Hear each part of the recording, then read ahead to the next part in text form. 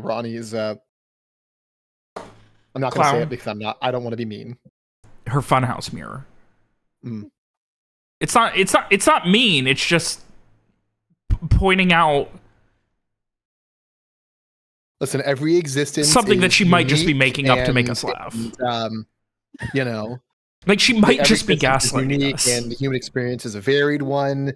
And I guess people just have clown vision. Like what?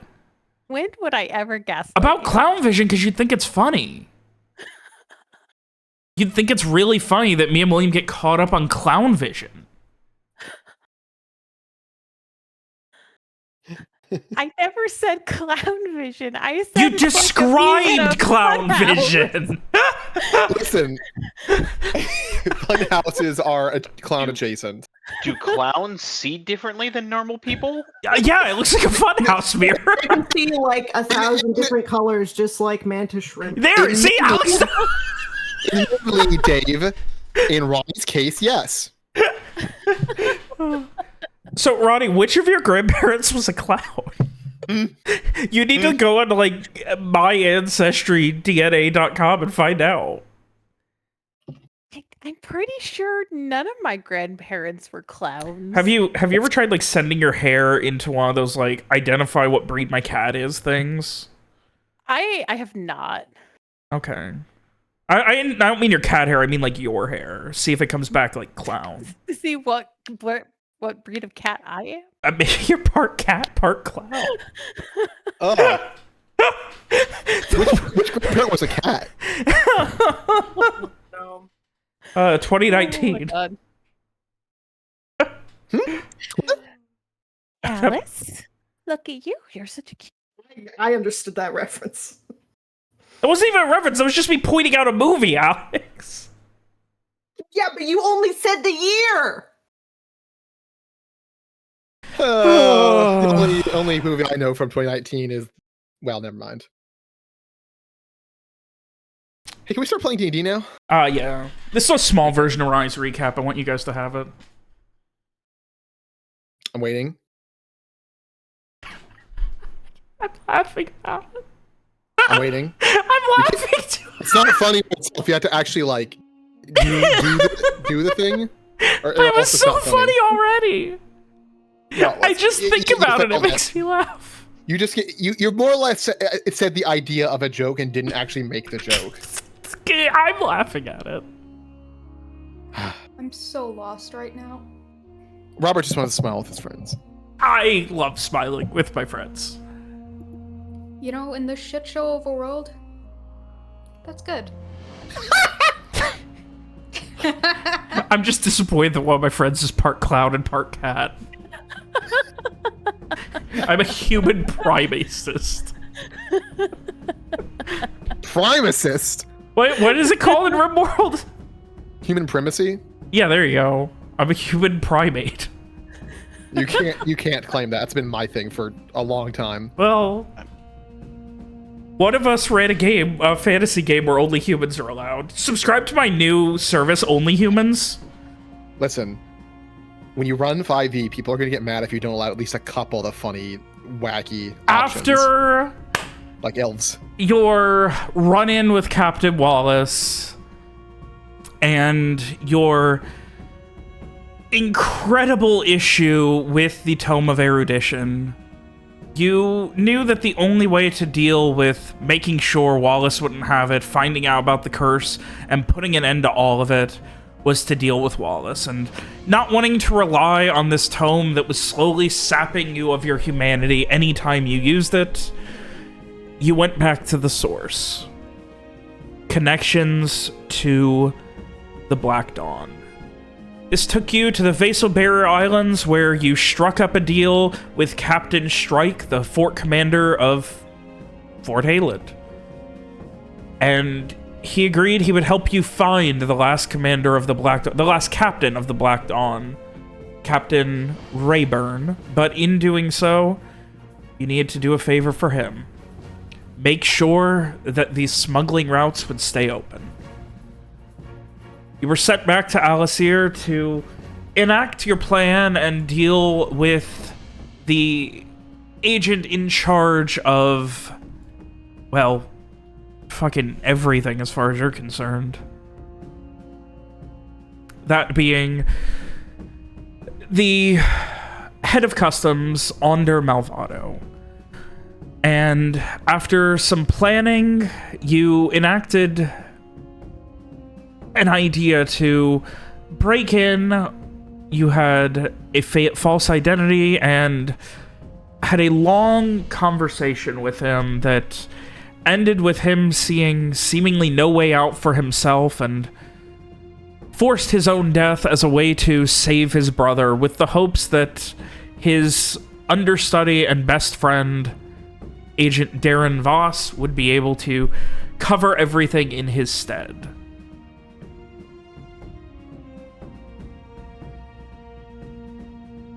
So you headed out, having hopefully done enough convincing, enough work here to keep things going, and, well, eventually you met up with Agent Voss. A conversation that, while he was frustrated at how things had went, at what happened to his friend, at what happened in general, he seemed willing to try. Obviously, it would not be under the same deals, and he wanted to be able to meet with Captain Strike face-to-face and hash out the details. So your plan, your goal, get back, deliver the news to Captain Strike on how to keep the smuggling routes to Alacyr open. Meanwhile, at that same time as you found a ship by the name of the Silverhawk, you also found a interesting chest of goodies, if you will, that were apparently owned by one Rebecca Bodan. So as the night starts to grow long, with the plans to leave in the morning, always be boarded by first light, as the Silverhawk will get you back to Fort Halid. I ask unto you all.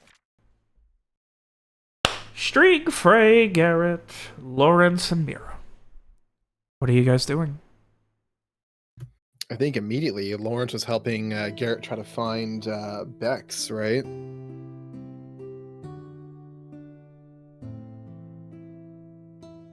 It's vaguely what I remember. I'd assume at some point when Samar does their occasional check-in that Garrett would relay the, to be given information to be given to whoever is relevant to. I guess is it just Strieg who knows Bex? Strieg would be the only person who had met Bex at this point. I think Frey did, briefly. I don't believe Frey met them. I think Bex left right before. It was like at the same time. Like I wasn't. Yeah, I remember Frey going with Garrett to the docks. I think to see Bex off, but Frey kind of, waited outside. Mm-hmm. Yeah. So Frey knows of, but has not seen them. Or has seen, but has not met.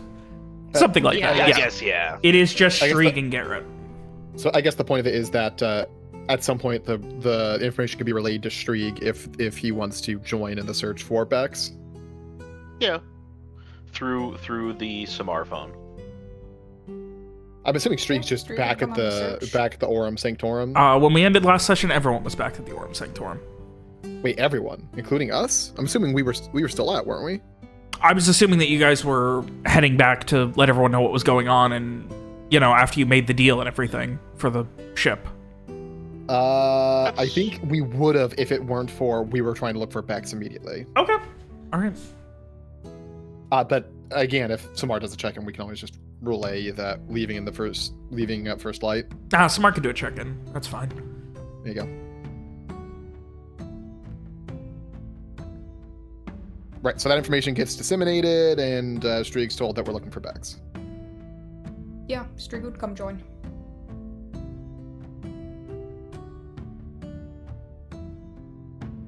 All right. So on the hunt are Strieg and Garrett. And Lawrence is helping. Listen, he's invested in us, whether or not we do or do not find Bex, because if we don't, we gotta get rid of this shit. It's just for context, Lee, it is a chest of military belongings, or, discharged military belongings. A cloak, Find it. some basic leather armors, things like that. I imagine Lawrence and Garrett are carrying it between the two of them. Are there handles on the sides? Yeah. There you go. It's not like metal bound or anything. Like, it's a simple wooden chest with some brass fixtures on it. Okay, so it's easy enough for one person to carry. Yeah. Like, it would be like carrying a bulky laundry basket. I see. I guess Larrykin's carrying it then. Lee, was Strieg asking where we got it? Yeah, what's the situation that we now have this? Oh, hang on. Let me get to the right section of my notes here. I think you're gonna say the right section of your voice.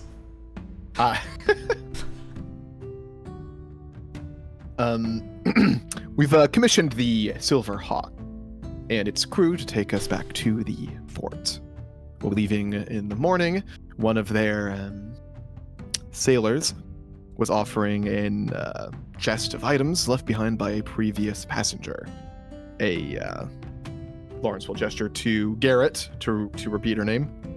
Yeah, you remember Bex from when we traveled south to Alacyr in the first place? She was traveling with me originally. The redhead with the fiery personality. Yeah, of course I do. She was the only one of us who knew what she was doing at all.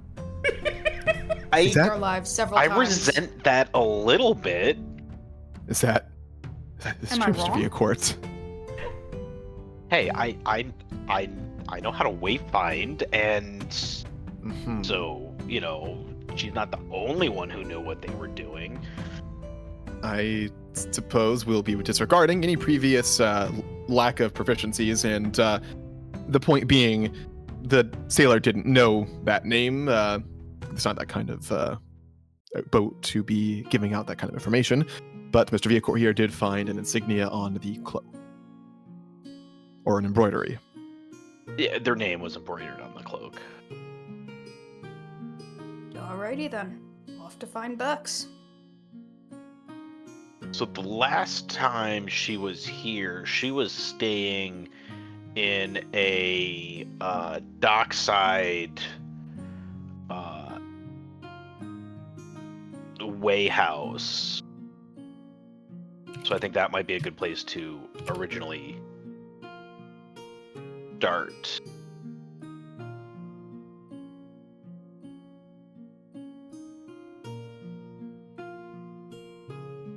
Well, might as well start there, and can ask around if she isn't. Works for me. All right. So, whoever is going to be leading the charge... who is leading the charge? I'm assuming since somewhere Garrett's been, he is leading. So, the two of you assisting? How are you doing so?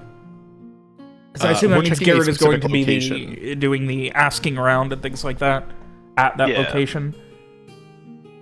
Because, again, it is I'm not going to say massive, but, like, there are... Like, where she was staying was not a singular thing. It was...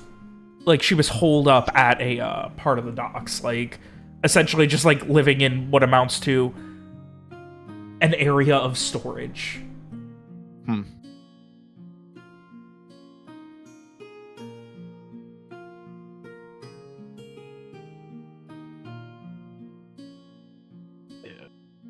So, yeah, I mean, I'd be looking around.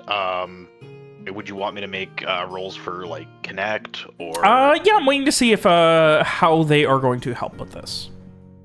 Okay. I mean, Lawrence can do some talking, grease some wheels in his natural way, if it calls for it. Like money? Grease wheels? Well, with a nice word or two. see if there's anyone that he's met before. Catch up for a minute, ask the question. Give me in that case, give me a. So Garrett's leading the charge, and you are going to be essentially around him, buttering people up as you can. Give me a charisma convince. Yeah, pointing at people who Larry will be convinced. You said pointing at people who he believes would be helpful and such. He's not been here before.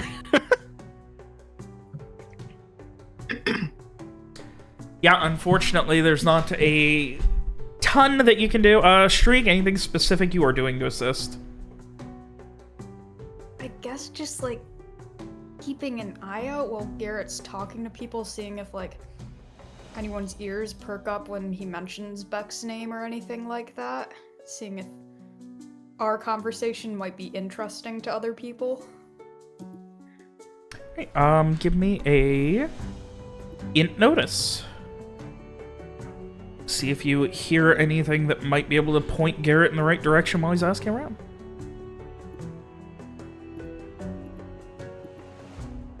All right, Garrett, I would like a Charisma Connect, and you've got +1 from Streak. Woohoo! 8 +1. That is a 9. All right, so +1 gets you to a 10. After asking around, you do find a couple of people who essentially, like, yeah, they know her.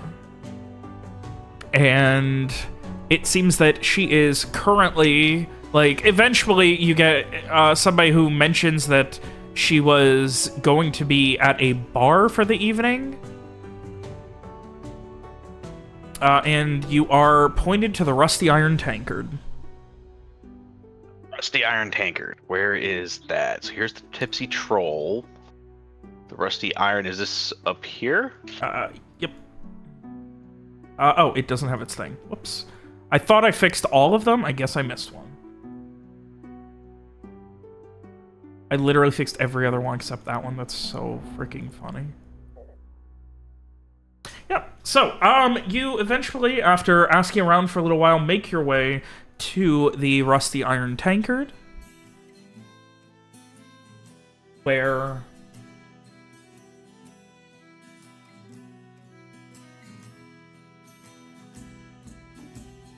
you can see there is a fairly, like, large and just, like, I would say group of probably 10 or 12 people surrounding a table, and all of them are, like, you can hear coin being exchanged and people bickering and arguing. Yeah, well, I already know that's where she is.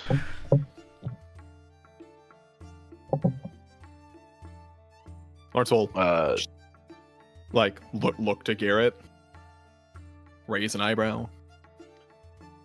Yeah, sounds about right. Let's make our way over. Shrug and do so.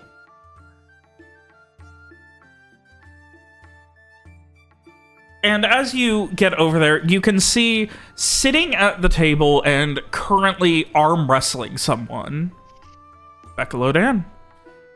Her hair is in a messy bun, and she's got, like, this cocky smile on her face. There's a half-empty tankard in her left hand while she's doing it. And she's just, like, eventually, after a moment, she just kind of... Oh, is that what we're gonna be doing then? Just going to be fucking around? Thought this was gonna be fun! And finally wins. And there's some cheering, some yelling, and coin flying around. Before eventually, like, coming from the back of the crowd, you see someone hit her in the head with, like, a quarter loaf of bread. And she just looks... Like, you can see, like, it was wet or something. It, like, sticks to her head for a second, and then slides off. And she just looks around, and she doesn't notice you immediately, and she just, like... So I guess that's donation started then. And just begins grabbing it and eating it. Oh, wet bread.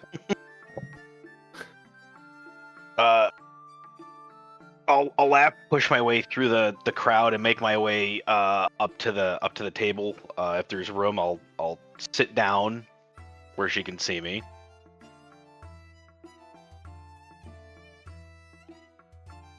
You sit down, and she just kind of gives you this look, and...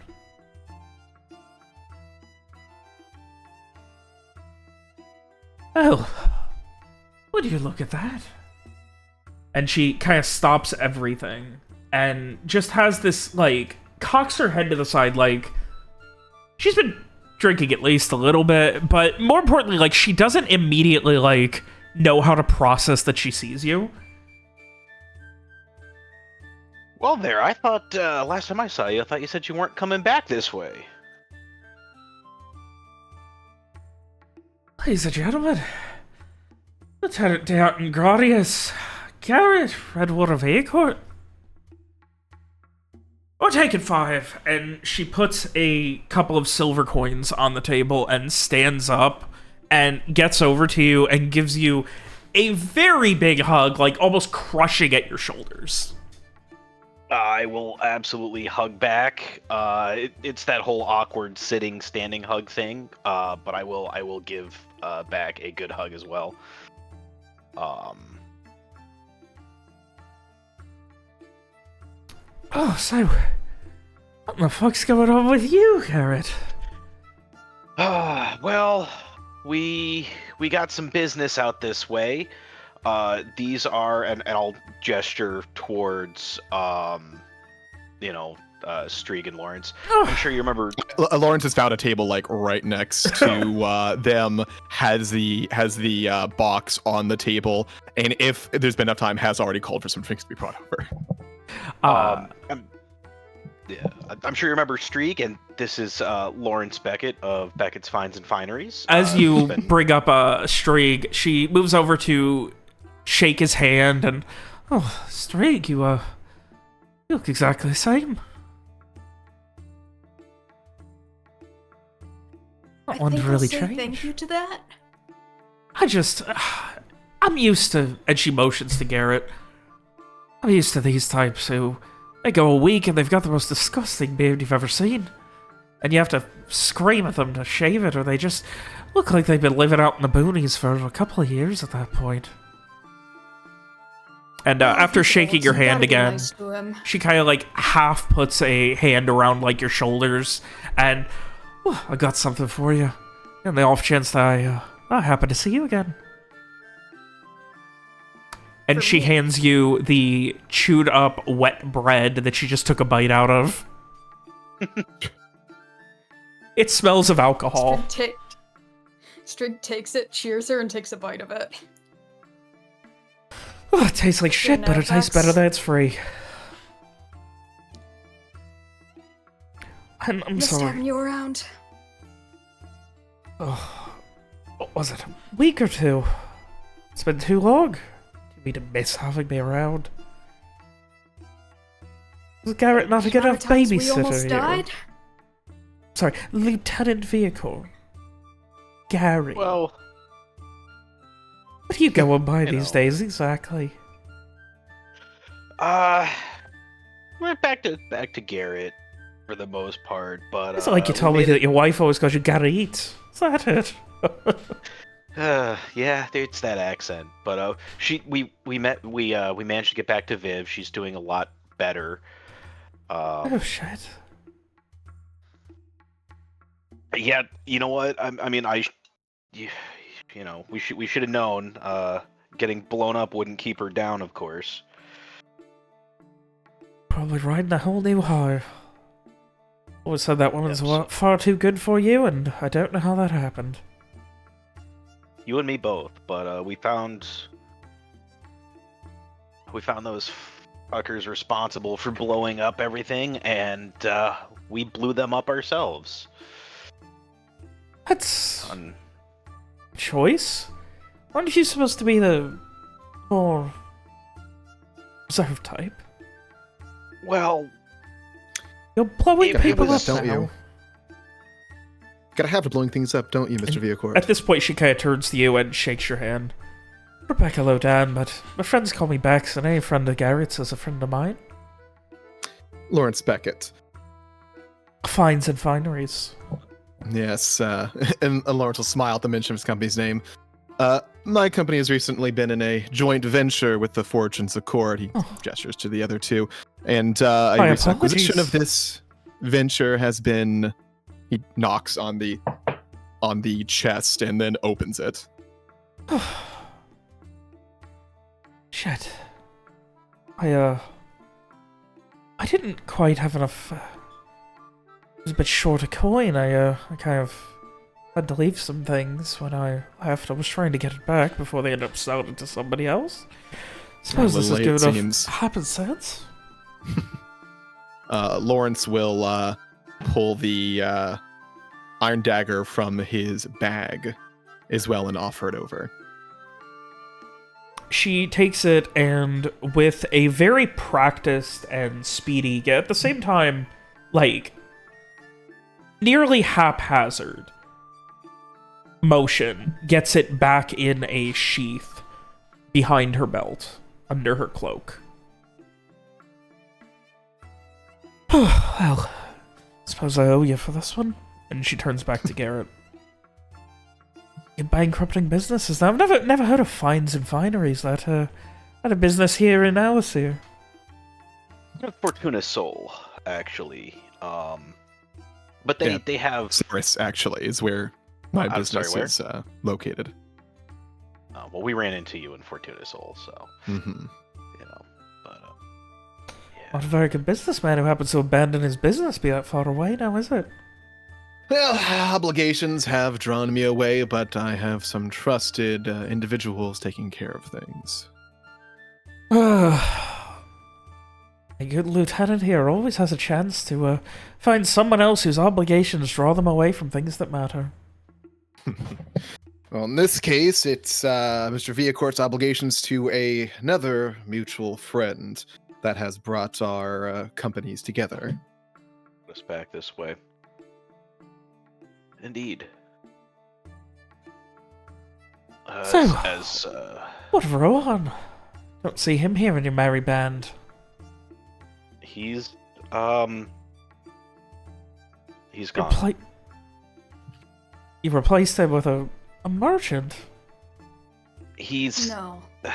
Oh, shit. Yeah. Yeah. He got caught up in that explosion. Literally. Oh, shit.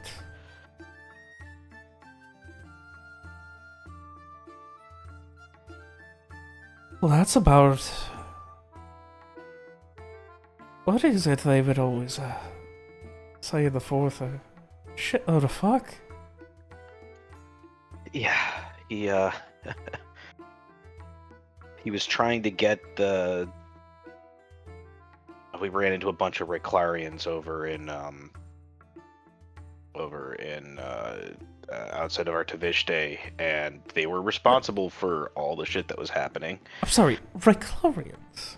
Yeah, Reclarian soldiers managed to get into Artavishte. I don't know how. I'm sorry, Reclarian soldiers in Vacadian borders? Yep. In the capital? Just outside of the capital. Just Small, outside of it? yeah, But in Corval, Vacadian you borders, probably- what the fuck? Yeah. Yeah, they were doing some really evil, spooky magic shit that we blew up, and they were returning back to where the site of what they were doing was after we had skedaddled with the explosion about to go off, and Rohan decided to try to tell them, no, don't go there, it's about to blow up. And they captured him, and before we could get him free, everything... the town of Corval is now kind of a big pit, so... Well, fucking down. Well, that's it then.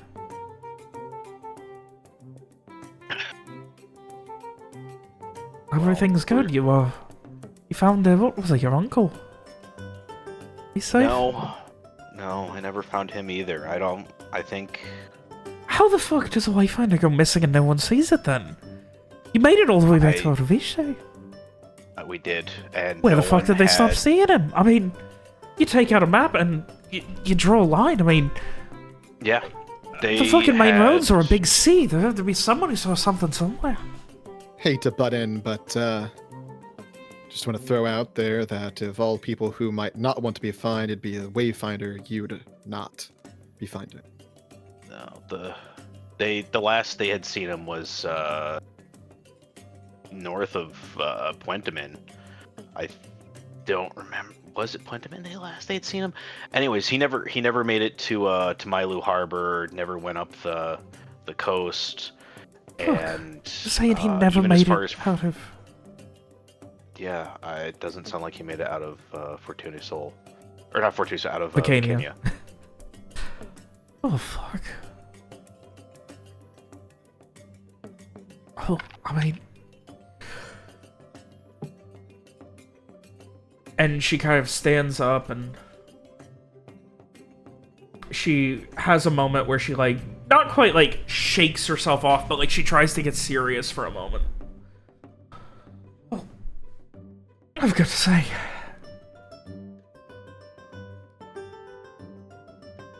If that's something you need. Tenant Unot and Gradius, Rebecca, Lodan is at your service. And she gives a little shit-eating grin.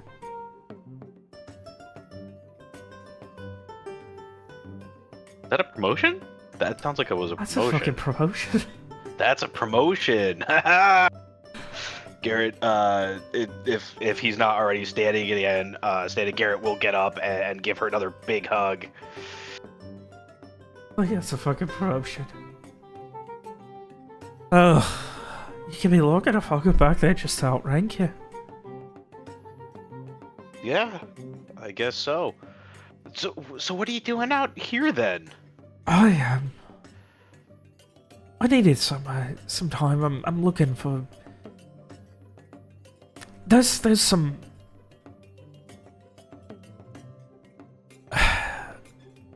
That was a big.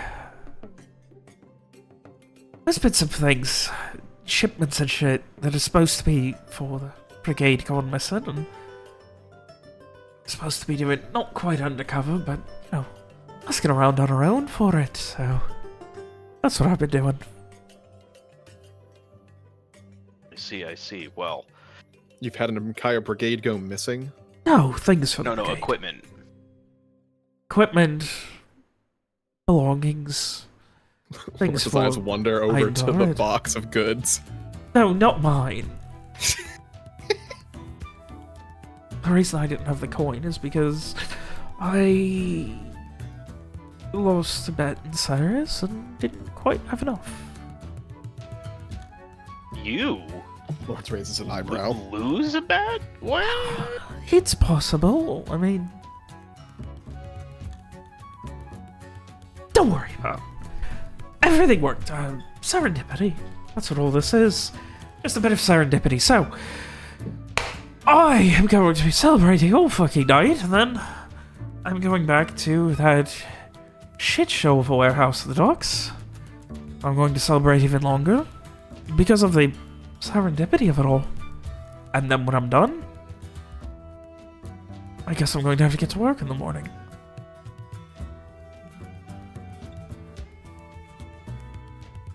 How the fuck did you find all this anyway? At this point, it occurs to her and she just has this moment, like, staring at the chest. We are booking passage aboard the ship that you've traveled here on, and we're unfortunately leaving in the morning. And unfortunately, our joint venture has not had any actual income since its founding. So I've been trying to stretch our funds here and there. I would imagine that we made at least 10, 15, 20 silver pieces off of that.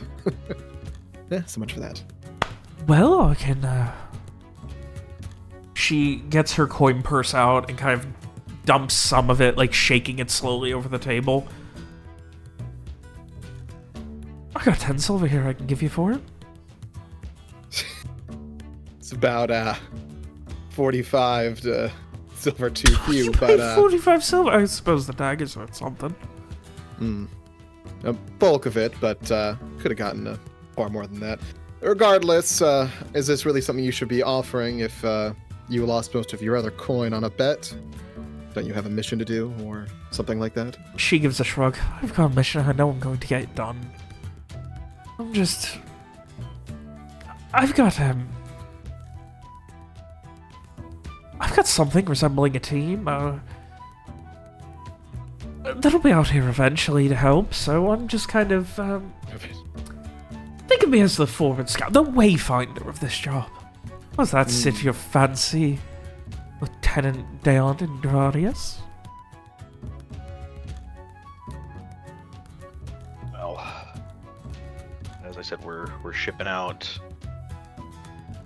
in the morning.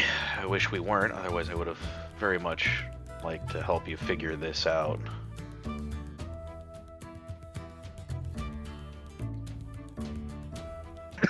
Sorry.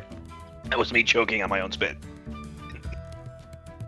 Well, tell you this, when I get here, I'm probably going to have to work, but I don't know how long it's going to be. Might be a few days, might be a couple of weeks. Until then, if you need the assistance of another lieutenant of the Adored Brigade, I can't say I'm not going to be willing to help.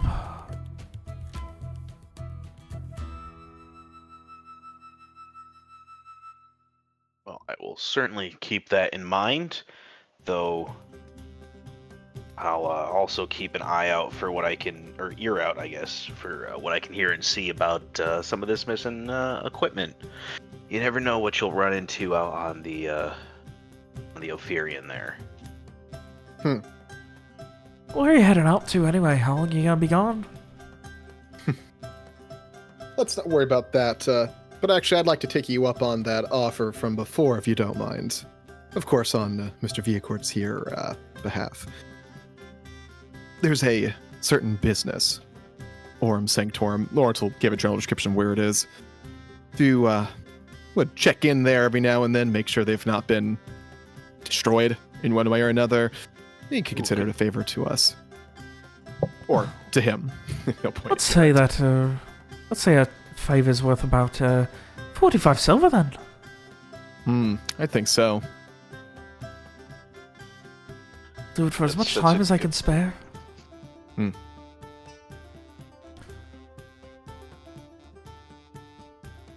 If something does happen, Lawrence will instruct that if something does happen, that she should leave a note with Mira's like mailman dad or whatever, and have it addressed to Mira, because he thinks that would that would convince them to hold it for free and hand it over for free. Certainly, you all certainly seem to have some weird connections now, don't you? You could say that again. Now, who is this Mira that you're talking about then? We ran into Mira while we were making our way from here to Fortuna Sol. She's actually back at the Aurum Sanctorum, along with like everyone else that you travel with, she is much more put together than you. Is that not nice? Yeah, In just general, about. yeah. Lawrence seriously thinks on that. Anyway, if you're around, sorry, you kind of avoided the question for some reason, but where are you all heading out to? How long are you gonna be gone? You coming back? You could say we're pirate hunting. So it might She take us around. narrows her eyes at that, takes a sip of the ale, turns to Garrett. You're a privateer now. This is a little more personal than business. Wait a minute. You're a privateer and a personal... You're hunting... No, Silverhawk's not a vessel that's got the kind of cannons you need to deal with pirates. They're taking us to the next stage of the voyage, essentially. Bit awfully cagey for someone who's apparently one of my best friends, Lieutenant. Lawrence looking to Garrett to gauge his reaction. Garrett's gonna look around and just be, yeah, while it's noisy here, it's a little too public to go into full details. Right, well, where are you staying? I can come see you tonight. We're at the Aurum Sanctorum. You're just staying there. Yes, yeah, it's a on the couch. On the couch, yeah, and under the table, just Garrett will just start Streak, and kind of wherever will fit. Pretty comfy. Right, that's interesting. Yes, they didn't replace their friend Rohan with a merchant. They replaced him with a healer, actually, who was the owner of said Sanctorum. I mean, I wouldn't say replace. In jest, of course. She raises an eyebrow, like, she has, like, a momentary, just, like, dour look again at the reminder that Rowan was lost, and eventually just tries to perk up. By the way, you said you'll leave it in the morning, so I guess I'm going to have to hoof it double time over there. Well, you can certainly follow us back if you'd like.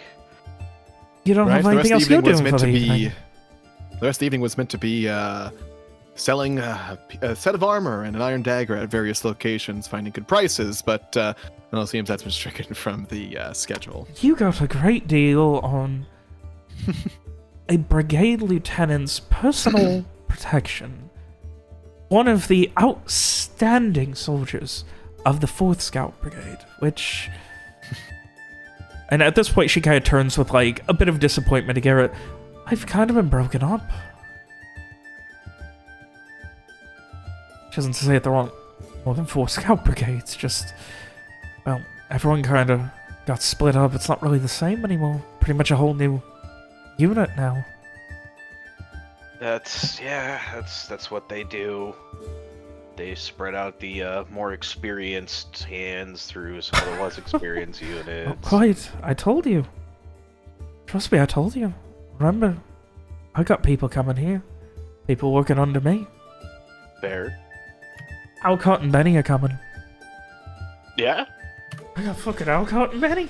And she, like, sits back, crossing her arms with some very cocky pride. I am totally not looking at my backstory right now to remember exactly who they are. Wow.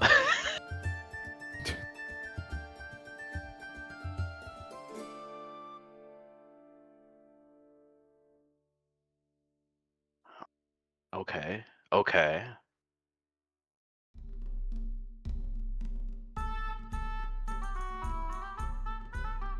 Otherwise, Lieutenant Joy, she got promoted. She's captain. Not now.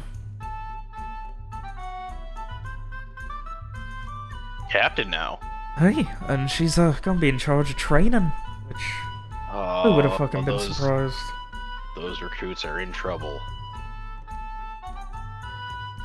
Might be the worst recruiting tool the brigade's ever had. She'll straighten them out though. Not the kind of person you want on your recruiting posters, but I doubt they'll get better scouts out of anyone else. Well, it's just gonna be scouts, I think. From what I gather, she's gonna be handling the basics. You know, self-defense, training with a sword, a dagger, all of that. How to defend yourself when you're unarmed, that sort of thing. Well, which is a little concerning. A few broken bones will set them straight. She gives a considering moment at that. Garrett says it with a bit of a laugh. He's not actually endorsing the recruits breaking their bones, but just what happens, happens. I trust the ones up at the top. She shakes her head. Wish everything was simple. Not to say that I like the Black Sun. I mean, we all lost people, but at least it was a little bit easier. more, Understandable. Knew who More your enemy yeah. was, knew what the problem was. Exactly. Now you can't even tell me what pirates you're going to hunt. Well, as I said, I'll be happy to fill Just you not in in polite on it. company, I gotcha. Mhm. They're the impolite sort, unfortunately. She rolls her eyes at that. I'll try and wrap up here and be out eventually. Get my things put away. She kind of gives a very long stretch. Just very extensive and eventually just... It's good to have you back, Lieutenant. Know that you're okay. Sorry for what happened around. I hope if nothing else that we're on the other side of the worst of it. What's left to deal Eric with, just Uncle? pauses for a second before responding. We'll find out. We're certainly getting through.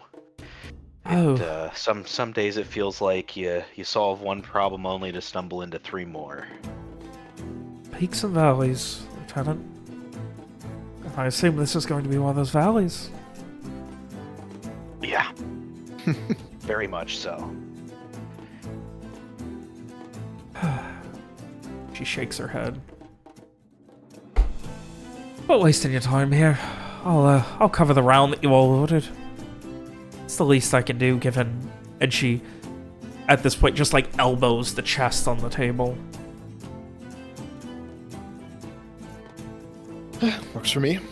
And I'll keep an eye on your, Aurum Sanctorum. But... we're even. Works for me.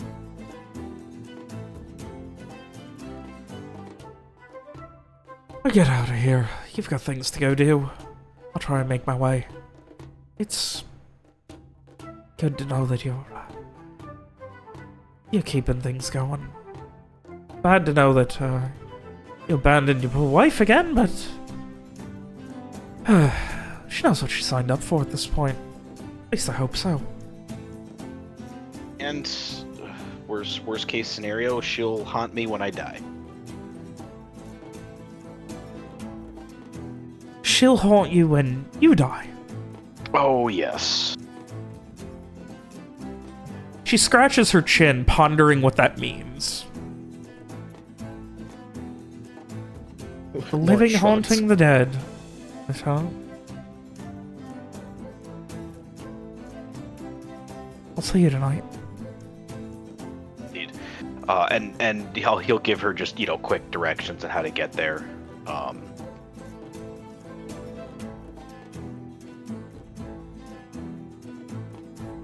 As you guys are kind of getting up, she just... Strig, I've seen your shots. I've seen how fucking good you are. Keep that old sucker shit safe. I do my best. Now tell me you're going to keep him safe. I'll keep the old man safe.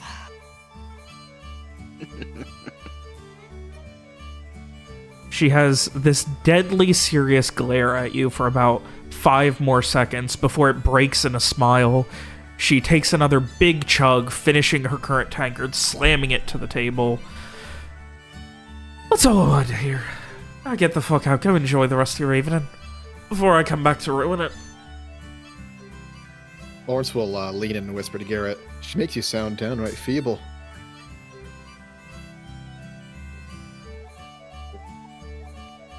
With her back in the Eindard brigades. She's good. She just likes to rag on me. Most do. I've noticed. Myself included. He's so raggable, though.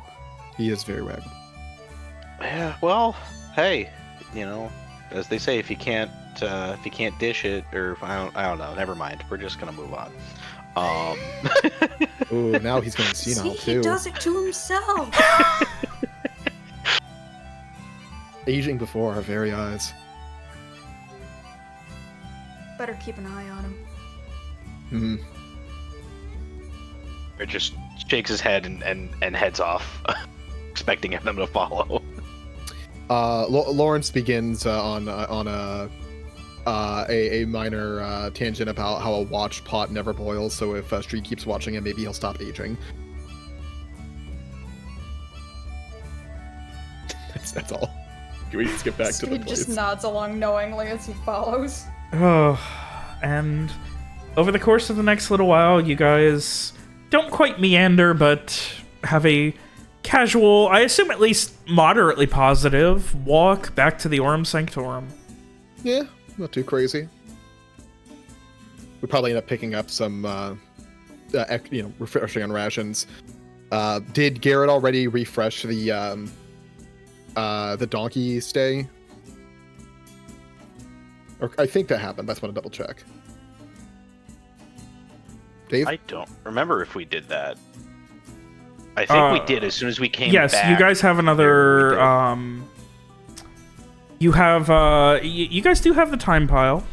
Henrietta is stable until the 11th of Falorascend. So you have 22 days.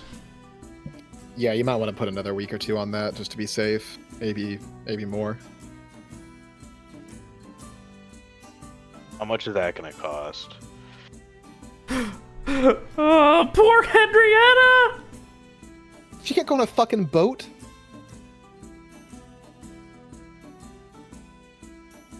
It's just really fucking funny. Listen, take it from me, guys. Don't bring animals on boats. Robert has them poisoned. It's just really funny because you literally, she ended up back in the same fucking stables where you bought her. Yeah. I remember that, William. Yeah. Oh. So, how long did you want to do? He was saying another 2 weeks. All right, another 2 weeks. They are... it's been long enough that... yeah, they'd probably be willing to give you guys at least a minor discount at this point.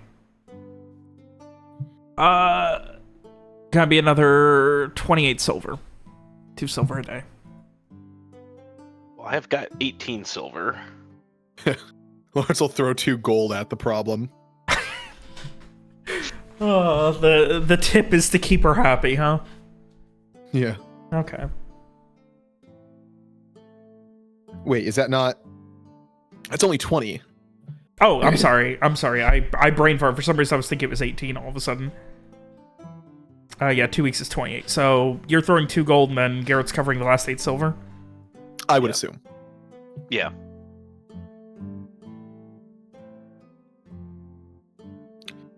Adding that to the ledger. All right. So, she's stabled until the fucking beginning of summer now. He's getting treated well. Poor Henrietta. He's on vacation. I don't think being stuck in a stable all day is a vacation. Yeah, this is the enough. equivalent of like being stuck in a motel that you don't want to be in, but you have to be in because your house burnt down. I was thinking, I wasn't thinking quite that dark. Like, you're going on vacation, you end up at, like, Disney World, but there's a fucking hurricane, so you're stuck in your shitty one-bedroom motel. Yeah. Happened to me when I was younger. That's a better way to do that, yeah. Well, when the alternative is a hurricane that you might die in. That's Florida. You just go outside and grab, like, a canoe. I mean, if we just let her go, she might be bought by some fuckos. Remember that, Alex? Yes. Was it some schmucks? You guys could sell her. Heck You will no! not take Henrietta from us, Robert. Let's see if I can find... You already took the amulet from us. You're not taking Henrietta. I didn't take anything. It wasn't like, oh, you check your bag and it's missing. Hands off, Did not thief! have to do it. Yeah, you did not. You you gave could it have to had the someone. cop- You could have had the You are cop God, Robert. do the legal thing and follow through rather than. Okay, say stealing that it. slowly, Dave. Listen to yourself. I understand your feelings on this and why you did what you found it, did. Alex. I'm just saying.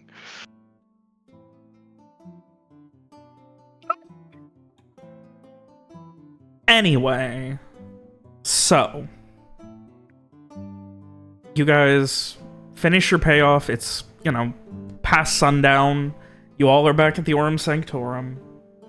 In the meantime, Frey and Mira, was there anything you were doing while Lawrence, Garrett, and Strieg were finishing up and taking a surprisingly long time with things? And Samar was able to give the short update of, you know, what was happening, but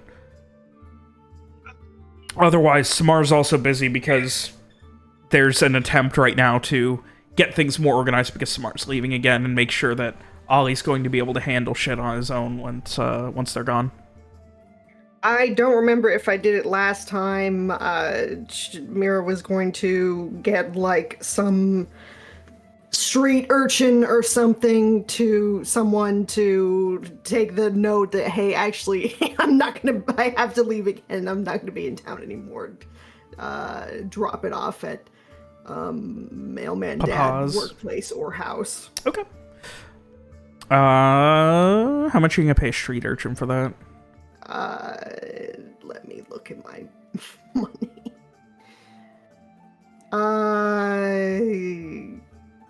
How much do I think is appropriate? I mean, a silver will definitely get it actually delivered there. Okay, 1 silver. Yeah. I mean, less than that, and it gets to the point where, like, hey, maybe they're just gonna fuck off. A silver then. All right.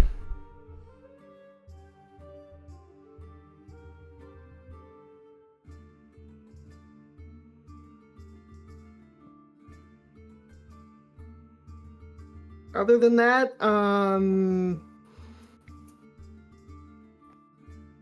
I guess maybe try to help with whatever needs to be helped with at the store. It's not a store. The store. I know, the office, the doctor's office. Before we go, I guess. All right. Helping to organize paperwork, things like that. Yeah. All right. Not a problem. Frey? So with the knowledge that they are going to be leaving in the morning, I think Frey is going to agonize a little while over a letter to Adeline, so that he doesn't just, you know, vanish on her again. Calls it a favor that leaves. Yeah. Oh. And I think he is going to deliver that himself to the hideout she has near the Aurum Sanctorum. Okay. With the hope that she will not be there. He'll just leave it. Yeah. I mean, this late at night, she's being able to just drop it off to somebody that you at least vaguely recognize and then just bail before you get a chance to have a conversation is no problem. Yeah.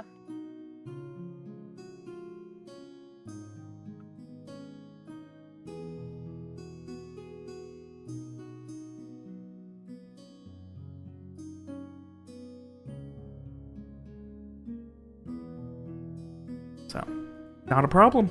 You get that dropped off, eventually making your way back, leaving a very busy and trying to keep things organized Samar with Ollie for the night. They are pretty much going to be, those two are pretty much going to be like lockstep, keeping things, getting things as organized as possible for Samar's departure in the morning. Anything else for Mira or Frey? Probably not. All right. Yeah, I think Frey's just gonna get his stuff together so that they're ready to go in the morning, and he's gonna go to bed early. All right. And come maybe half an hour, 45 minutes after sundown proper, as the city begins to light up with the unyielding activity of Alacyr at night, the rest of the gang gets back. Giving you guys one last time to talk, discuss plans, anything else before leaving come morning.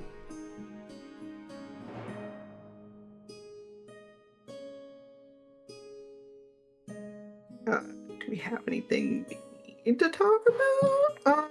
Right, so you all know where we're heading, and you all know how you should be acting while we are there, correct?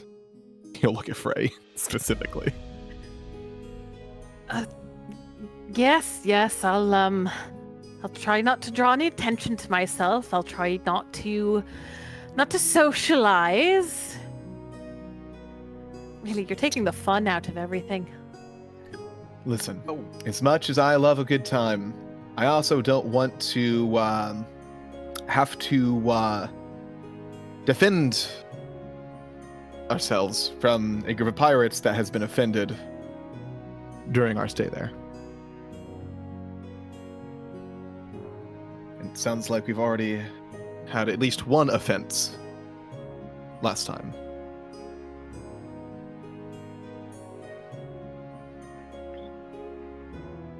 Yes, that didn't quite get, but I'd say that wasn't entirely on me. No, Besides, certainly not. That woman was very determined to dislike me from the moment she saw me. I don't think there was anything I could do to prevent that. I certainly understand what it means to be disliked from the get-go.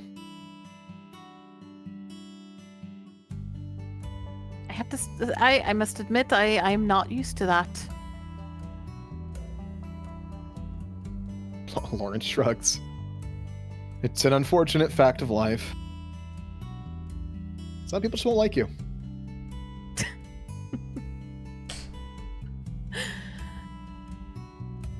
Well, speak for yourself then. And by the way, hell.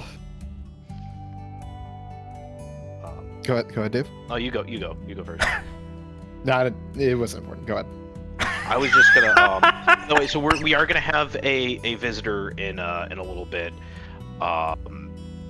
Bex, who traveled with us to Alacyr originally, we were able to find her, and she'll be popping in. I trust her enough to tell her where we're going, but I don't think we need to tell her that we kind of bullied Voss into agreeing to smuggle and allow smuggling to happen in the city. So we're going to just not bring that part up, but we're going to tell her that we're going to the Fort Halid to track down, to get more information, to track down a pirate captain so that we can then track down another pirate captain. That part's all fine. Are you expecting to ask her for help with the matter? No, she's got her own shit that's going on here, but basically she's like, oh, what are you guys doing? And it's like, well, we can't really tell you. She's like, oh, you can't tell me? Am I not your friend? So it's like, shit, all right.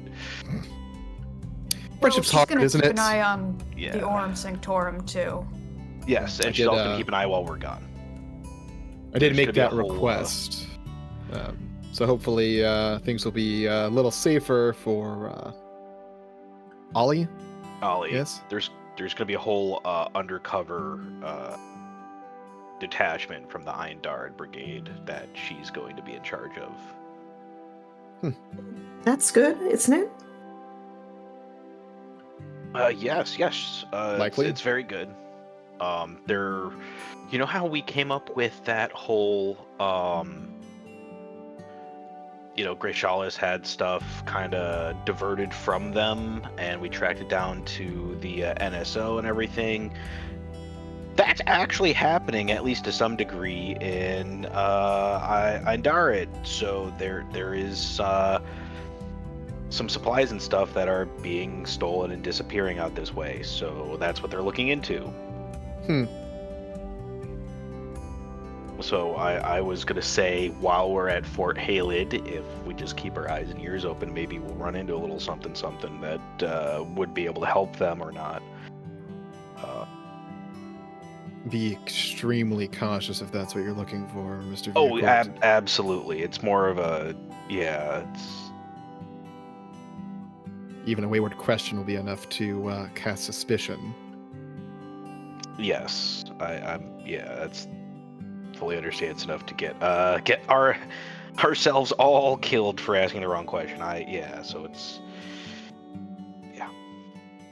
Right.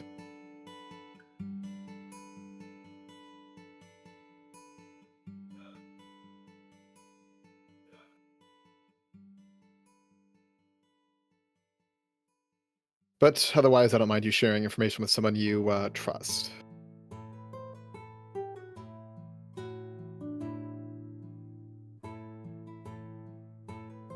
Though I wouldn't recommend not mentioning the book. Yes. It's a needless complication. That's a good point.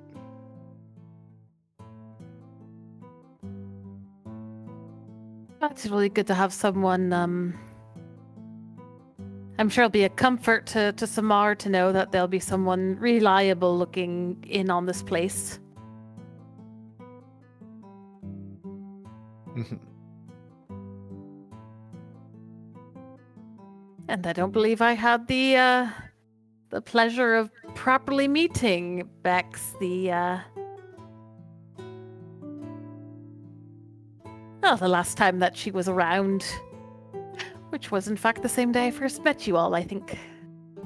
Yep.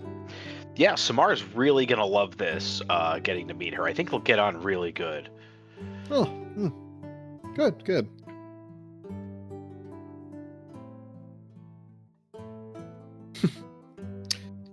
That seemed like a decent sort from the brief conversation.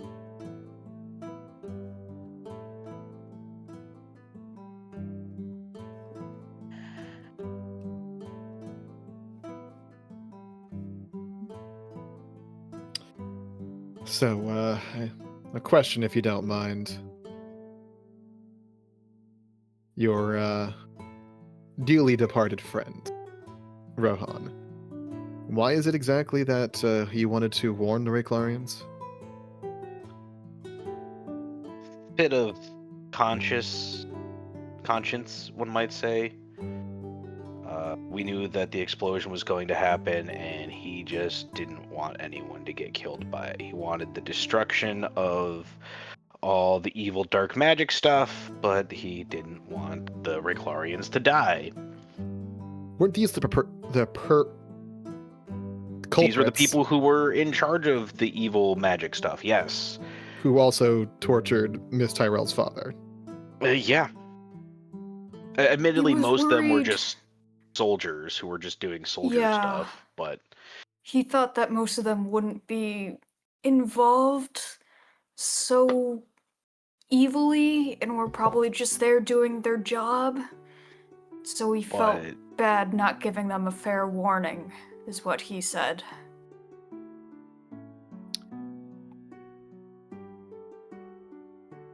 that being said, being a soldier, part of your job is taking the risk of getting killed for what you're doing. Soldiers left me compromised at any point. Something And I'm when you fuck around fairly with the aware of. devil in the basement, Literally.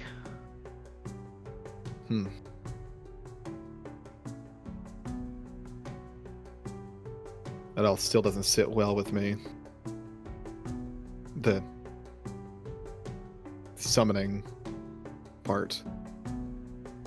it sits too well with any of us, really. No.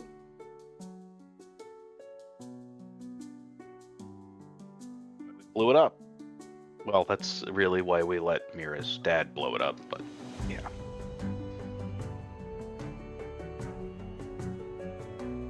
Yeah, I don't know if we can take credit for that one. I think he kind of was just gonna do it no matter what we said. Well, we can take credit for rescuing him. Well, yeah, but you said we blew it up, and I don't think we can really say we blew it up. Well, sounds like Garrett's Fair enough. presence just incites explosions. You know what? It wouldn't be It wasn't the first thing that we blew up, or that was blown up near us because of us. There was also Omen Harbor recently. Yeah, there was Omen Harbor, there was the Flesh Tree. Yeah, I was thinking of the giant tree. Sounds like your presence just invites explosions. I mean, my wife does yell at me. Hmm. Not all the time, mind you. But she will yell at me. Oh yeah, and then yes, my house blew up.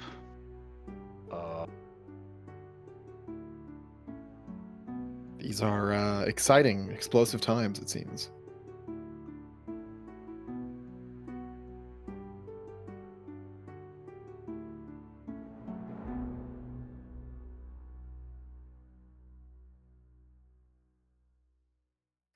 Hopefully less Yes. so in the future. Well, if anything, if we're dealing with pirates, I'm worried. I feel there's probably going to be more explosions because cannons and all that fun stuff. Hey, a spark powder to go around.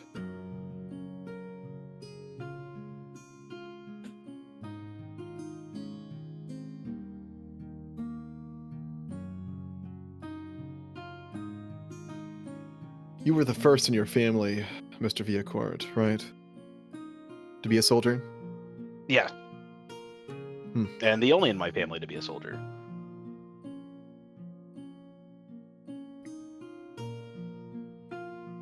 Lawrence nods.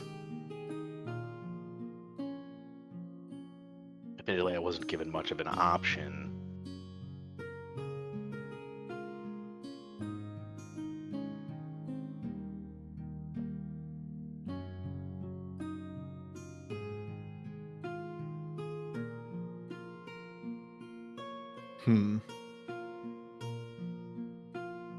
It's a funny thing. I likely would have ended up one as well if my life had gone a different path.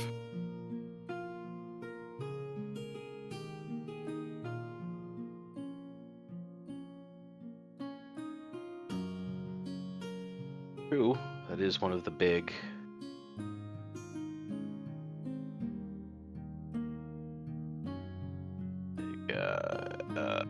why can't I think of the word professions in Rayclow? I mean, yes and no. There are plenty of professions people do. Just ran the family, I guess. So your father or grandfather were, if you don't mind me asking. Mother was a, well, sailor, but soldier, yes. Father was a cook. In the... Robert, is term Navy applicable here? 1 second. The Rayclarian Liquid Army. Liquid! Brother! Yeah, it's a liquid army. I don't know what else you would call it. You activated the sleeper cell. Sorry, Dave. Oh. I don't know what else you would call it. Jesus Christ. That was fucking ridiculous. Oh, because of the fucking Marines. Shit. That's what you meant. Oh, it literally was like he fucking activated us. You guys suck. Anyway, let me check here. It would just be referred to as like the Rayclarian Navy. Right. Mother stayed in the Navy. Father was a cook for them. I don't believe his parents were involved in that kind of thing, but I do believe my mother's father was illuminator.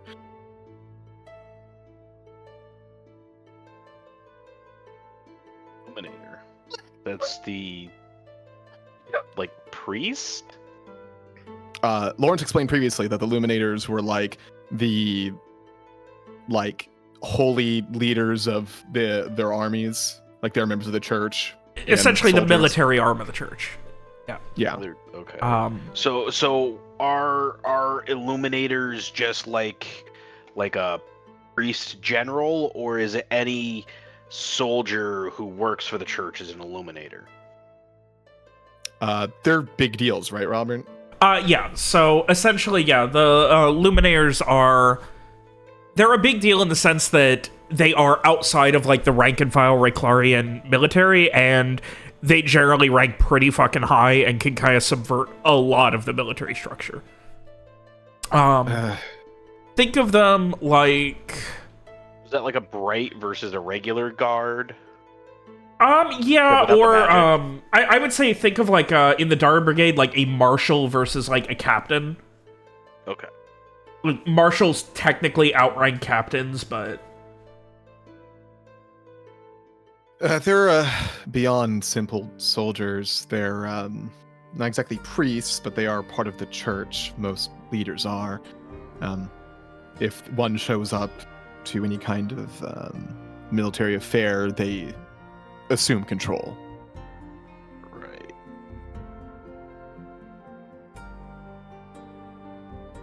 Well, I can certainly see why when you have one of those in your family history, you would be expected to join the military at the very least, if not follow in their footsteps.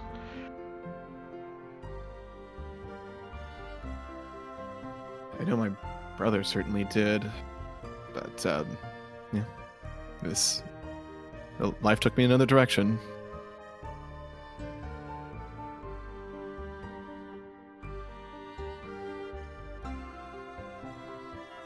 Well, I, for one, am glad that it did. I would not want to run into you as a Illuminator or Rayclarian soldier.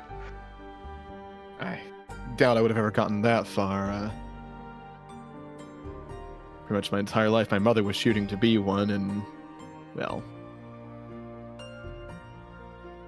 he shakes his head after a moment.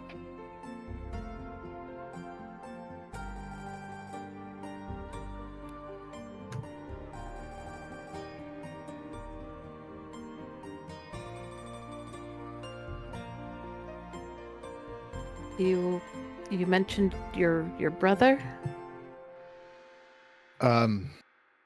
Yes, he was, joined the Navy just like Mother. He wasn't deployed in the same place. He was, elsewhere. I was very little last time I saw him.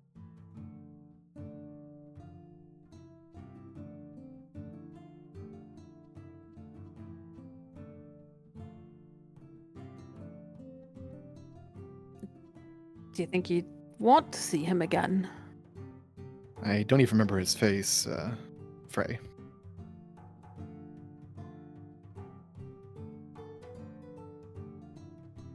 I doubt he would even remember me. I doubt I'd even remember him outside of hearing his name.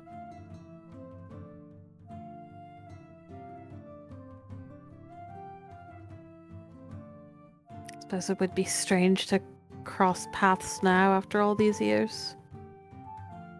That's one way to put it. Ideally, I'd be ignored.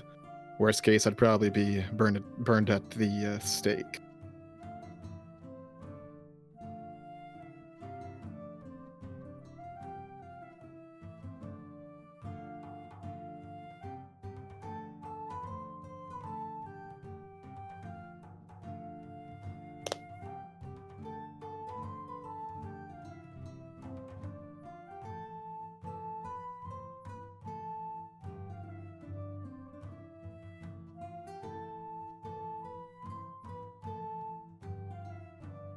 Frey just gives a little nod of understanding. Yeah, I don't think Lawrence has anything else to mention unless anyone else has any other questions about it. Well, it seems like a sensitive subject, so perhaps not.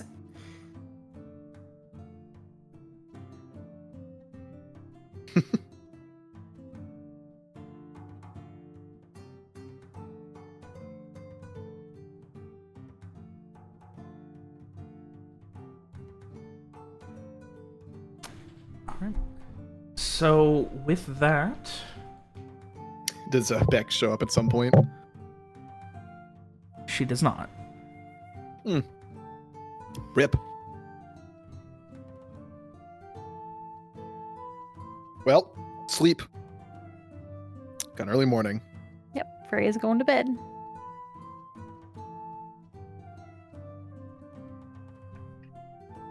as always, Mira will keep an eye on things.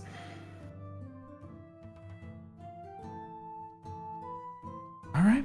And with that, you guys get to bed with a very early morning ahead of you, packing your things and getting ready to leave. You say your goodbyes to Ollie and May May, who seemingly just lives here now. I think Ollie Good feel luck, about that? Ollie. it's like distinctively looks at her, looks at Samar, looks at Mira, doesn't say anything, and walks away.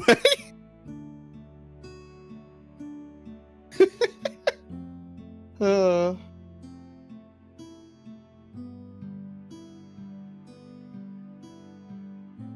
So it goes. As it goes.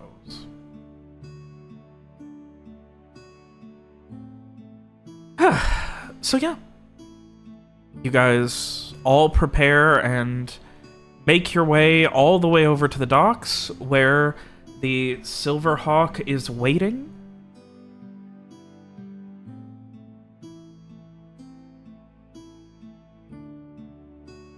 Yeah, we do. Is there anything else, any last minute things you need to do before heading off? Smart gets a few jumping jacks in. Smart's actually going to be jumping in the water and swimming all the way to the docks. We'll tie a rope to them just to be safe. Through the city, as you guys walk. It's a really long rope. Actually, they're going to be pulling the boat. That's what the rope's for. This is so stupid. No last minute things. All right. We are stocked up. We are good to go.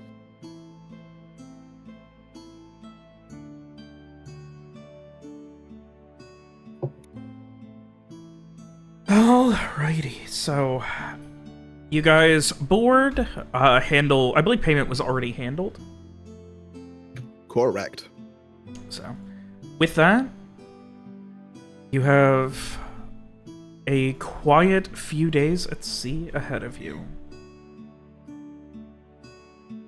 The Silverhawk is a very simple vessel, all things considered, as... Boy, we get to switch back to... Goodbye, Alacyr. Goodbye, Alacyr. As we return to Western Madara. Making our way to the west. Lawrence is wearing a new linothorax. You know, when you say it like that, it sounds kind of crazy. It's a bit of a wild name for an item. What's the writer's name? Kevin Crawford. He's a fucking wild dude, let me tell you. He's a wacky guy. But he also named the buff coat, so I forgive him. But not the war shirt. You don't forgive him for that. We're getting off topic. Yeah. All right. So, for the sake of narrative ease, this is a ship that is more than willing to not ask questions and accept things as they are, essentially. You know, the crew is professional. They engage only as much as you want to, but for the most part are more than willing to stay out of your way. You guys have a couple of private rooms, along with the option of hammocks below deck. And you've got 2.5, 3 days of travel ahead of you. Lawrence will ask for a question at some point during the trip. Maybe over lunch. As we eat our rations at one of their mess hall tables. Their galley tables. Do our rations get any kind of like preparation, or are we eating like granola bars?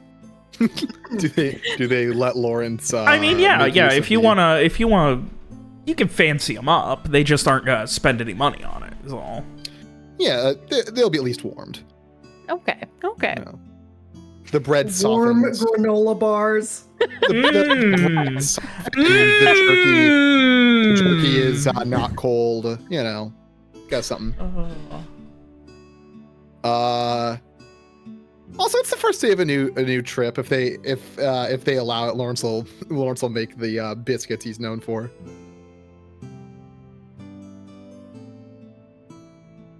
Is he allowed, Bob? Yeah, of course.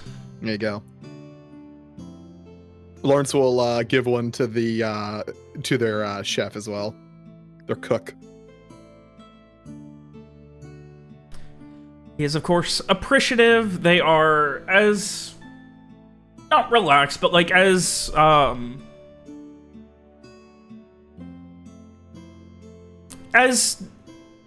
not on edge, but unexpected. Like, you guys paid enough to make this turnaround very quick. And you could tell a lot of these people were not ready to set sail again. Fair enough.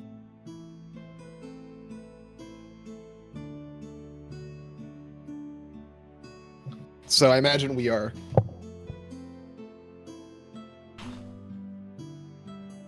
I hate you, Robert. What? So, I just want to express my intense hatred for you in that moment. Sorry, it built up. So I imagine we're sitting at one of the galley tables. We got most of the way through the biscuits. Yeah, I imagine it's evening that first day. And Lawrence will say, Mr. Varrock, now that we are out of the city, how are you holding up? I think I've been holding up rather well. Good. Certainly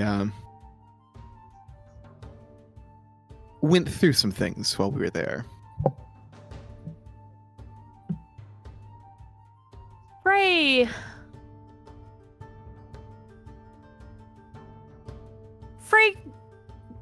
buys a moment, enjoying his biscuit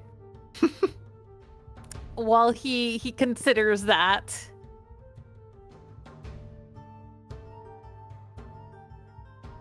Are you worried about me, Mr. Beckett? Is that an issue? I suppose it's only natural. It in some ways things were a bit unpleasant. A bit.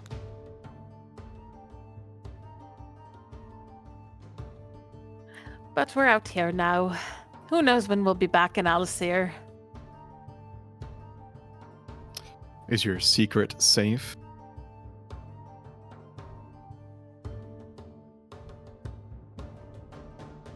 Frey pauses a moment.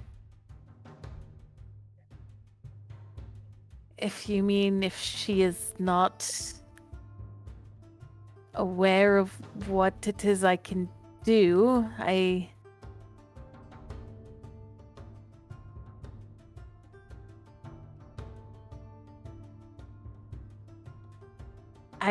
hope so, yes.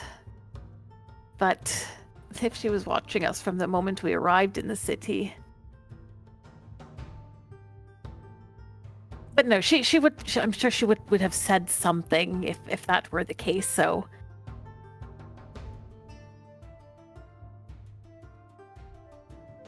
Do you intend to return to Alacyr?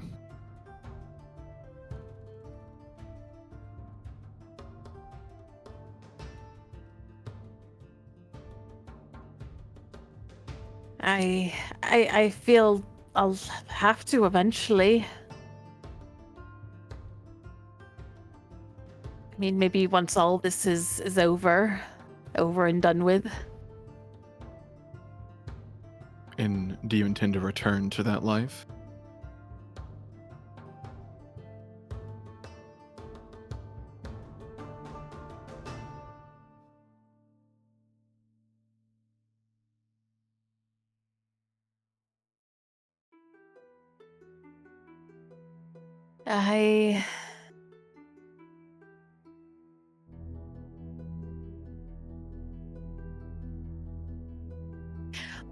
know what you want me to say.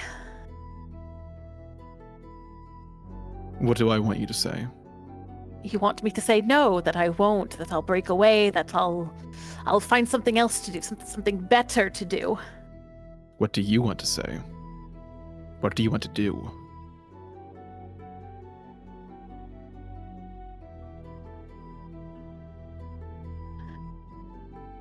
I think in a perfect world, I would like to say all that.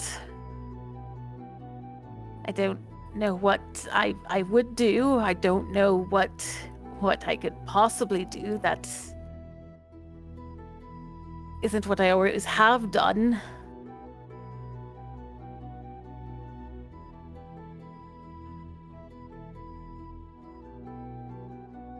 But if I'm to be honest, assuming that the other matter doesn't pull me away to unpleasant places,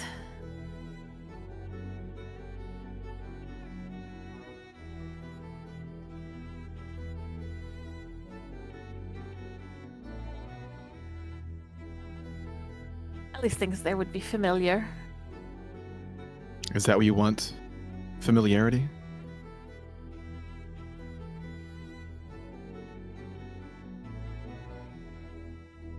Who doesn't want familiarity? I don't.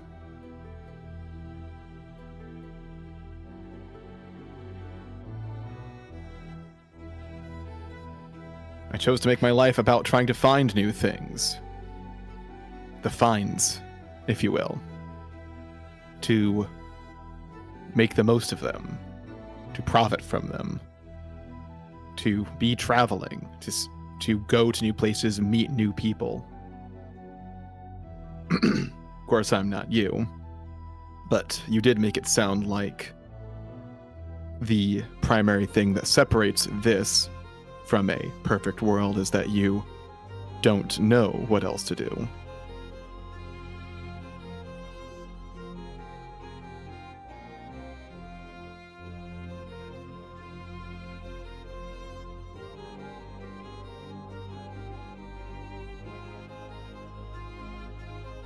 Well, we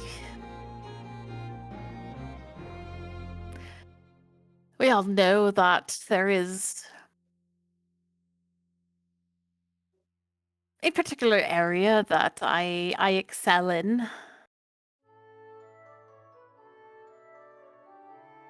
If I venture away from that, then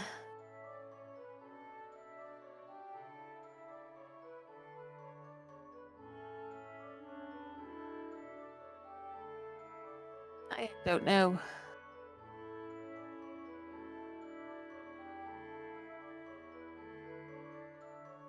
Do you like to do that?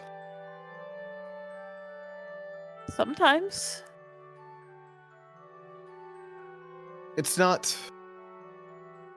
One doesn't have to do what they're good at, per se. It's far more important to be doing something you want to be doing. At least if you care about your own happiness. At least I think so.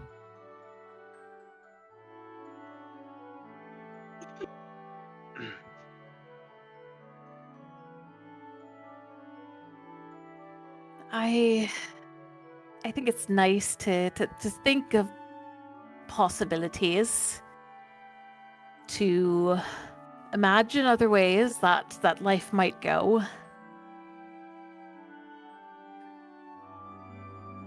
But to be frank, Mr. Beckett, I don't know if I could tell her no.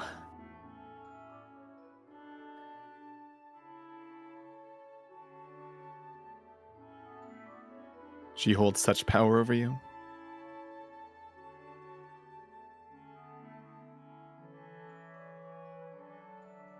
Are we all there? This was at the mess hall, right? Sure. Yeah. Why not?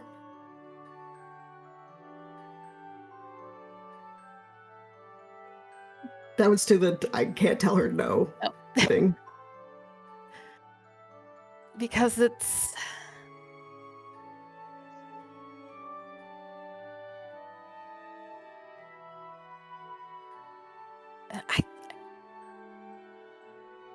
Because she's... It's always been her there. It's... I mean, she's the only reason I'm around today. Otherwise, I would have, I'm sure, frozen to death. And I was too small to even remember such a thing. Because she's the one who taught me everything I know. So it's debt?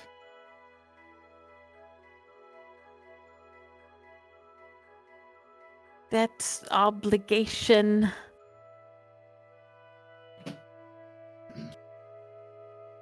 I think just because someone saves your life or even brings you into this world, that doesn't mean that they just get to tell you what to do forever. Especially if they're telling you to do bad things or things that would hurt you or things that you don't want to do. I don't think that's very fair.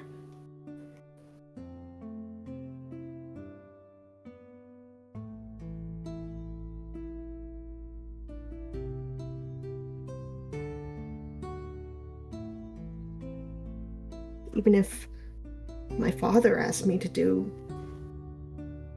terrible things, I would say no.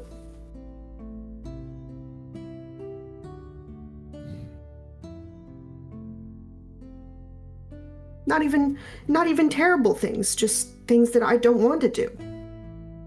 I think it's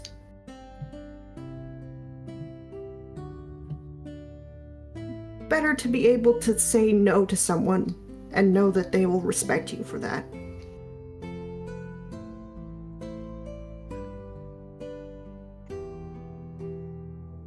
Well, you've always been very certain in your ideals.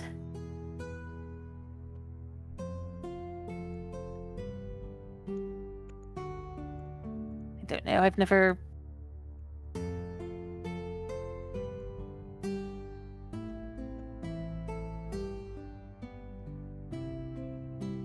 I don't know, it's... I suppose if I never go back to Alacyr, if I never have to face her, then that would be one thing. And I could just not go back. Sometimes it's that simple.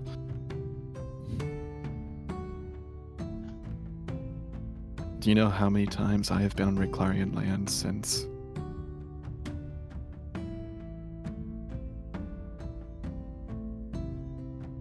How many? Once. A brief trip into the pillaged coast that led me to find a pyre filled with the ash of sailors, discarded armor, jewelry, and other effects.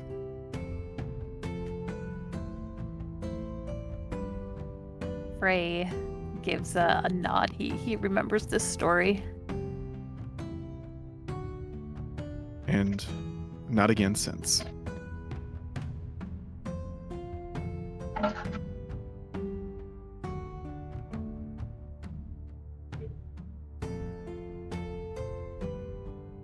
There's a lot of world out there, a lot of things to do, many people to see, to meet.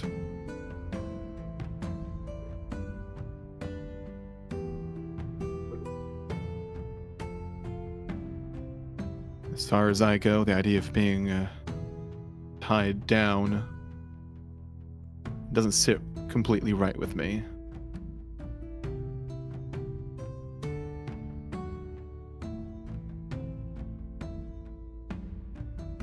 And certainly not being tied to someone who will forever tell me how to live my life. I've certainly had my fill of that.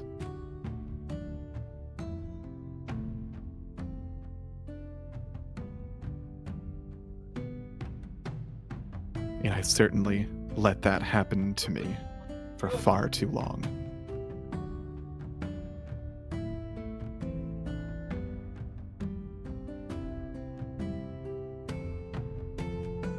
And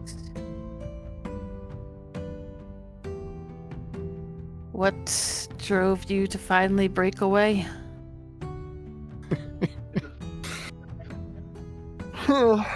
Lawrence puts his head in his hands for a moment. Well, it wasn't my power.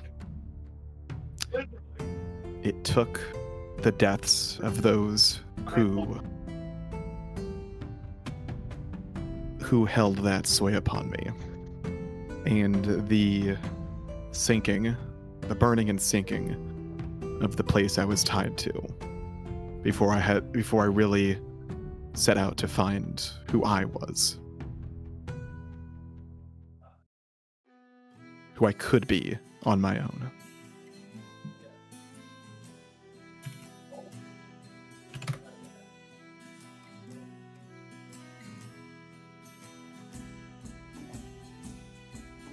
Do you like who you found on the other side? I don't know. But I have fun here and there.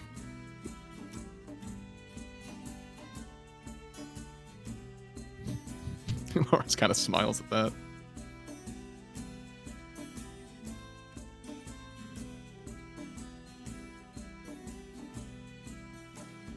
I certainly found things that I feel are worth searching for, worth fighting for.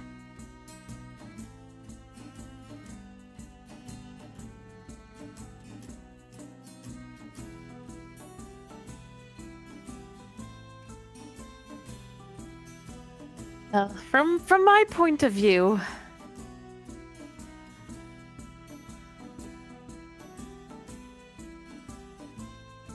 you're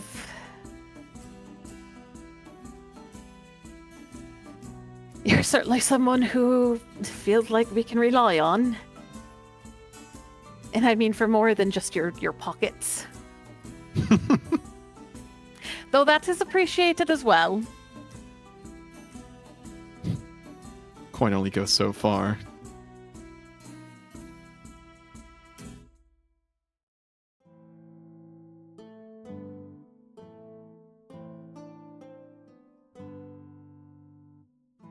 I think the thing I keep coming back to lately is that idea of what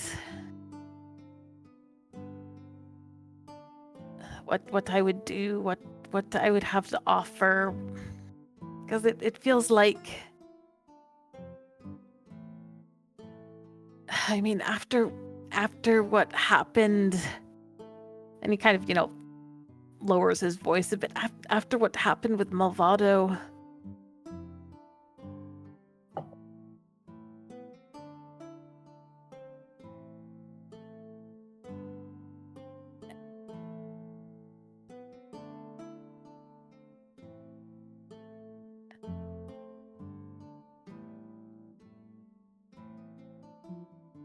I mean, I drove him to that point.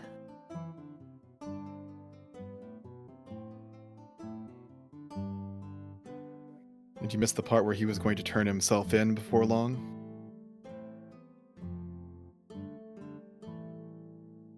You do know what that means, don't you? Sure, he already had the idea in his head. He even had a plan, but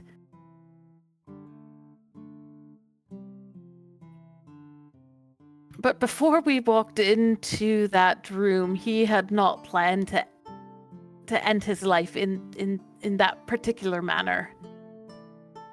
Right then and there.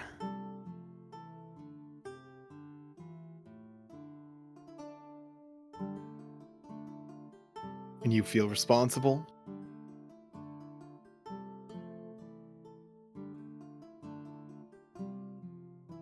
I mean, it's what I do. When you fight, there will be casualties, whether they be your own or those of those you're fighting with.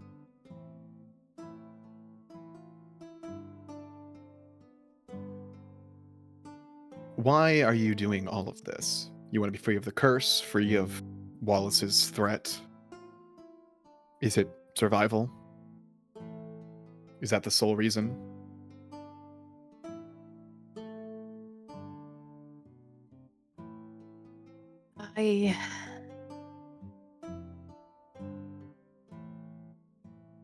And Frey is going to kind of just a small moment. He's going to glance over towards Garrett and just kind of a fleeting look, and then look back at Lawrence. I want to set things right.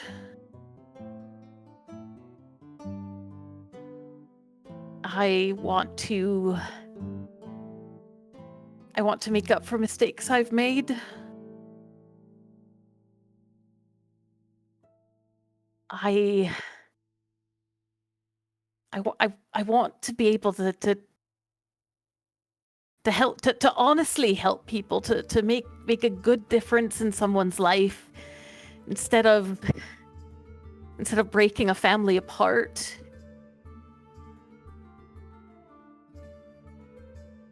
Instead of playing with people like pawns.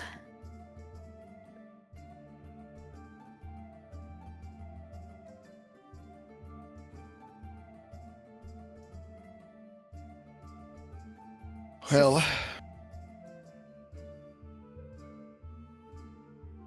until Stop driving people to their deaths. Well, as long as you set out to do anything worthwhile, I'm afraid you'll find that death will follow in some form. But unless you are the one at helm, you will be the pawn. Your abilities will be used for whatever purpose the hand controlling you wishes. You will be responsible for the deaths you cause for a cause that is not ultimately your own.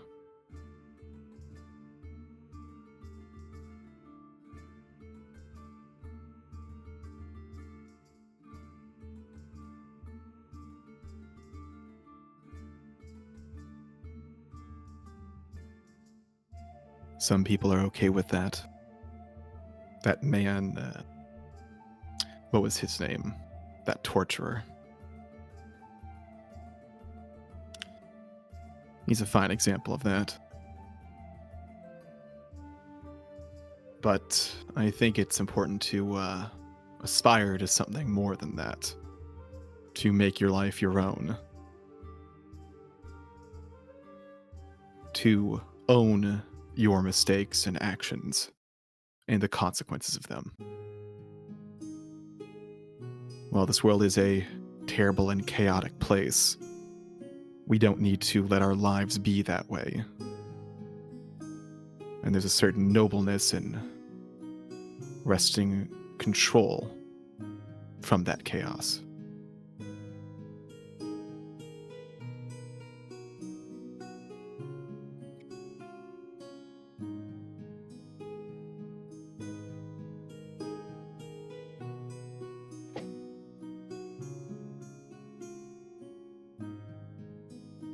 Ray is quiet for a long while, just kind of staring down at the tabletop until he finally speaks. If I did manage it, if I did actually go back and tell her no, if that was something I could find the will to do.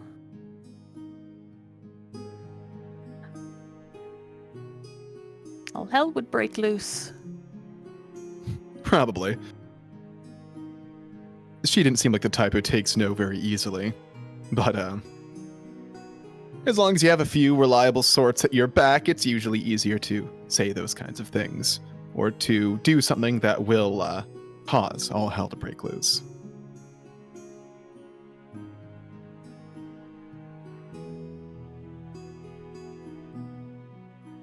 He gives a slight smile at that. Are you all volunteering yourselves then? Maybe. May to be seen. But, the help is certainly going to be there, I'm sure. After all, you're so inherently likable.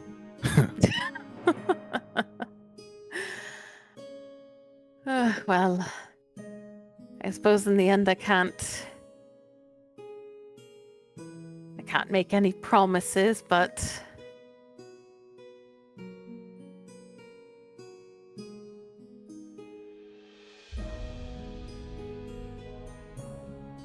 I'd like not to disappoint. Well, it'd be mighty arrogant of any of us to be disappointed in the things you will be doing, given what we've done.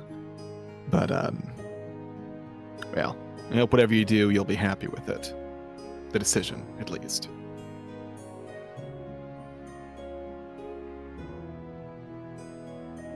And, take it from someone who's, tried to leave things before.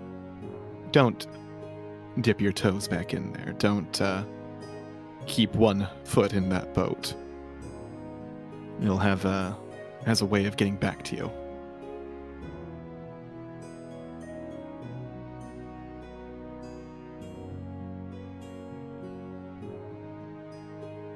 I'll keep that in mind.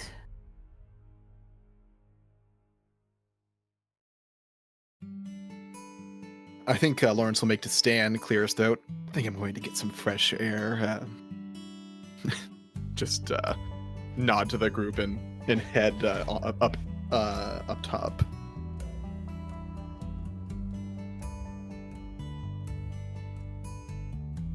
You make your way up top. Anyone else have any conversations for the evening?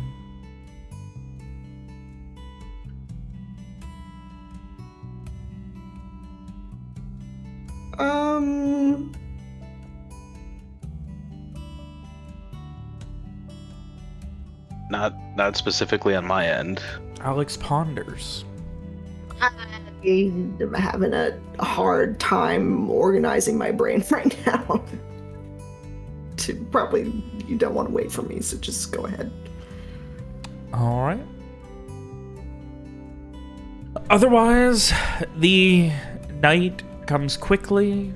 It is pretty chilly. It's warming up, especially along the coast, but it's a fairly brisk night, all things considered, especially with a fairly heavy wind that is keeping things speedy. And eventually, you all get to bed and another morning comes.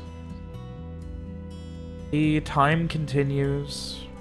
Minute after minute, hour after hour.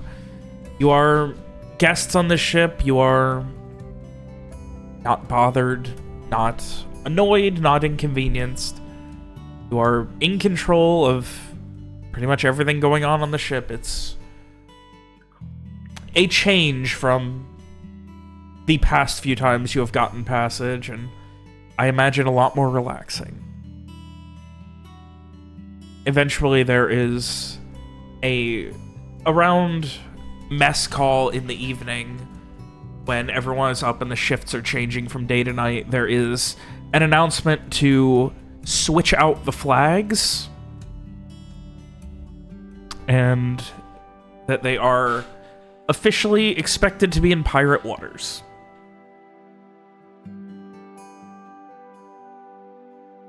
Otherwise, it is another mundane day as you guys continue your travels back to Fort Halid. You go to bed. Another morning. The wind has been kind. You are expected to get there by midday, easily before sunset, unless something horrible happens. And, well, with no real inconveniences, a couple of ships on the horizon and far off that do not change course at all. Seemingly, the Silverhawk has navigated this no problem and has at least some level of notoriety to be a trusted ship making this. And finally, it is probably the equivalent of 4 or 5 o'clock-ish when you guys pull back into the port of Fort Halid. The bay, that is. Once you are, the anchors are weighed, and you can hear the crew excitedly bickering and arguing about who's getting off first. The expectation and plan seems to be that they're going to be gearing up and leaving come morning. So they will have one night of R&R and, well, shore leave here at Fort Halid. No one seems to have any problems with it. It seems laid back, and of course it is all stopped because the first ones to disembark will be you lot, as a small away ship is outfitted. A couple of people are loading your bags on, and then you are each put onto the away ship and then rowed to shore. Where? So, Lawrence, what's our game plan here? Do we just go right up to the fort, or? See a reason to hold off, unless you do. Not specifically. I mean, if they're leaving again in the morning, if we can wrap this up quick. Oh, we're not going. Oh, no. All right. We'll likely be That'd be too easy, passage. wouldn't it? We'll likely be getting other passage sometime the next few days. Lawrence will thank the sailors before they head off. They give you a wave, help you unload your things on the beach, and with your bags overfilled and ready to go, they set back off, heading back to the ship. You guys are free to discuss. Alrighty. Why don't we head up to the fort and mention that we are looking for a meeting with the fort commander. Let him know that we're looking to discuss our previous business. Okay.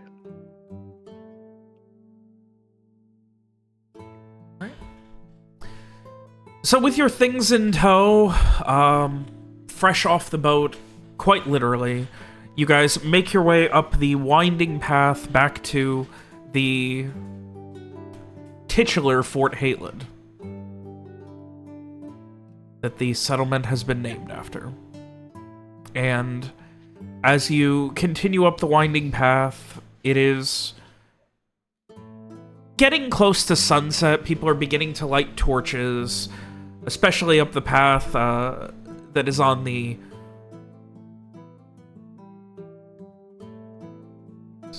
No, they are beginning to light torches, but you still do have the setting sun to your west as you continue up the path on the western edge of the hills here. You make your way up to the fort where there are 4 guards not sitting, but casually relaxing outside of the gate, and they just kind of give you, "Evening, what can we all do for you?" Lawrence and company looking to speak with Commander Strike. Lawrence and You would. company. Yes, about our previous business, if you would let him know. See if he's available.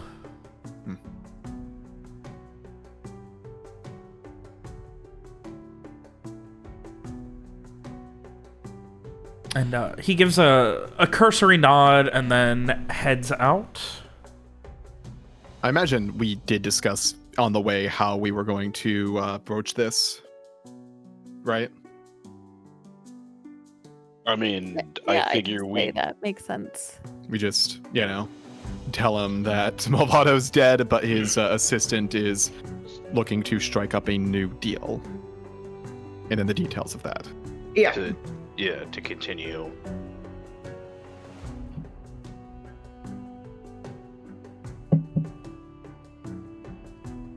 All right. A few moments later, the guards come back, and the one that went inside. Oh yeah, he wanted to do an inspection on his own ship tonight, but says he can see you beforehand, so come on in. And him and one other guard escort you guys. They don't disarm you, but like, they are obviously at least a little wary of you guys. I think Lawrence will try to talk casually with the guards, like, any events recently? Last time we heard there was a bit of a scare. Nothing particularly crazy, I don't think. I mean, what do you consider an event? Well, that big manhunt for that NSO agent was pretty big. Yeah, it's about, that's when you were here last. Hell of a time to pick to be here. Yeah, it was more eventful than I'd like, but funny enough, we were actually waiting for a meeting with Captain Strike then, too.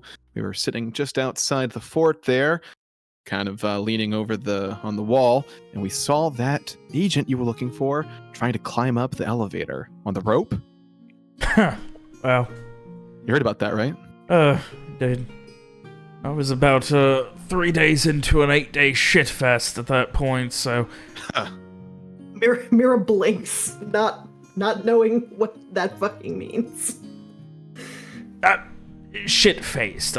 Excuse my language, miss. Oh.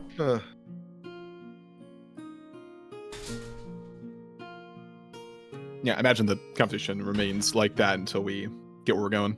Yeah, he's very cordial enough, escorting you until you end up in the private room. It is, in fact, God, I'm so happy I actually get to have, like, different things besides Alacyr open. I feel like that's the only notes I ever have open for, like, specific locations.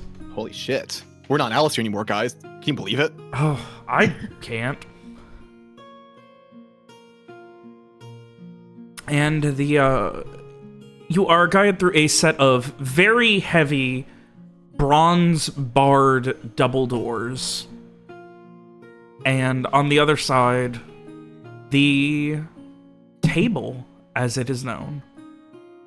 A fairly long, round, like, ovular table. Dark wood. Looks very nice. Definitely on the expensive side. Inconsistent, uneven, like, non-matching chairs. All of them look comfortable, but obviously not matching. Some low torchlight on the sides. There are no windows. There is one barred and then shut, and then curtain drawn, like, sliver. I don't know what my brain's farting on what they're called. Window-esque opening, not like a. The kind you shoot arrows out of? Yeah. I'm brain farting the word. Embrasure. Yeah, I answered that for you the other day. It's really funny. Yeah, it's almost like a long embrasure, like a tall embrasure, but not quite. That is completely blocked off.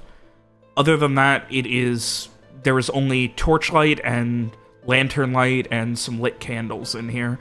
And sitting at the head of the table, Fort Commander Captain Henrik Strike. Captain Strike, good to see you again. He motions for you guys to sit as he has his fingers just kind of steepled together. His fingers steepered together. Fingles. His fingies. His fingies are steepered. His fingers steepled together and just kind of like motions for you guys to sit at either side. Yeah, Lawrence will find a spot. Yeah, Frey will take a seat as well. Frey, these are definitely like nice, like designer tier furniture, like chairs. Frey almost wishes that he had not dressed down. Again, He's nothing like- in here matches, though. He's dressed in like his like simple travel clothes that Garrett had insisted he buy way back when.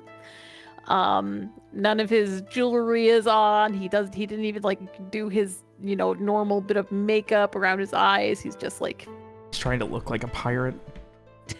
he's just not fancy today. I mean, as not fancy as Frey can ever be.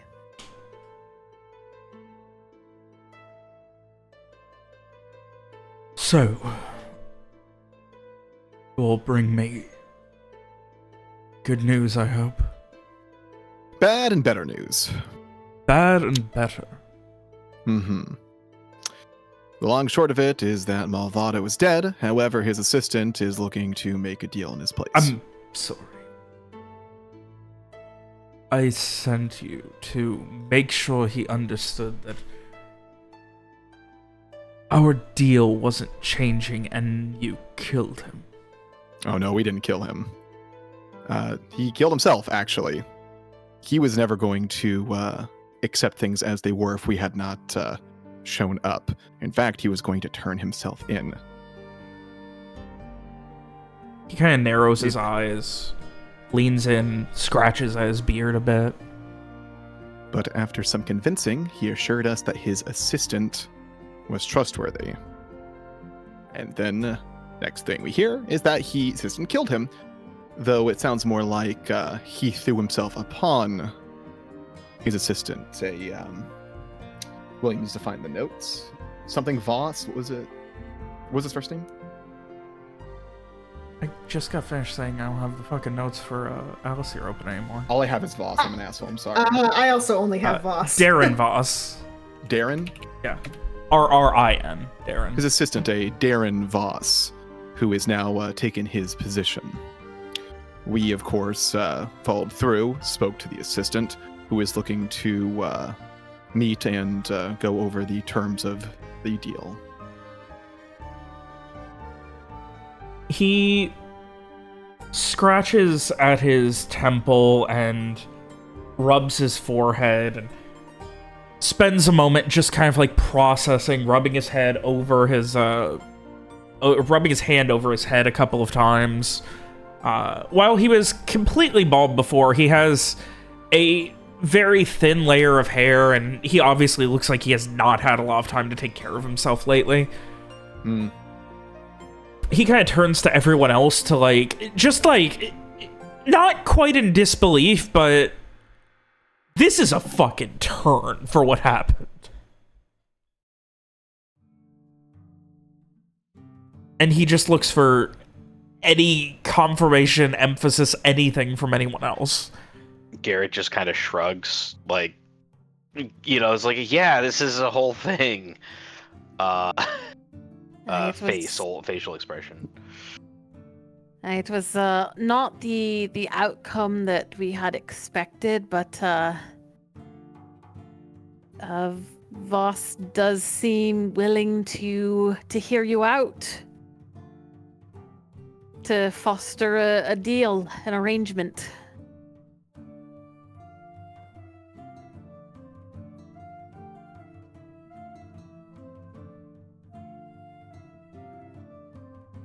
He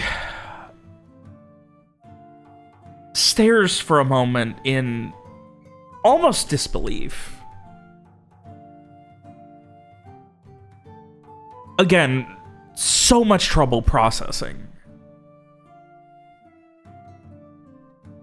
So what exactly is...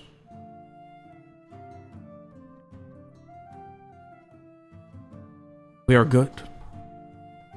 There was no attempt for Torin to cash out, get out of this, as we were led to believe. Well, it seems that was their Malvado's plan originally, that his brother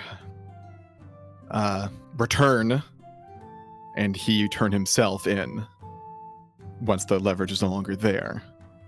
However, even upon trying to make use of said leverage further, it seemed that he was only intent on going through with his plan anyway.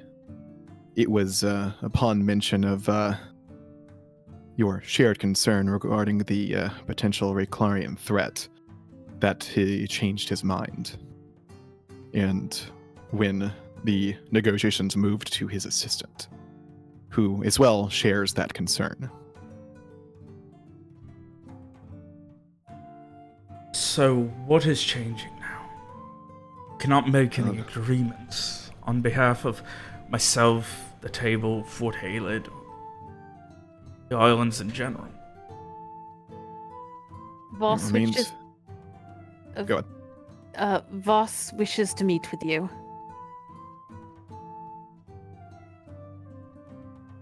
I can certainly see him out here.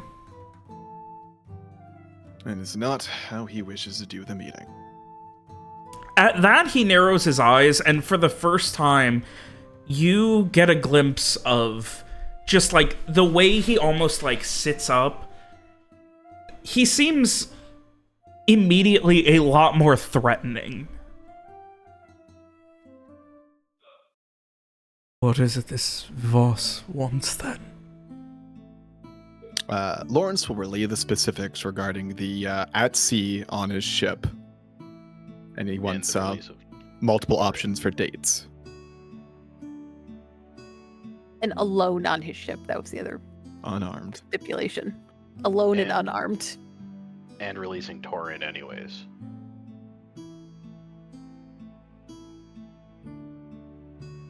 If he wants what he wished Torrent relayed. released. For the longest time, the man was not a prisoner here. He was dictating as much as anything else. He dictated Onder, his brother. He dictated so many of the terms of our trades.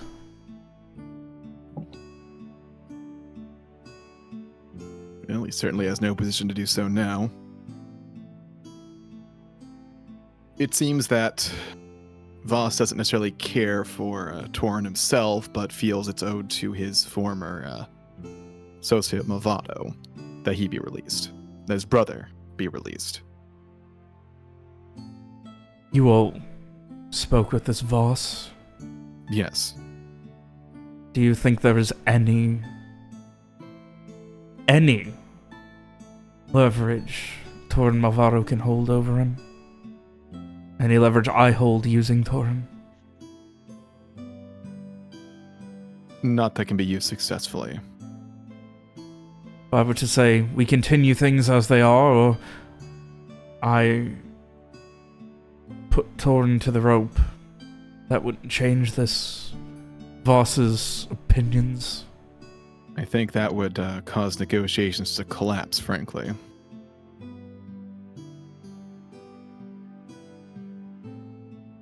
He once again looks to everyone else for any level of confirmation or elaboration. Garrett will nod. Basically, he wants Torin to go as... It seems to me like it's a last thing that he's trying to do for his friend and former associate Movaldo, was to get Torin out. To clarify, he feels Torn being released is the finishing of the wrapping up on terms with Malvado, whereas things with him will be a new negotiation. And you all believe this to be true? There's nothing left of Malvado that can be gained for us here? Lawrence nods. Yeah. Because when this began, it was not us that sought out and threatened Onder. It was Thor and Malvado who came here with an offer. We were only trying to continue what those brothers started.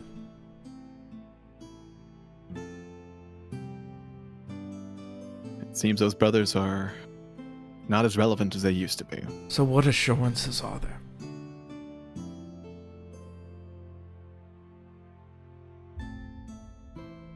What assurances are there that a meeting happens, we shake hands, we don't end up at each other's throats, I don't end up killing another agent, and things aren't just an immediate reneging of a deal, that we don't go our separate ways, and then immediately, the minute something happens, the minute someone is unhappy, the minute something's caught, this Voss doesn't want to have that option. He doesn't want to present himself as covering something up, and he's not willing to turn a blind eye when one of these merchants buying our things gets fucked.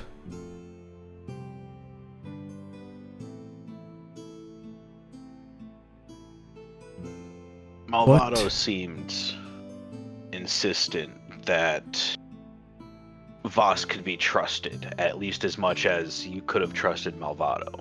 As well. So, if you could trust I Malvado... didn't trust Malvado.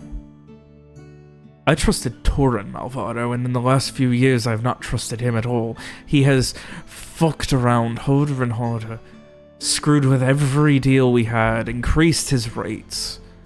The man's going to retire stupidly rich and live anywhere he wants, with servants carrying him from one room to the next. He would never have to lift so much as a finger from the amount of coin he's made off of this. So speaking of the Malvados as trustworthy is not exactly an option that I would take credence to. Voss isn't in it to get rich. Your angle on Voss is the Rayclarians. That's what he cares about. Lawrence nods in agreement. The Rayclarians are hardly an issue. Currently. Since the Black Sun, since emotions around him, since we took Fort Halid, has been... There'll be more of an issue. Robert, correct me if I'm wrong, but isn't he the one who said that he wants there to be unity here for when the Rayclarians come back? Yeah, he did. So why is he saying that they're not an issue now? Captain Strike, you were the one who said that you are concerned of a future where they are coming back, and that Fort Halid needs unity when that time comes. Yes. Fort Halid. The islands need unity. I know that we can repel them.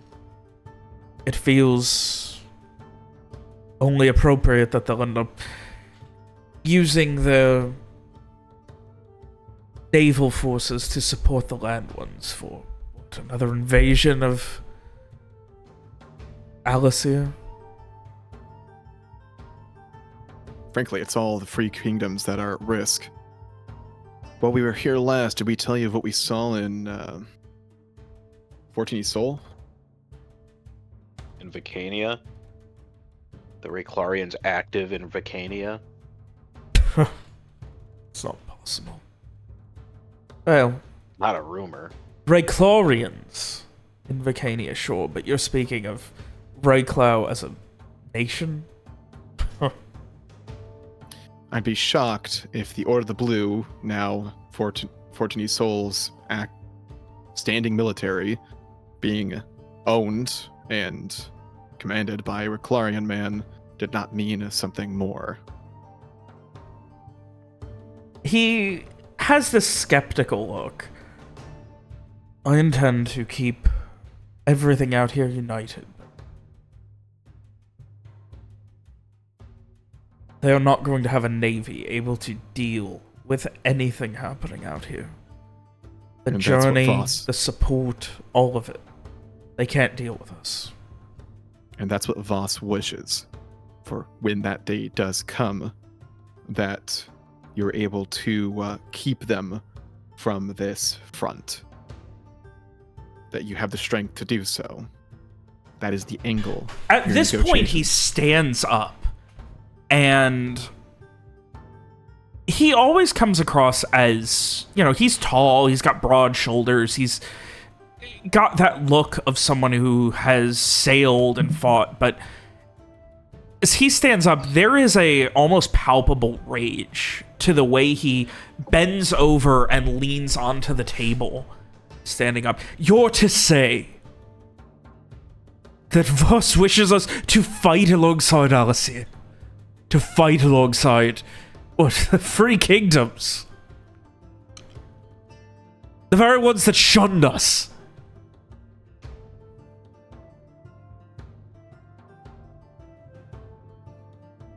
They're all obsessed with control.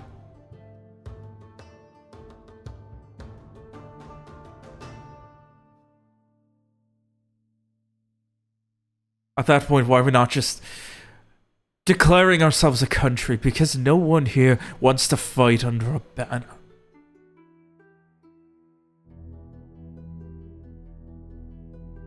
We are no kingdom, and I am no king.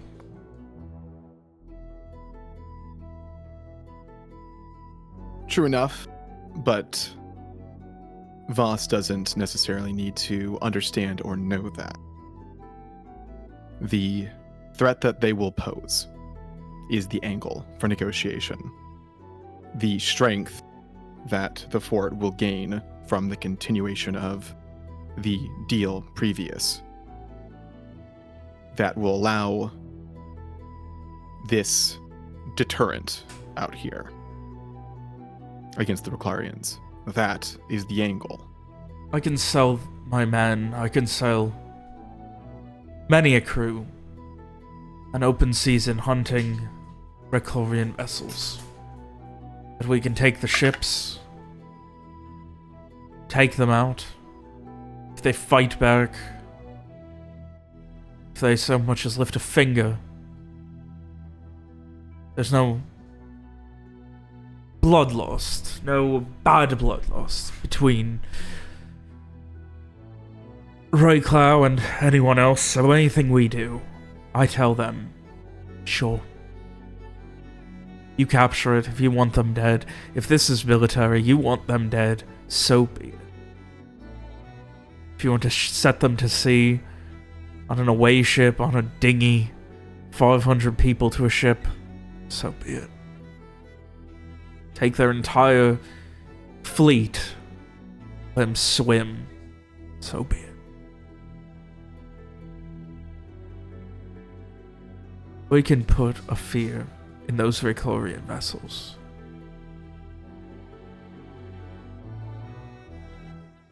But I am not going to sacrifice the faith that so many here have put into me. So many captains have vouched for me, and I am to risk that going unarmed onto an NSO ship? What are they going to do? You have your ship, one or two others. They kill you, they sink. They all die. It'd be a fool's task. It is a lot more effort. A lot more convincing to ask many crews to support me than it is for the NSO to tell half their navy to support them. They could have half their ships busted. Sitting around for days. There's payment in Alacyr. Not going to say we're stretched thin, but asking them to spend weeks not raiding, getting off of everything just to support a possible meeting. And all it takes is one arrant fucking fool to break that tension. We don't give commands. We are not a nation. They are not a navy. Not like the NSO. They will be able to outgun us if they know what's happening. There are two things to note. The first is that Voss is not going through their standard procedures to do this. He can't muster a navy to do this, as that would be far too traceable. I'm even shocked that he is going to be able to bring an entire ship out there without someone saying what's going on, because the moment someone does, he's sent to the gallows. We all know that. The idea that he could bring multiple ships, that's simply not going to be the case. We did our work to make sure he truly wants that meeting, to negotiate.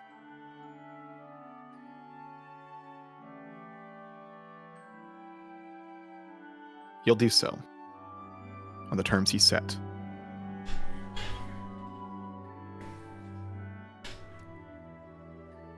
The worry is if we try to alter those terms significantly.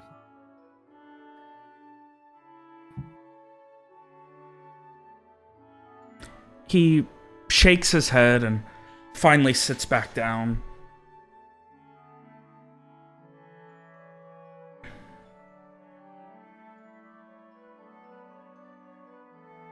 Making a deal with the NSO like this. This is not the way things were drawn up. No. No, it wasn't.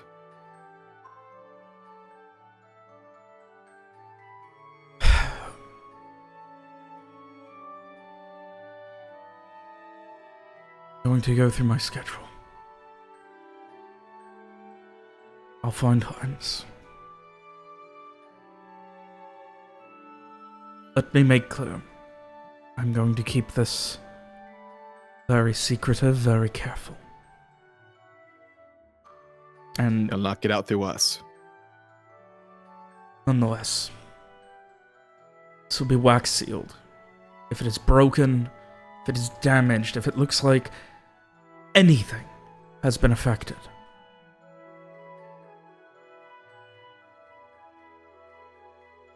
then I'm going to be asking Voss to find someone else and assume that you are compromised.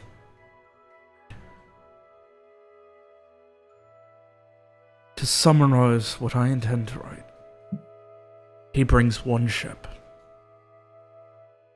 It can be NSO, it can be privateers, it can be anything. I will be bringing more. We will be ready to sink him if anything happens.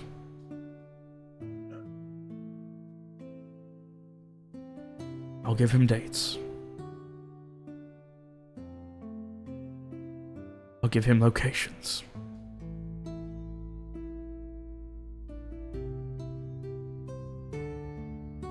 We will get this done.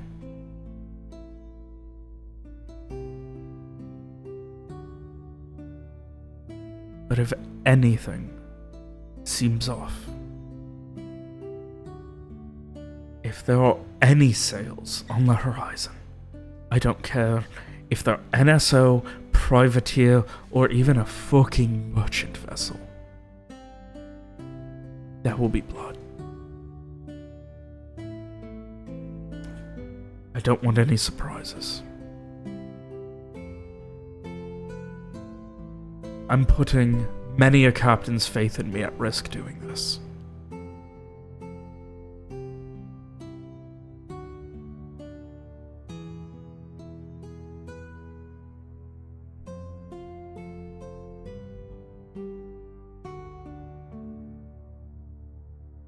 Do you understand? Orton's nods. None of you are to mention any of this to anyone. None of this is to get out. I'll have my way, but I'll forget about this entire conversation.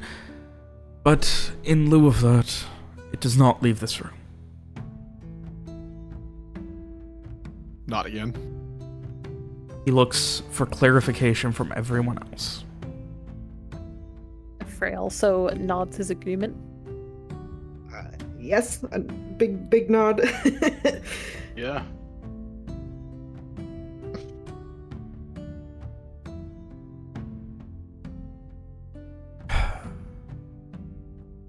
You will be delivering the sealed letter back to this Agent Voss.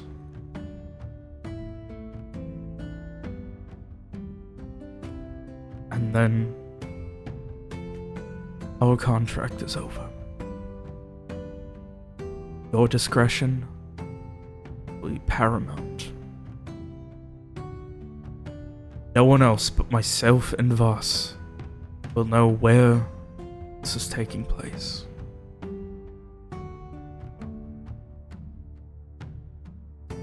No one else but myself and Voss be in agreement.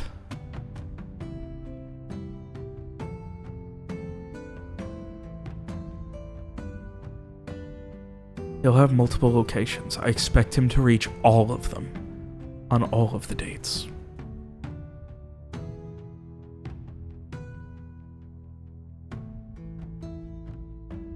Have I made myself clear? Not again. Yep. Perfectly clear. Now then.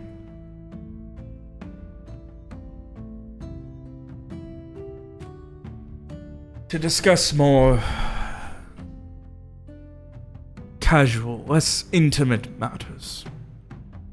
At this point, he pulls back the chair and sits back down in it, proper and, like, less sitting up straight, a little more relaxed, elbow back on the table, hand leaning towards his chin almost, and just kind of casually scratching at his beard. We had another half of this agreement. As a show of good faith, you have already risked quite a lot.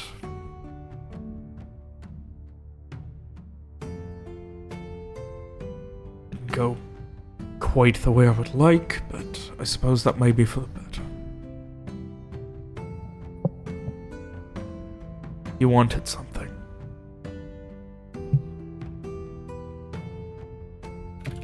Captain Rayburn.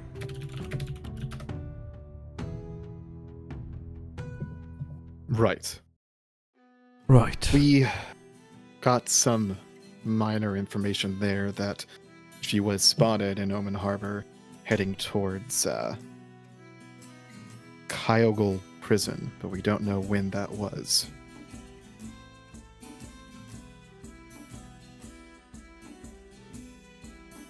Well, I have more recent information on that front. She was at Kyogle prison. I do not know why. There is something going on there. It seems the Grishadam abandoned it. At least temporarily. Do not know the specifics, but she used coin, had a ship, hired on a crew.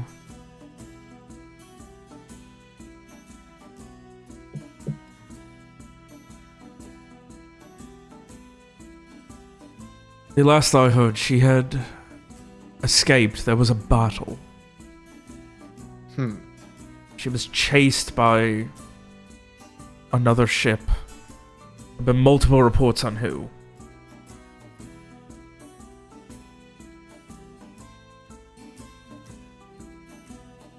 Somewhere just north of the islands. The ship had taken damage. Hers, that is. Don't have a name. Don't know where the fuck she hired a crew at. Don't know how she got her coin. The ship was damaged.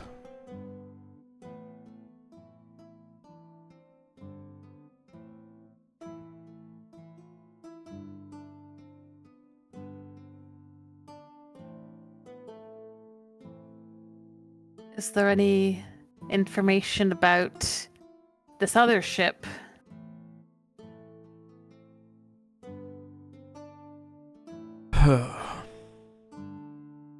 One that chased her. The one that may have damaged her.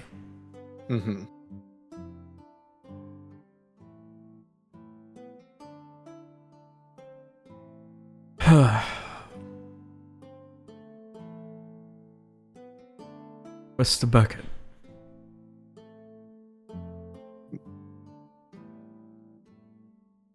And he gives you this look of not exhaustion, but one of like,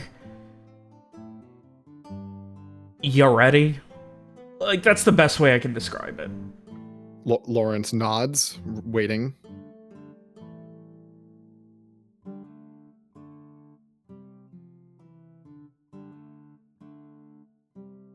You may get more details from the crew, or perhaps the captain that reported it. Your old sailing mate, Captain Drake.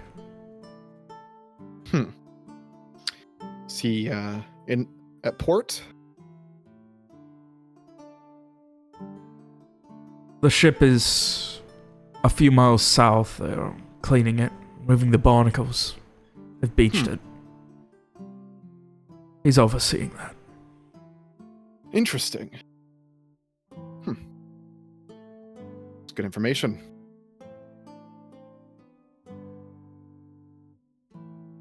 Wish I had more information for you, but... It'll do. It'll do.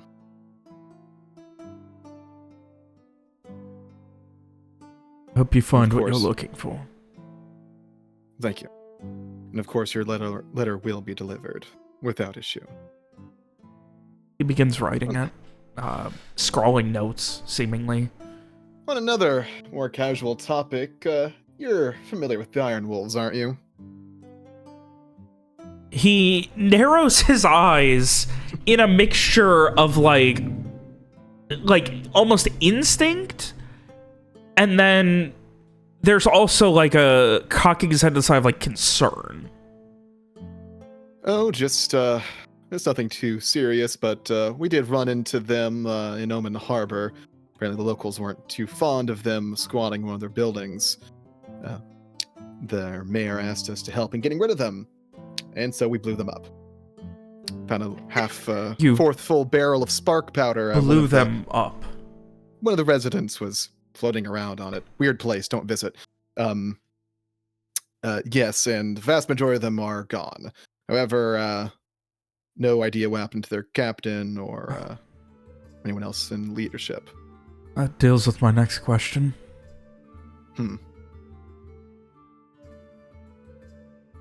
Good. How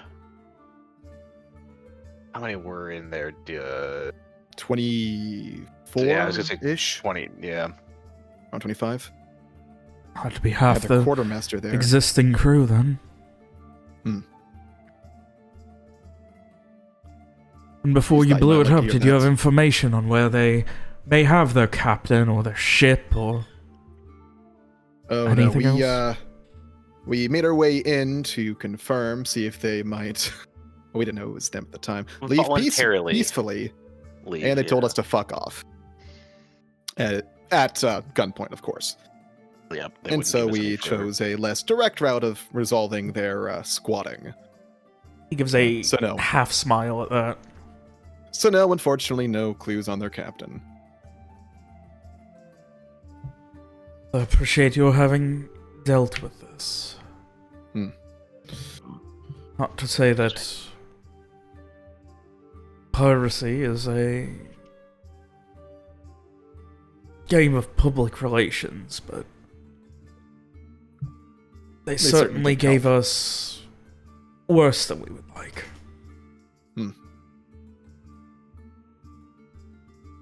They were everything those stupid mainland stories wanted us to be.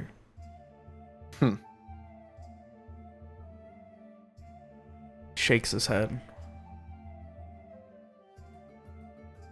I'll have the letter done within the hour.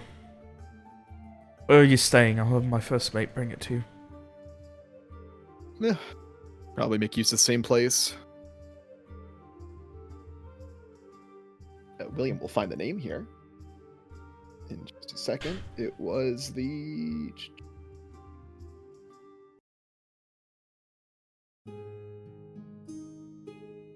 Was it Waking Wild? No, that was the... God damn it. I did not write down the name of the place. I suck. Ronnie, you want to bail him out? Oh, hold on, let me get back to my desk. I just got a bowl of grapes. A bowl of grapes! Let's The see. worst part is I'm sitting here staring at it. Like, I was ready to, like, fix it, but, like, Roddy, you actually responded ready to bail him out, so I'm like, okay. Aggies. Aggies. Yes, we'll stay at Aggies again, I think. Very well, I'll have to ask Right, Mr. Beckett. Get it delivered to you. Understood. And with that, he opens the door to the private office of the table, personally escorts you guys out, shaking your hands as you go. I do hope that we don't have to have any sort of clandestine meetings like this in the future. Yes, that would be preferable. Right. Oh.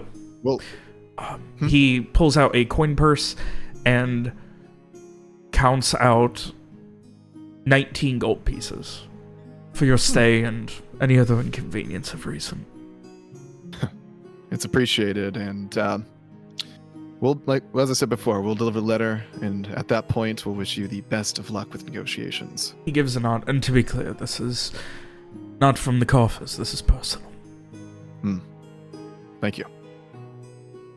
And with that, you guys are escorted back off of Fort Halid, and as you have a moment to gather yourselves, we're going to take a quick break.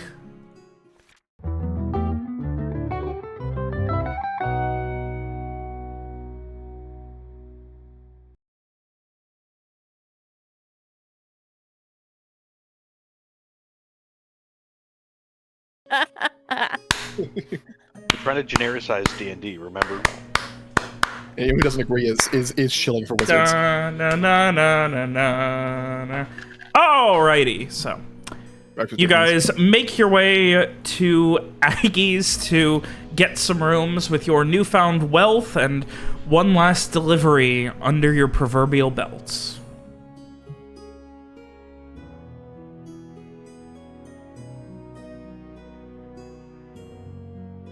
Rooms are gonna run you 5 copper each at Aggie's, unless you want a really nice one. Cool. We'll get the really 3 nice doubles one. again. Okay. Right? Here's the money for the 3 doubles. Thank you. There is one of the nice corner rooms available. It's 1 goldenite. Gosh. I think the important part is we get ones near each other. Yeah. Well, I'm sure. I'm sure there are other rooms next to the corner room. Are there? Yes, those are your cheap rooms. They are 5 copper each. Fine. Actually, Do we pay it out of our pirate fund?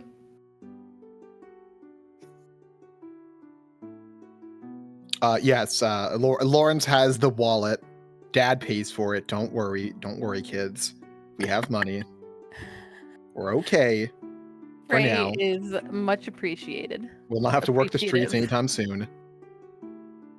But maybe someday. Alright, what was it? What's the total, Robert? Shit. 5 copper per room. Okay, so Jesus. So it's a silver for 2 rooms and a gold for another. It's Right. nice. It is clashing. The nice room, the expensive one, it has clashing styles. It has one very nice, like, king-size bed with silk sheets. It's obviously in much better shape. It's got, while the other rooms are just, you know, wooden flooring, this one has a couple of nice rugs. Again, it's not a consistent style or anything, but it's obviously much better taken care of than the others. Frey will appreciate it. Okay, but important. Are these windows also nailed shut? No, they have been taken care of as well. Oh, good. They actually have a lock on them on the inside. Oh, okay.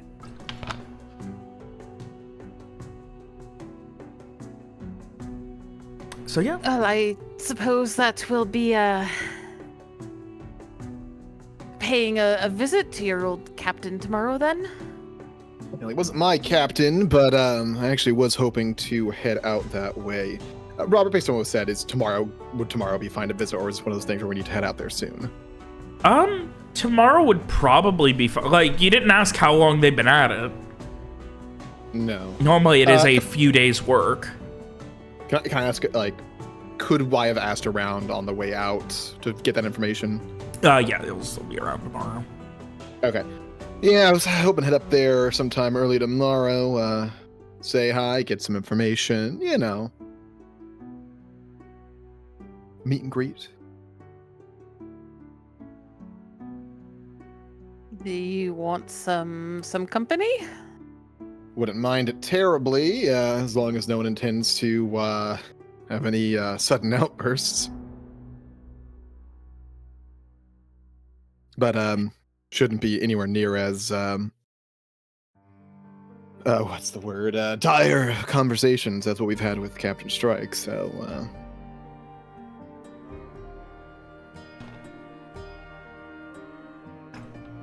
I mean, I wouldn't mind the company. Well, here I was under the impression that you had gotten on well with this Captain Drake, but he's not your captain. The only captain I ever had was Soren. Drake was first mate after. I need to find it real quick.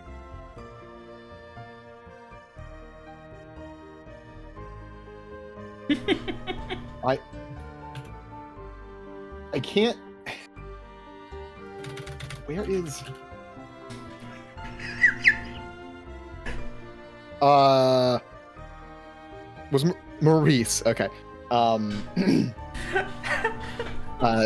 Captain Drake was the second first mate of the Black Dawn after Captain Soren executed her first, Mr. Clerk.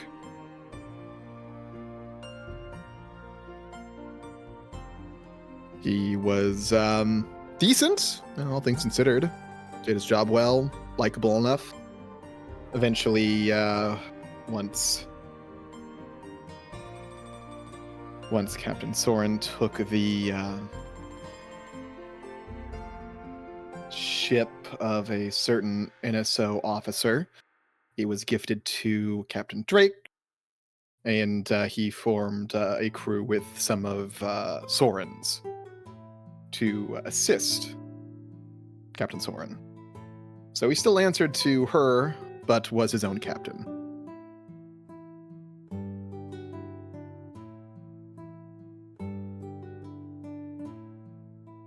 So he's also dealing with the all that trouble with the curse.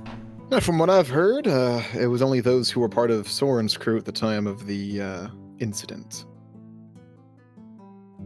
And Captain Drake had been an own captain for quite some time, and his crewmen were definitively his own.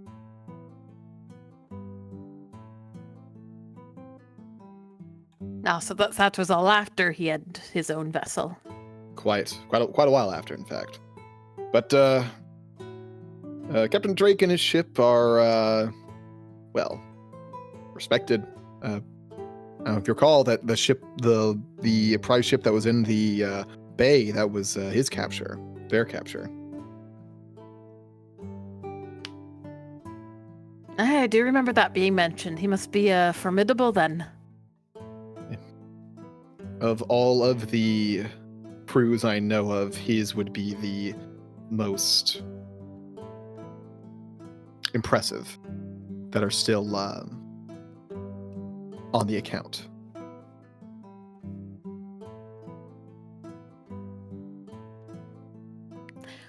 Well, how do you expect to see this meeting go then? Will he be happy to see you?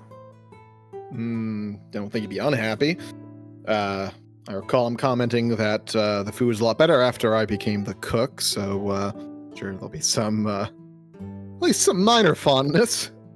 Now, anything's better than getting food poisoning all the time, I suppose. A pretty low bar, I'd say. It was impressive that they even kept Mr. Moy around, honestly.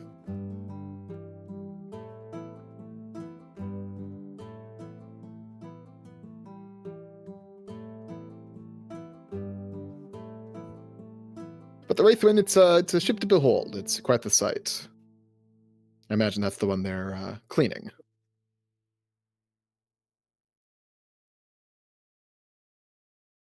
Seems like what? I'm sorry, Robert's fucking around with my fucking backstory. Anyway, you were asking? That seems like a lot of trouble having to. You beach an entire ship just to clean it. That you do. Only way to get the barnacles off. Let a ship go and it doesn't sail for you well. You have to take care of any kind of tool if you want it to keep working. You think being submerged in the water all day would do the job for you? It would certainly make things worse. And does. Well, I suppose that's why I don't have my own ship. I imagine if you were going to spend the amount of money needed for it, you would quickly learn how to protect that investment. Or I would find someone to take care of that for me. As long as it's being taken care of. It's grueling work, but needed. But luckily, we're not there we won't be there, but at work. We'll be there to speak with the captain.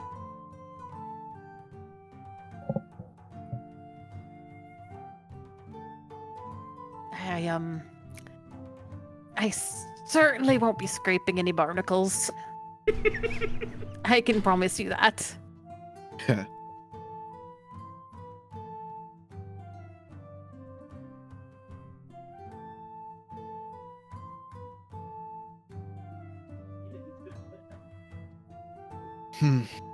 Well, I doubt they'll expect that of you. Though if you offered, maybe they'd let you. I won't. Are you sure? They say hard work builds character. They say grueling, terrible work builds character. I feel like that might be something more up Garrett or Mira's territory, and he will look back over at the two of them. Do you think they're not character enough, Mr. Varrock?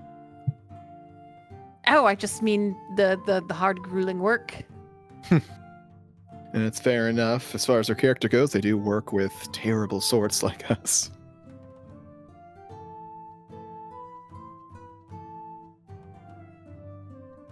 Blinks innocently.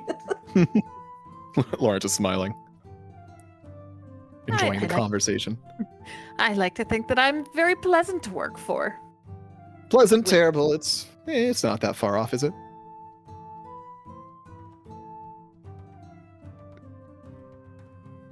You're a pleasant fiend, Frey. Clearly. Frey chuckles. A polite villain. A delightful bastard.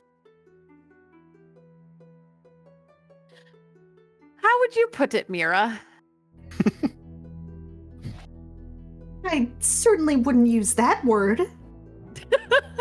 Come now, you've mentioned how much you've read. I'm sure you can muster some creativity.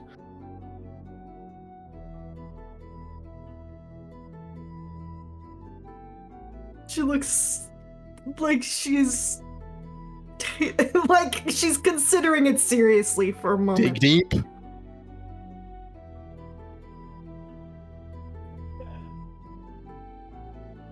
I mean, I would hope we've done more good things than bad things. A group of us.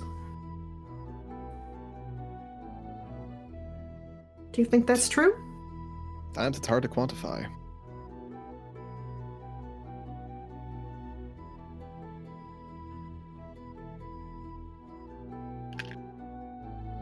And should one even do so is another question.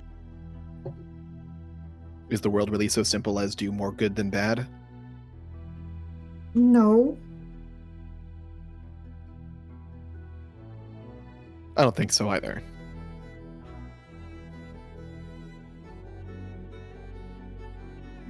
And sometimes it's hard to tell the difference. Or you can't know what was helpful and what was harmful until later. Sometimes years later.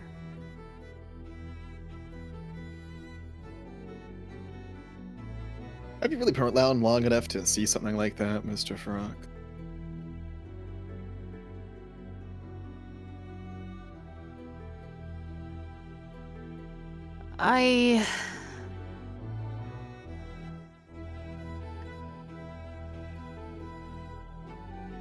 When we were in Fortini Sol,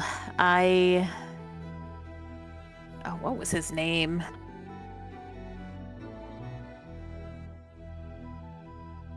That guy who owned all the ships. Shit. I don't know if Owned I all the remember. ships. Guy Shipping who magnate? Raphael Bright-Durant. Yes. Yes, when I was in Fortini Sol, and I had several meetings with Lord Bright-Durant. He was quite taken with my gift, with my readings, my fortunes.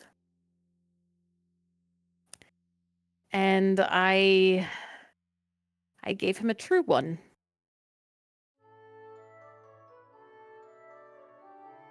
A word of warning about his family's future. And I gave him some difficult advice.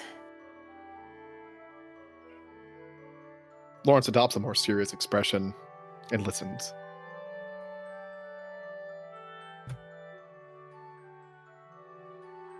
That ultimately resulted in the man having to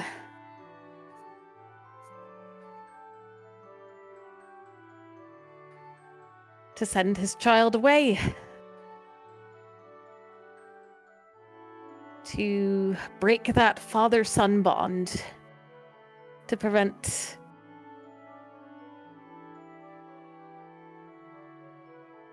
a bad outcome, a bad future.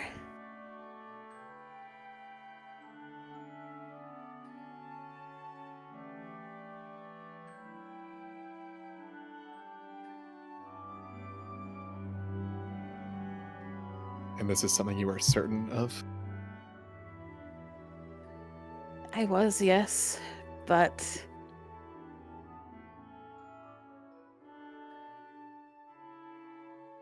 it will cause a long-time hurt. But does that balance out the misfortune that would have come if nothing had happened, if nothing had changed? And I don't know. All I could do was give him information. Tell him what paths he had to follow, what paths were available to him.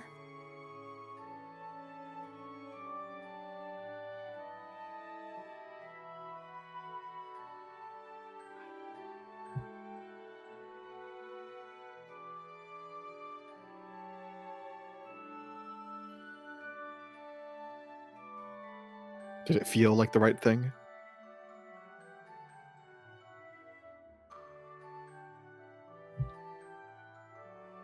In the moment, no, it felt cold. It felt cruel.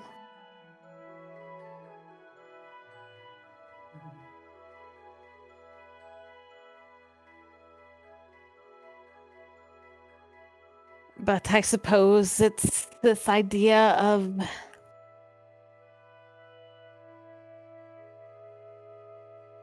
a sacrifice for the greater good.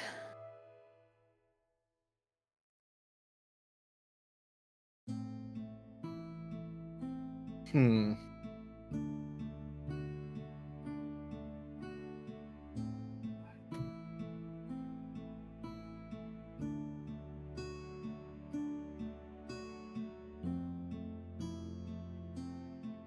So you did your cards.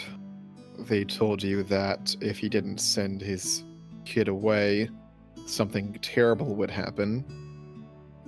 And you urged him to do so?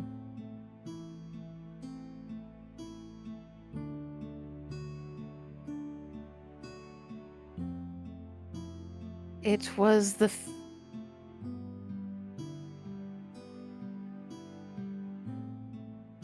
It was the future that I saw first. And then he asked for a solution. How to prevent it.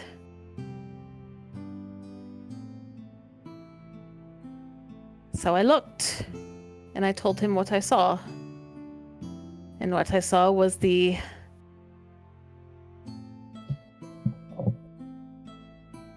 broken bond between father and son.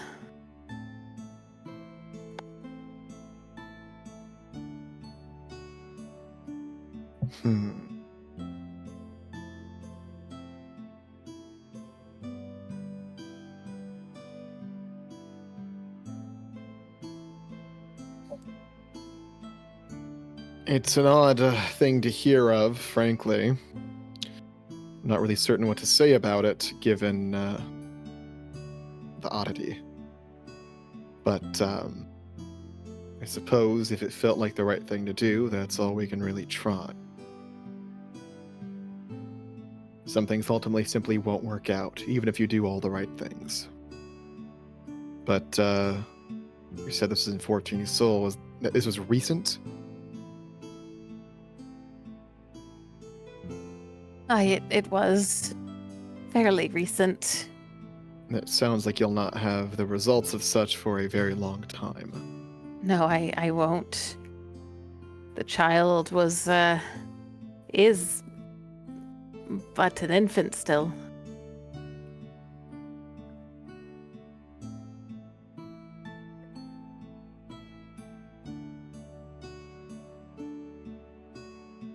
Yeah, it's important to follow your gut at times, tempered by reason.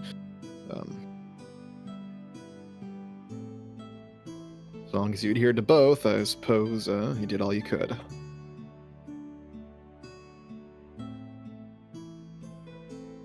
Is something like changing the future really that simple? It seems... Not that I know anything about it, but it seems like people make choices many times every day. It's a lot of variables. Every action has consequences. The future is simply a sum of those.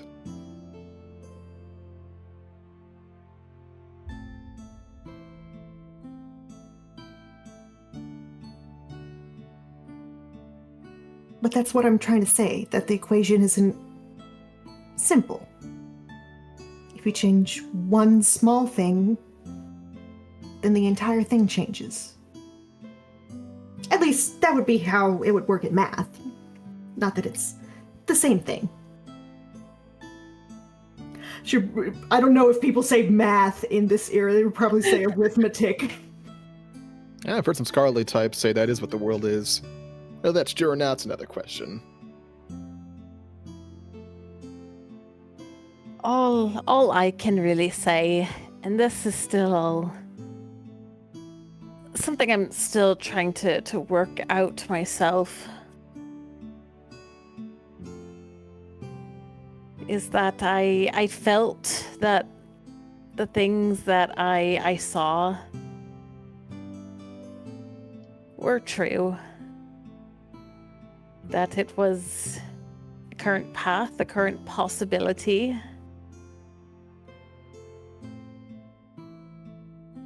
But it was something that could be changed just with, if you could find the right path, the right course.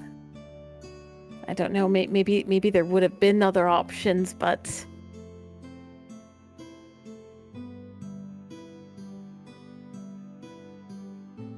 when I do see these things, they're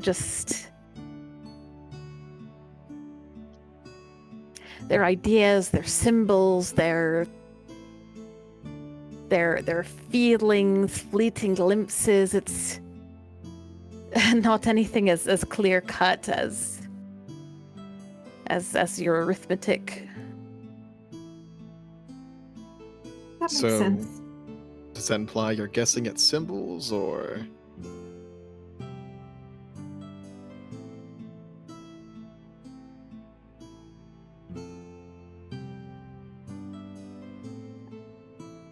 I could misinterpret.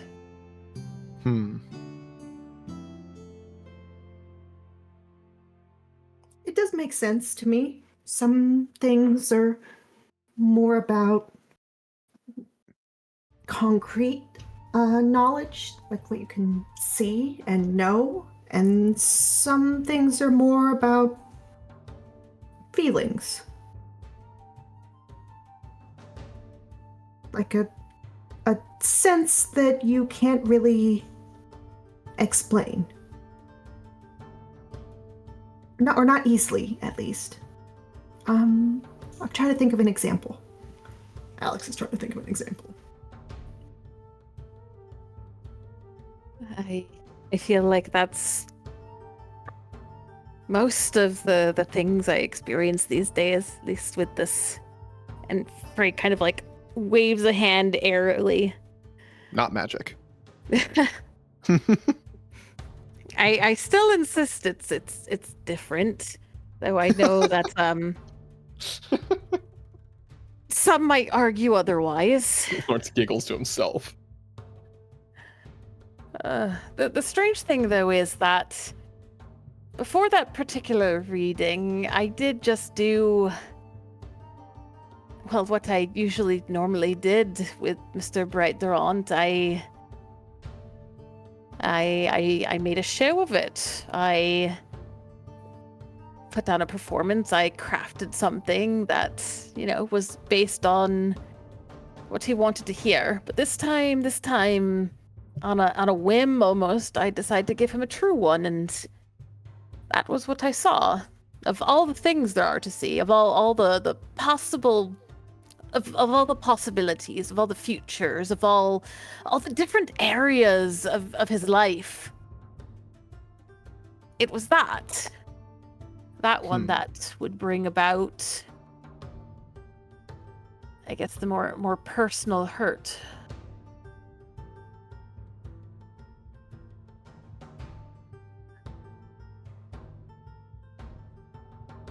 I don't know. If that's related to your abilities with the dead, how do you know it's not one of them simply showing you what they want you to see?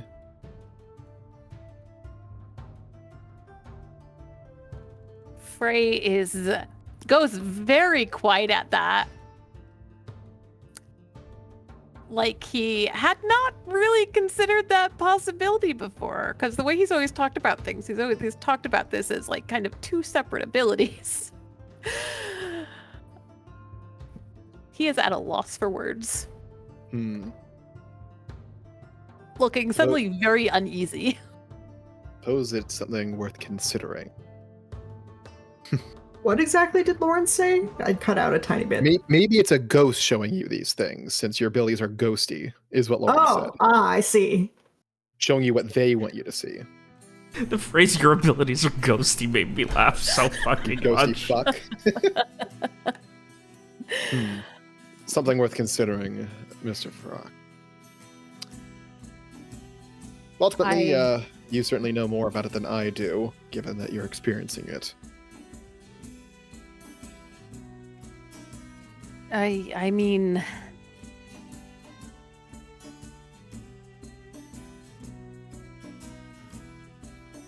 I suppose it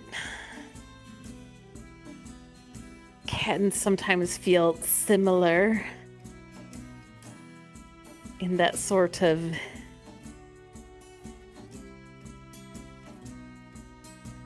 that way I leave myself. I hadn't I hadn't thought about that.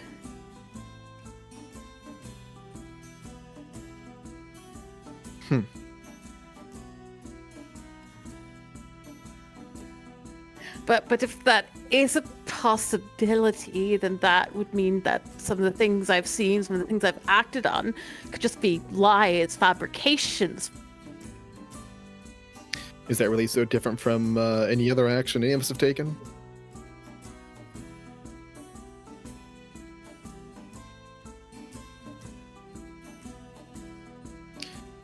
It's a rare thing having the complete story when making a decision. Information will almost always be incomplete or not fully trustworthy.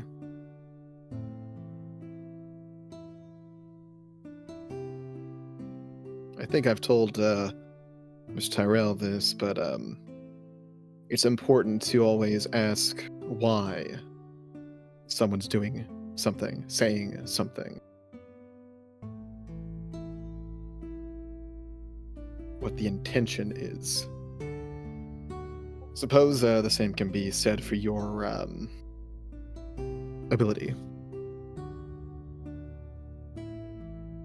Why am I being shown these things? Alex, what the fuck? Why? We can talk about that later. What?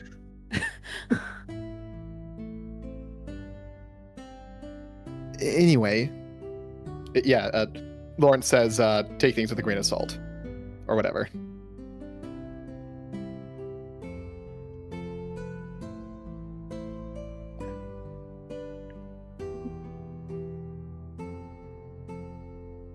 Frey, go ahead.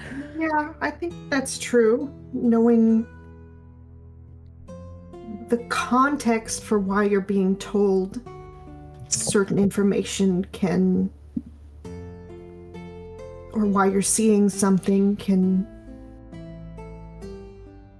change your own context, I guess. Or maybe to put it another way,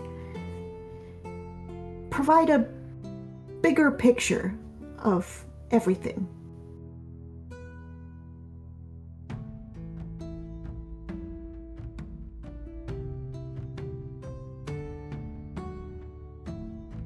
Like, I don't know, if you saw someone punch someone else, maybe, well, it's not very nice to punch people, but if you knew that they did that because the person they were punching did something bad first, then your opinion might change.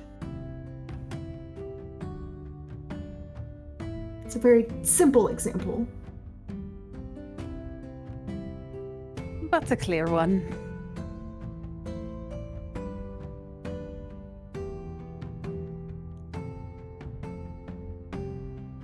Well, I suppose even from the beginning, I have looked at it largely as guideposts, really. I think just that Go ahead. that time with Mr. Bright Durant was the first time that it resulted in real concrete change. Well, you ought to keep questioning it. I think you'll have an easier time that way.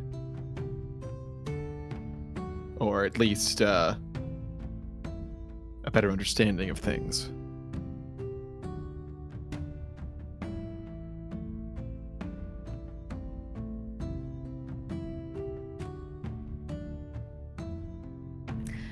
Frey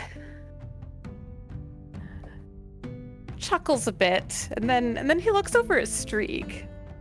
Is Streak with us right now? I assume we're just would all imagine. hanging out. In my mind, we're in Frey's big Yeah. room, and we got like a bottle of cheap beer or something, and just hanging out. Yeah. We're just having a girls' night. Yeah, Yeah, totally. fun. It's great. Yeah, so Frey's gonna look over at Strieg and say, Strieg, I haven't done a reading for you yet in all the time we've been together. You have not. After hearing this conversation, would you say no? And Frey clearly is just kind of like, he's just kind of like trying to change the subject, the mood. Like he fully expected Strieg to be like, fuck no. I think Strieg kind of just tilts his head to the side for a minute and looks at Frey, and then kind of picking up on that, just like shrugs and goes, "We've seen and done some weird shit, but I probably trust you the most out of all of it, so..." Whoa! Oh, out of everyone here, you trust Frey the most? No, I said Mr. out of all Viacord, the I'm so weird sorry. shit we did. Lawrence puts a hand on Garrett's shoulder. I don't know. Yeah, no, he meant out of all the weird things that we've seen. He trusts Frey's weird stuff. Shush. I want to hear from Strieg. Tell me why you trust me more than everybody else here. That is fully not what I said. So you don't trust me at all. I said I trust you more than the weird shit. Well, I mean, what weirdness are you comparing me to? Oh, let's see. We could start with the lake and whatever the fuck that shit was. Okay. We could So go I back to the am- devil in the basement. Okay, so Mr. Farak, what Strieg here is saying is that if it were between you and a terrible Umbriai, he'd pick you. I am touched. Truly, honestly. Uh, I mean, you guys are the one talking about how your powers might be from the ghosts.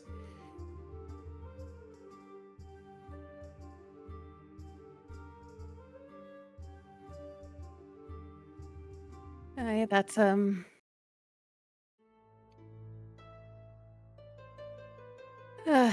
mean, I don't really know where all of it comes from originally.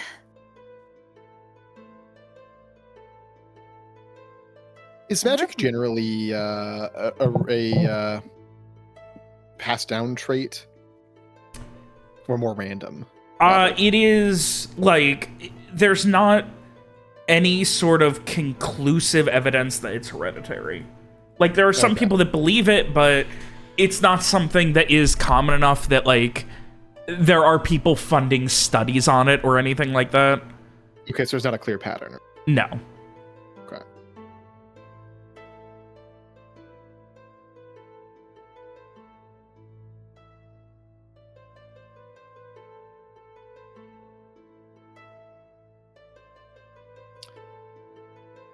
Well, might as well do your not magic. Worst case scenario, Mr. Strieg can simply ignore you.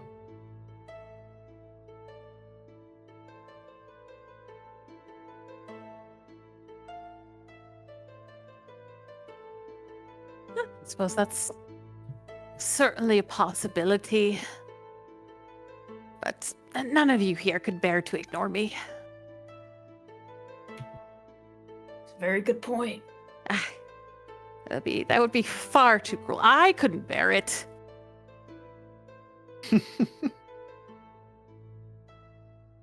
I mean, could you imagine entering a room and just nobody speaking with you? Yes. I worked in a kitchen with Saul Mori for years. I grew quite accustomed to ignoring when certain people talk. Happens a lot when you're a maid.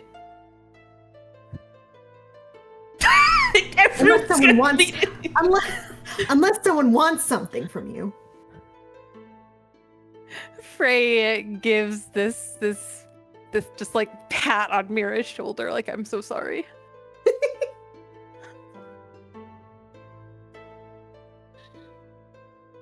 I was quite often told that I was to be seen and never heard, so yes.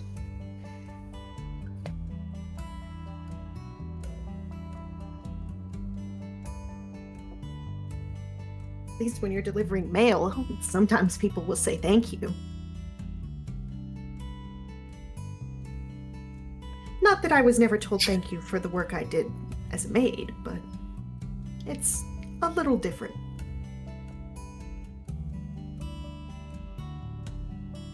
Is now the time where we go around and thank each other for our excellent contributions.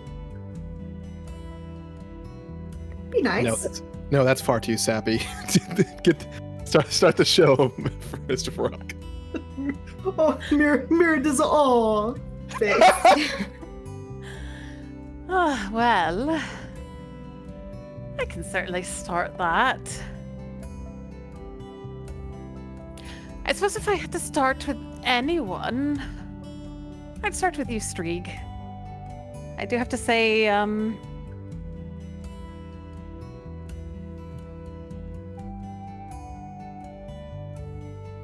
what was it, that first night in Vicania?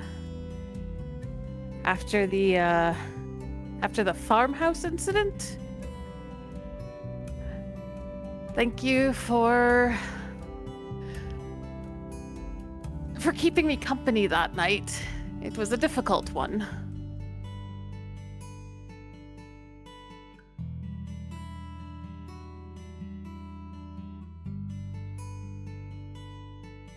It was my pleasure.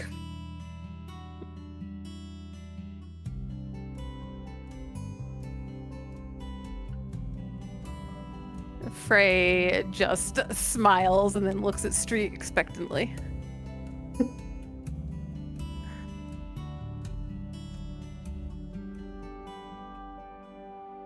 Streak just kind of stares blankly for a solid minute. Then Frey will eventually. And do you want to thank anybody for anything? Anybody at all? Oh, this is like a thing. Oh, This is the show. okay. Thanks, Mira, for keeping me alive when I was half dead for like 2 months. Of It was course. pretty cool. Thank you. Very cool. Of course.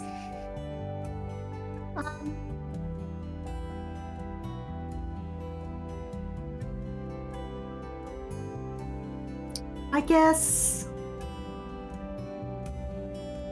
Thank you, Lawrence. I guess I feel like you had many misgivings about me.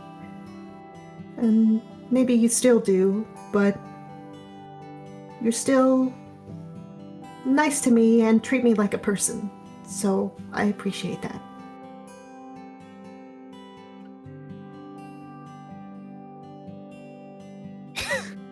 I think Lawrence merely opens his mouth to respond, but no words come out. Gotcha, bitch.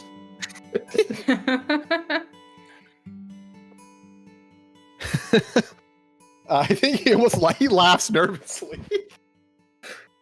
Well, of course, everyone's due professional courtesy, aren't they? We're all working towards the same goal after all.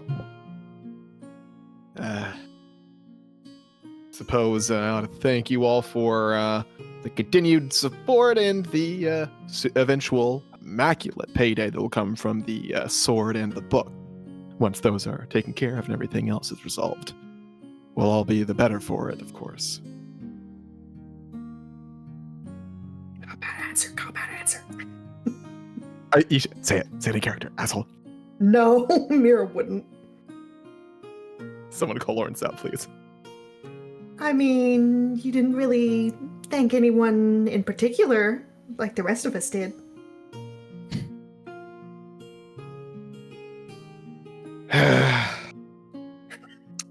I suppose not.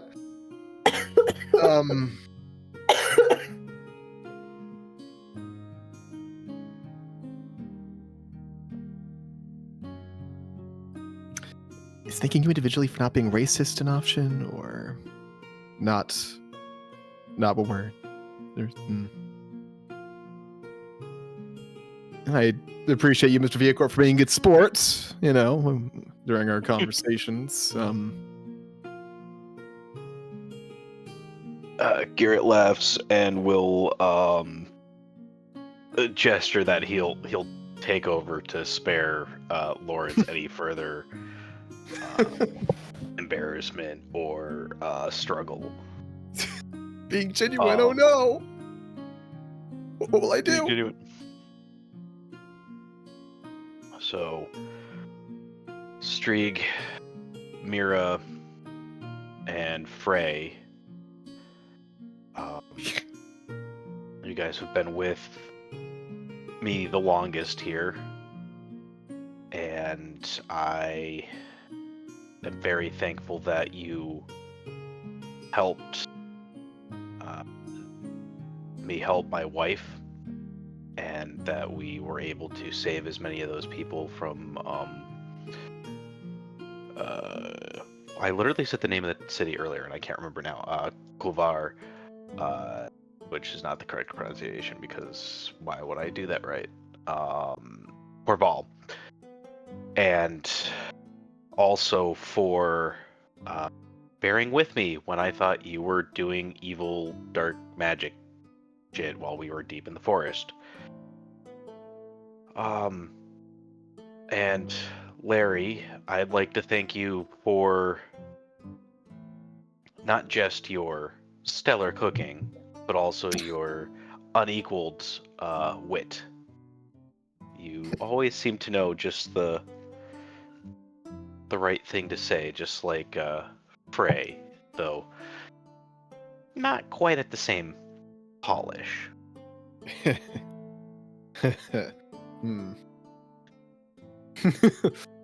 like it seems like Larry's like at first receiving the thanks the way he would hear anything else, but the facade's quickly fading and he doesn't know how to respond.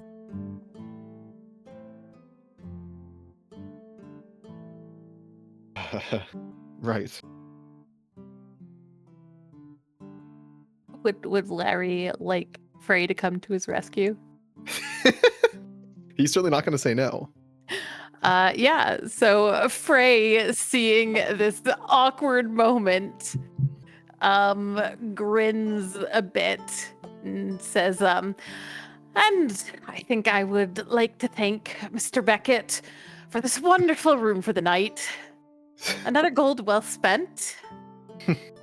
Every gold is well spent, of course. I will insist upon it.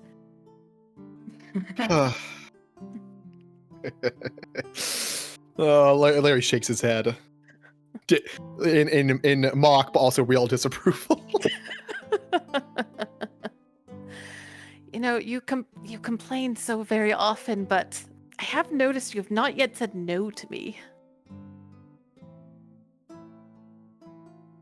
Well, we're not exactly paupers by any means. And to be fair, it is your good late friend Rohan who is funding most of this.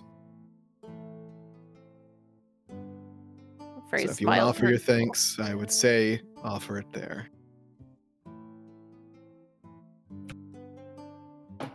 Frey's smile turns a little somber. And yeah, he will lift that cheap glass of wine and to Rohan then. Lawrence will also raise toast. As will Garrett to Rohan and To other Rohan. absent friends. Mira is not drinking, but she will mime raising a glass. Just raises a fist. Yeah. It's never gonna quite be the same without him.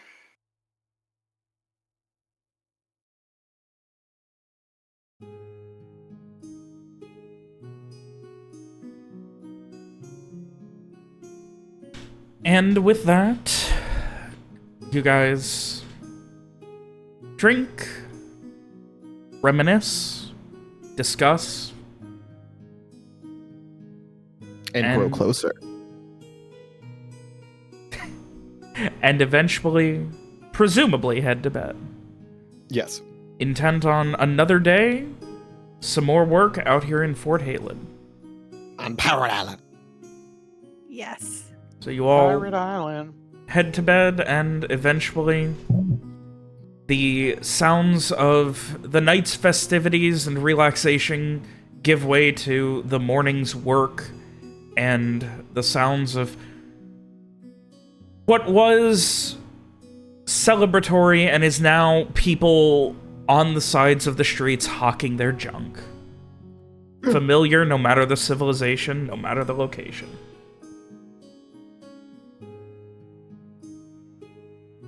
You all awaken.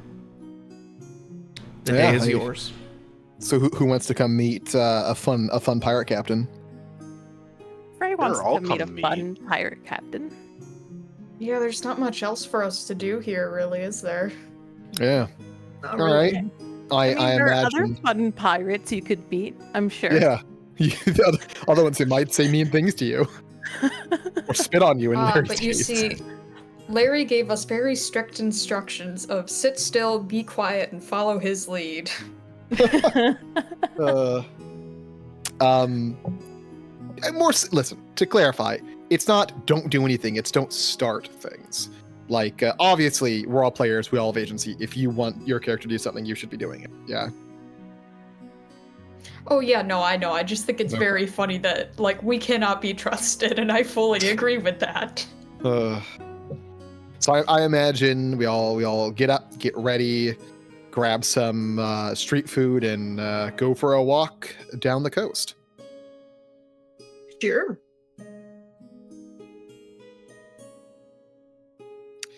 Larry's in a good mood in the morning. He's enjoying the walk, the salty sea breeze, the sun bright in the sky that isn't affecting him because he has sunglasses on. It's all good.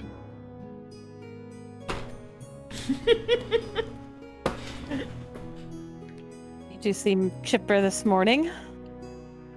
Well, just almost nostalgic, the idea of meeting Captain Drake. Has been quite some time.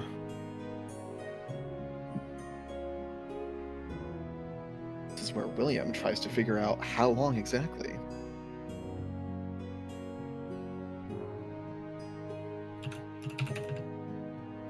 I'm sure you'll have much to catch up on. Oh, certainly.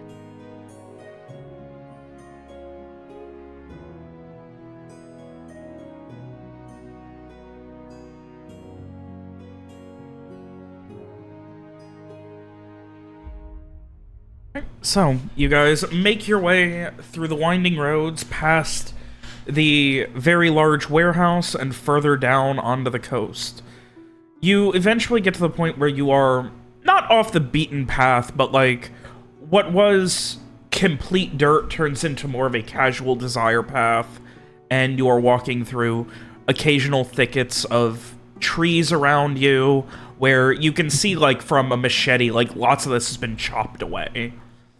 And eventually it gives way to much larger open areas, and you can see further down there is a fairly flat beach, and there is a very impressively set up ship on the beach.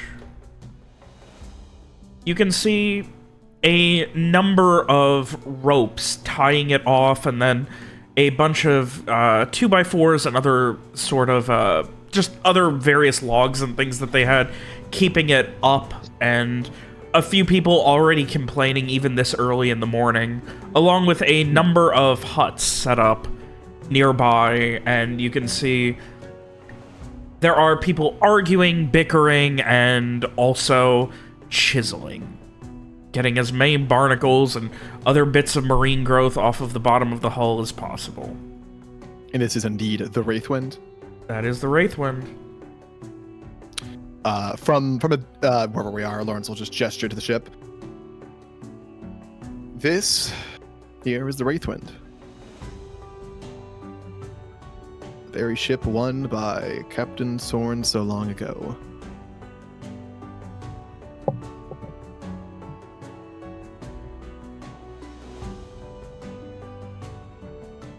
Right out of history.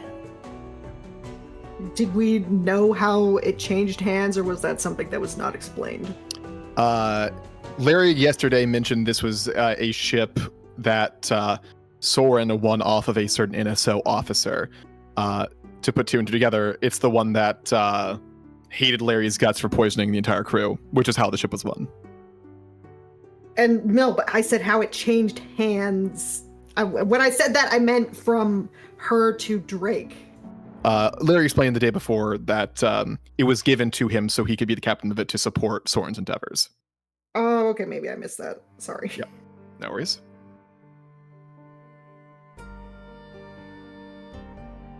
It'll look a little nicer once they finish, I imagine. Less, like...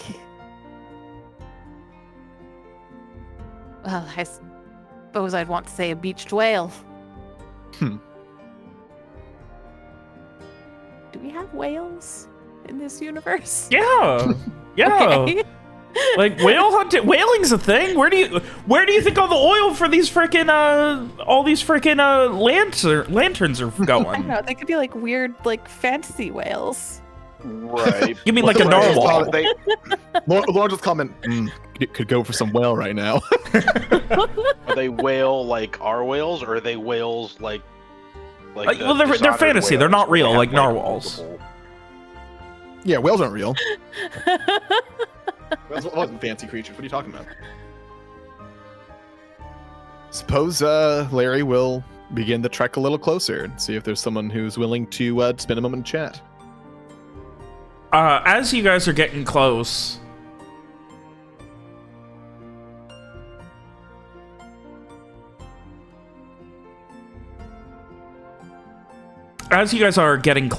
a couple of people immediately head over and...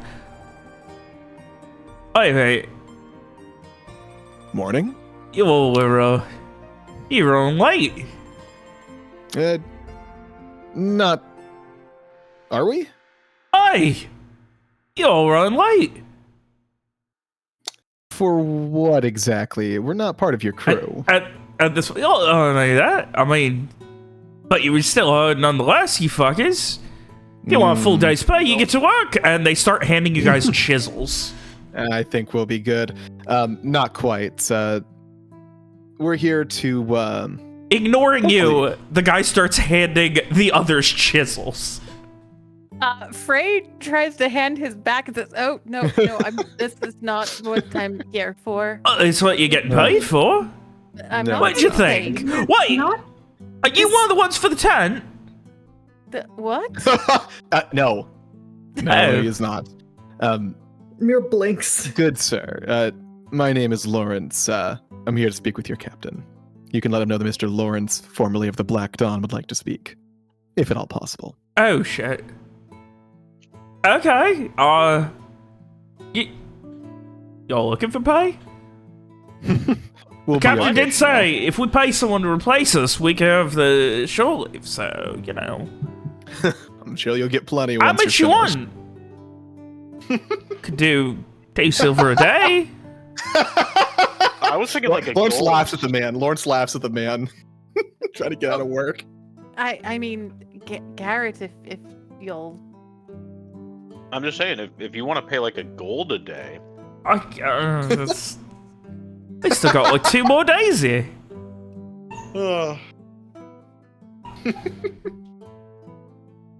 Oh, I remember the days of doing this. I'm sure you'll get out of it shitty sooner or later. backbreaking work, but, you know, 2 It's gotta silver? be done. At this point, he rifles through his pocket and pulls out 2 silver and just, like, holds it in front of each of you as if it's a fresh apple pie to see if anyone will bite. Not what we're here for, man. Fuck off.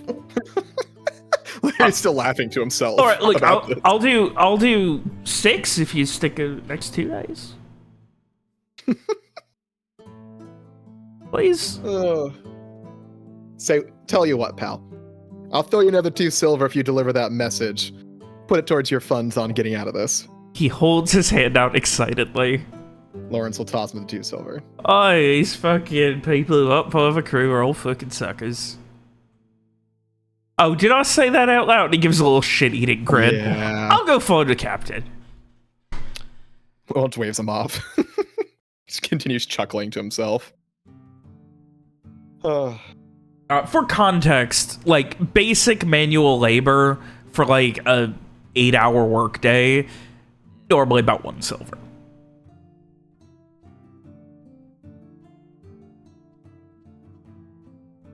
Oh, can't say he doesn't know how to make coin. Lawrence can't but to keep laughing. Remembering the back-breaking labor and totally understanding why the guy was trying so hard to get out of it. Pretty much everyone here, they've got their, like, it's like 9, 10 a.m. It's Is there not a even, spit? it's not even super hot. There is not a spit yet.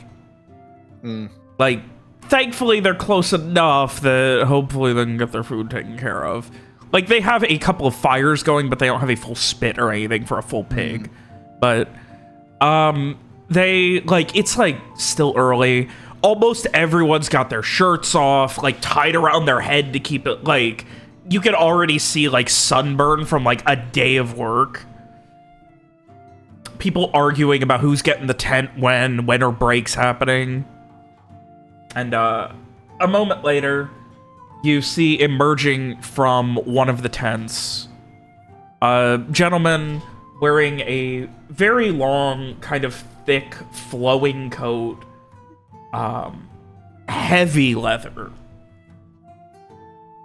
And you can see he's, you know, he's got slowly, like, his hairline's receding, well-kept gray beard, graying hair, way more layers than someone really should have, realistically speaking. And he comes out and makes his way over and looks you, Lawrence, up and down. Upon seeing him, Lawrence will remove his hat, hold it in the hand, wave with the other. He doesn't wave. He like almost looks puzzled. Well, I said you were dead. Me? Yeah. Well, I don't quite pay yet. attention to rumors, but there's certainly enough of them that the men scream about. It's the curse. bucket as I live and breathe. Come here, you son of a bitch. And he shakes your hand and then gives you a big hug. Yeah, Lawrence will reciprocate.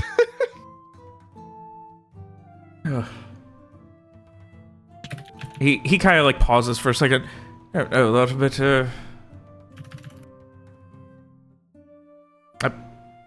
I'm sorry, he was at Mr. Lorenz, not Mr. Beckett. That's my mistake. Mr. Bucket! Holy shit, Dave. Mr. Baguette. That's what I heard. I'm sorry, that's what I heard. What was the last thing you said, Robert? He said, come here, you son of a bitch, and gave you a hug. Glad to see you in health, Captain Drake. Glad to see anyone from, the doldrums still sailing, really. Can't say I'm doing a lot of that these days, but sometimes the sea Sailed out calls. here. Sometimes the sea calls. Seems you got no crew. And he looks up. He's not wearing a hat or anything, and like he winces at the sun. I'm not having this conversation here. Nope. And he drags you guys like Lawrence almost by the hand. Like he's like, come on, like yanking you, like treating you like you're that same kid that he first met fucking 15 years ago. The same 14, 15-year-old kid. Like by the shoulder for a second before letting go, and gets you guys into the tent. It's a little cramped with this many people. There's a very long table. There was some breakfast. It's mostly empty now. And he sits across and just kind of like motions for you guys to sit or stand, and just kind of Lawrence will go to make some quick introductions. Mr. Farrak, Strieg, Viacourt, Miss Tyrell, Dr. Samar. And this is, of course, Captain Drake. Nice to meet you, Pleasure Captain Drake. to meet you. We've heard a great deal about you from our friend here. really have you. And he like Yeah, looks that's to you, the thing Lawrence, to with say. a mixture of concern and confusion. Didn't know you were one to start stoke the fires of rumor. One of the things I liked about you. Well, when we were told to that you were in port, that you had some information we might be looking for, I mentioned that it'd be best we go speak to you. They asked, who are we going to speak with? I let them know. That's a lot. Turns to Frey. That's a lot that you've heard about me then. Mr. Lawrence. Ask away. If there's something I can do to help. It has been a busy time. As it always is. But supposed to get down to business. I'm trying to find Rayburn. Put a stop to the bullshit she has going on. And hopefully get some more information from her about another matter. What bullshit would that be that you're trying to put a stop to? Well, we can start with the fact that she's been putting out bounties in Alacyr for old members of Soren's crew. He gives a nod. So I've heard during the debrief with Captain Strike when I returned.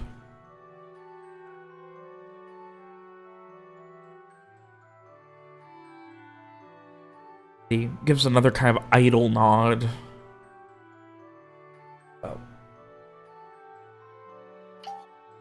I was not going to be the one to admit it, but if there's anyone who would have trouble with her, it would be you, so...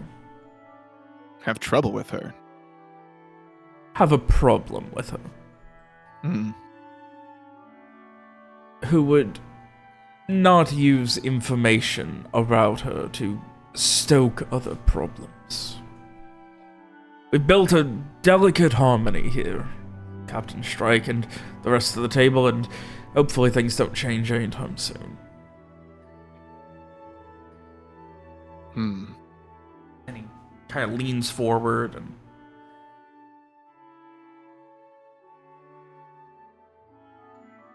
as he leans forward, I hear something going on outside and the dog's freaking out, and I think that's the cat fucking with something. We're gonna take a quick 2-second break.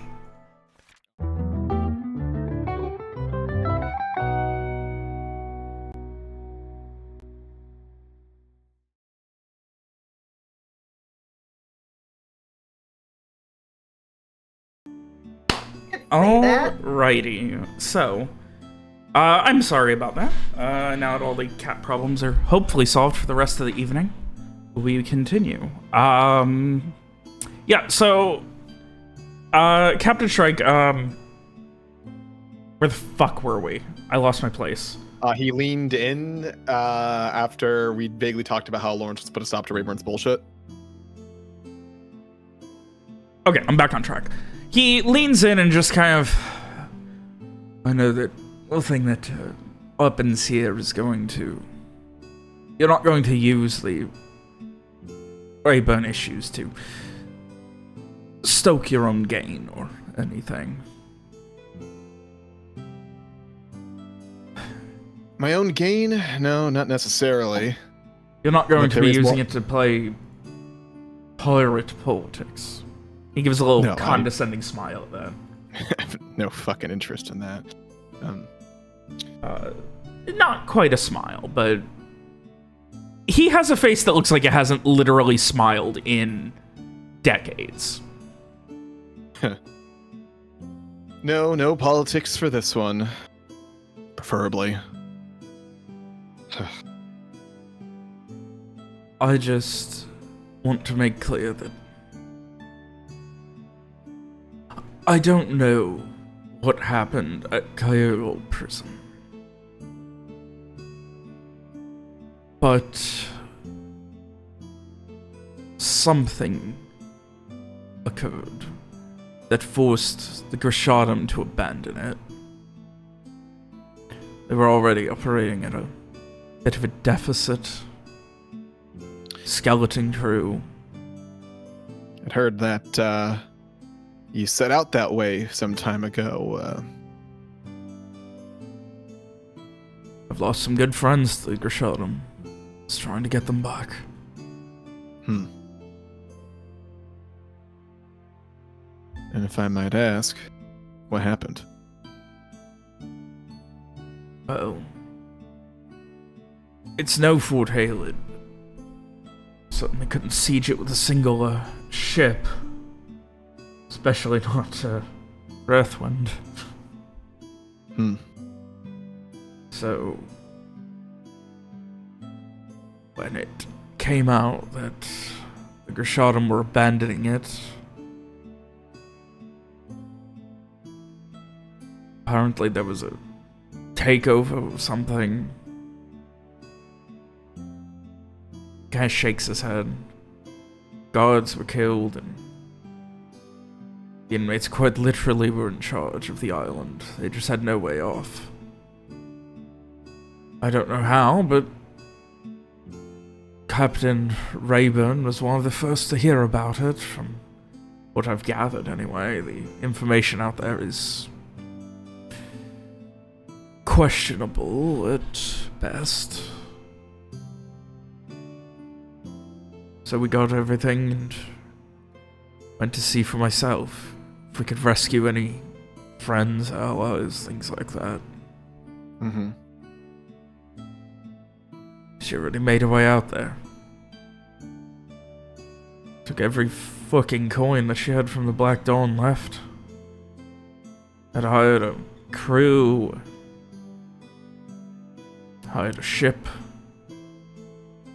Whole fucking thing.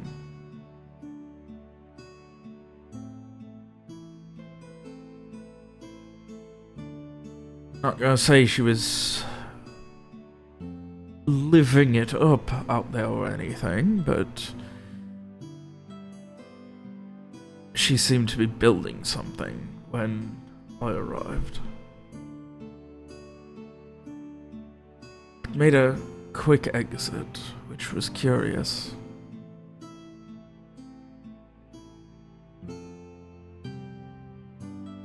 And at this point, he gets kind of a somber look. I had to make a choice. Go after her, find out what she was doing, or stay at the prison, risk the Grishadam returning, get information that way. I chased after her. Lawrence nods along. He points over your shoulder out the tent towards the ship.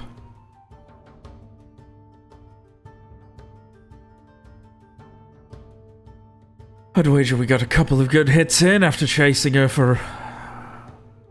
He considers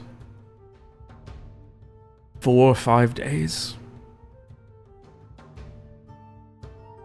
She hired a damn good helmsman.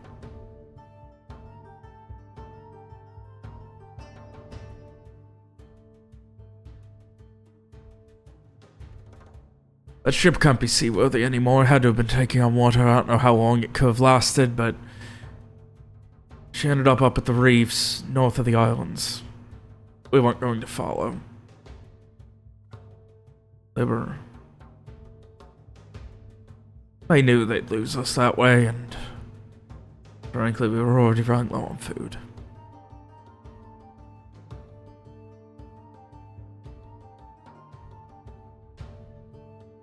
Shakes his head again, looks down.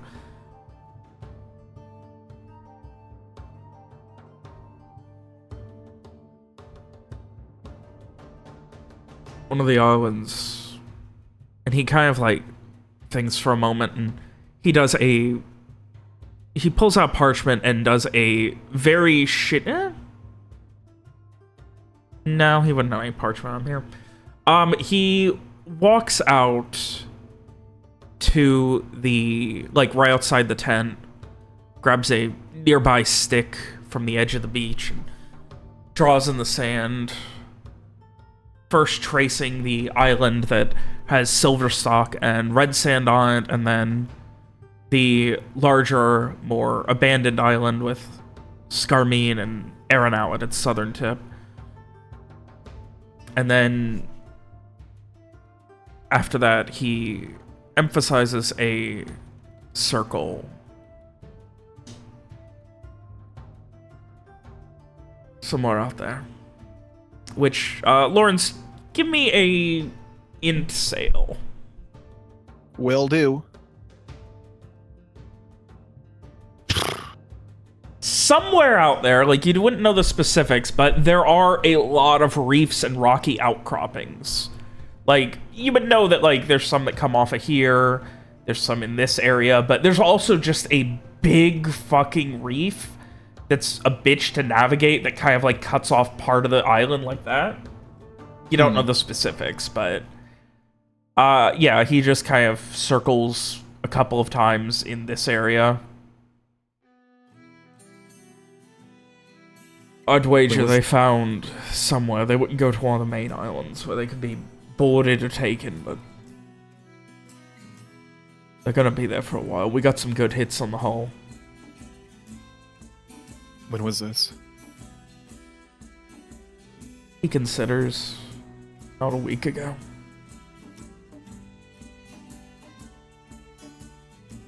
Maybe 8 days.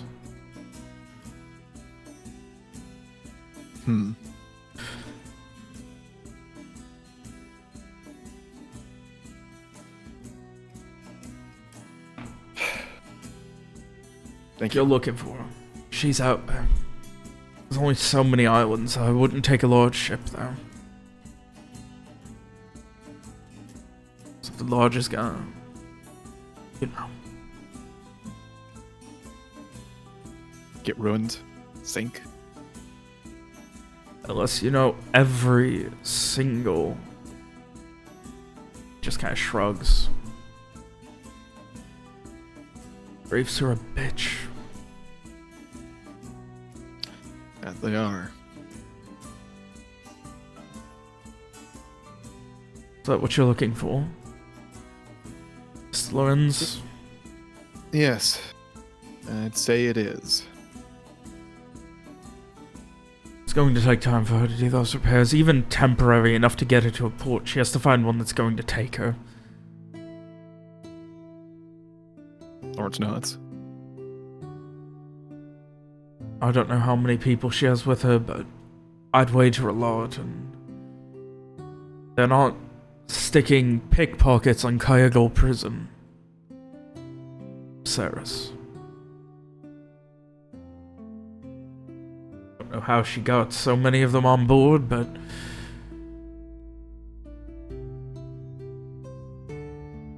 well, captain she hired is well, his head was floating in the sea when we came by, so I'd wager that, she found herself a new crew.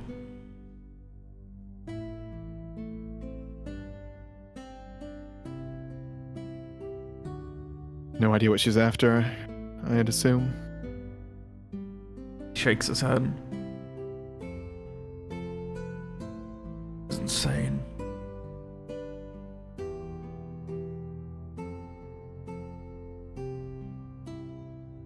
He just kind of frustratedly shakes his head and starts walking back inside and starts to take his outer jacket off. Sound during the frost is so much nicer than this shit.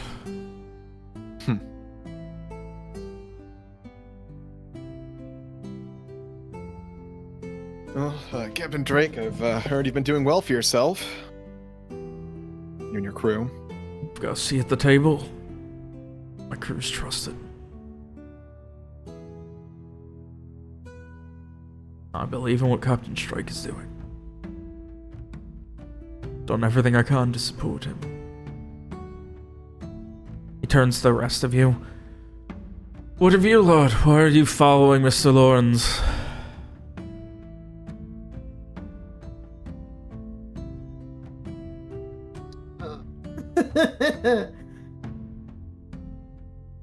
Well, we have some shared troubles that Rayburn seems to be the key to. And this curse, you don't think it's going to sink you with him? I fear it's already spread. He just kind of furrows his brow a bit at that. So who are you all sailing with? After the general, he just kind of like sits back in his chair again, and at this point finally puts his legs up, crossing them. Most recently it was the Silver Hawk, to get up this way. You don't have a ship. No. I was, I was retired before all this. Had a nice little, merchant's caravan. Doing the rounds from Ceres to, Kraloon. Nice little stretch that. Pleasant. See a lot of interesting things coming through Ceres. But, well, like I said before, the sea calls and things don't always go as you intend. Once it became clear to me that that curse was not just hearsay, well, I couldn't just go on living my life as I was.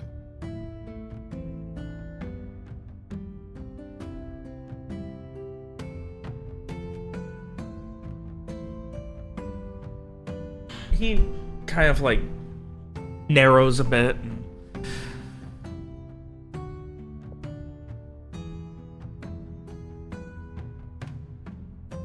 shakes his head.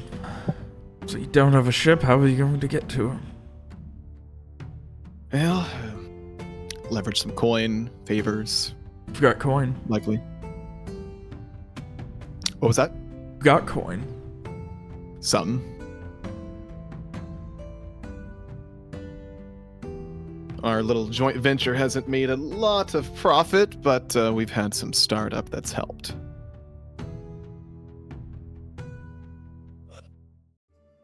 What's some coin? I'd be able to help you.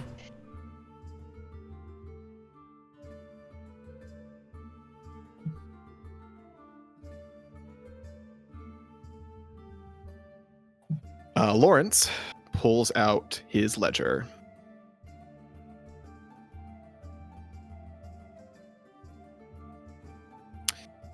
Currently sitting on 3,300 silver.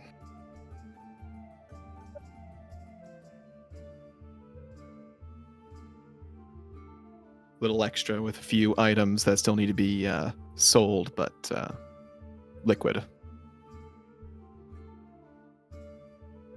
3,300. I bit my tongue, Alex. You're so fucking welcome. I also did. Oh, well. If you're looking to sail, I have a line on a ship. It's not a lot. I wouldn't take it out into the Ophirian, but it's a light-rigged pinnace. Should get you out there. Line on a ship.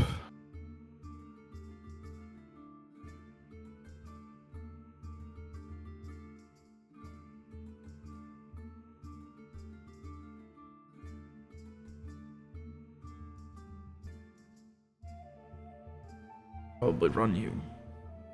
He considers for a moment. 500-600 silver. We have that? He just said he yeah, does. That's 60 gold. Lauren just said we have 3,300. Oh, my thing has been cutting out. God damn it. Let me see if I can fuck with my settings. Ignore me. Is that a lot for this offer? That sounds like a lot, Robert. Give me an in sale.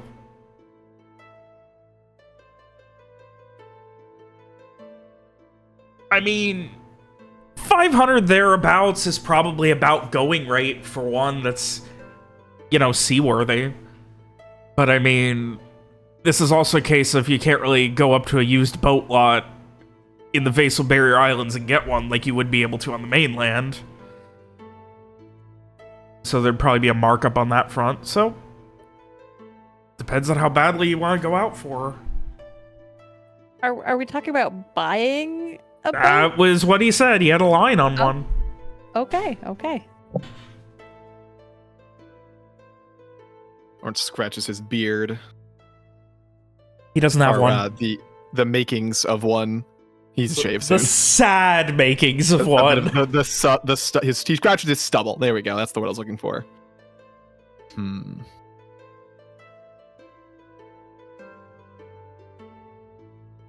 I mean, is this a... I don't think I need to tell you that I don't know how to sail.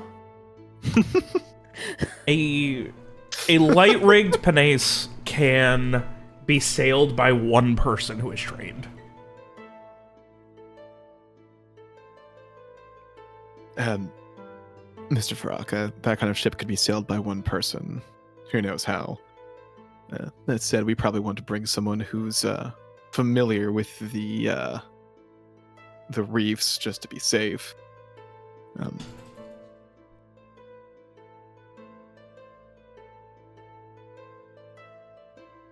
Might be interested in looking into it more.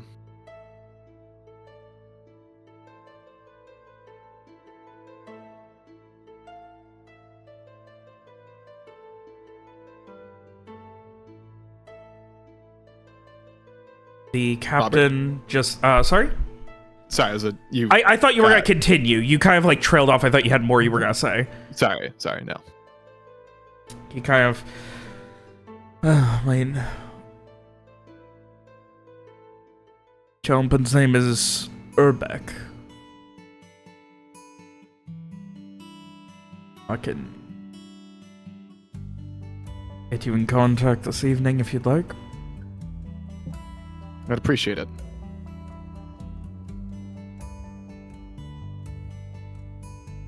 I'll have my crew find him and get him back here, say about sundown.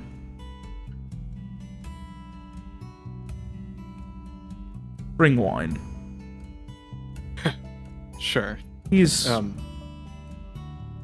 more open when he drinks. Understood. Advice is appreciated.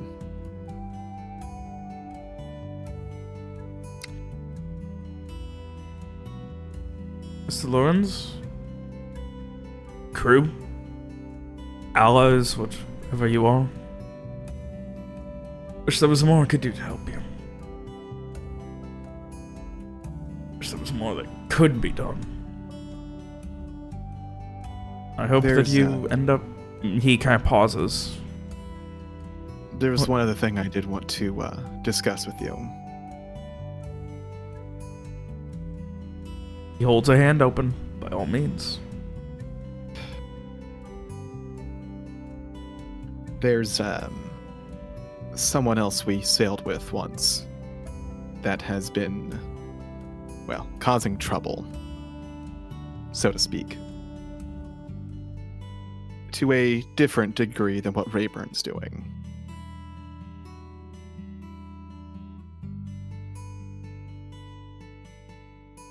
What, do you mean actively hunting you? I won't mention where you've been here. I'm sure Captain Strike would do much the same. Of course, the discretion is appreciated. It's, Mr. Wallace. Mr. Wallace, what? It's a bit of a messy story, so I'll try to keep it short. More or less, after I was determined to find a way to end the curse, I met up with him and Fortuny Soul. We discussed some matters and decided to work together on that front. We had heard of a certain item that might be of aid in breaking that curse. And we found it. The idea was that after we retrieved it, we would meet back up, discuss the next plans, how to proceed with taking care of it. I'll have to say, you're safe out here. I've heard nothing of Mr. Wallace sailing the Epherian since the Black Dawn. Right. He has some kind of odd ship over in the Vodswalian. And you're afraid he'll come after you out here? Maybe not out here, but maybe he's paying someone to do so. He already sent out one arcanely gifted assassin after the lot of us. Shit. Made threats against other friends, family, associates. I will see about if anyone's heard anything. It's appreciated. I've done some checking on my own, but so far I have no idea what he actually is seeking, as I don't imagine it's actually breaking the curse. What about the rest of you? Is it just Mr. Lorenz here who's on Mr. Wallace's list, or have you all gotten onto his bad side? He has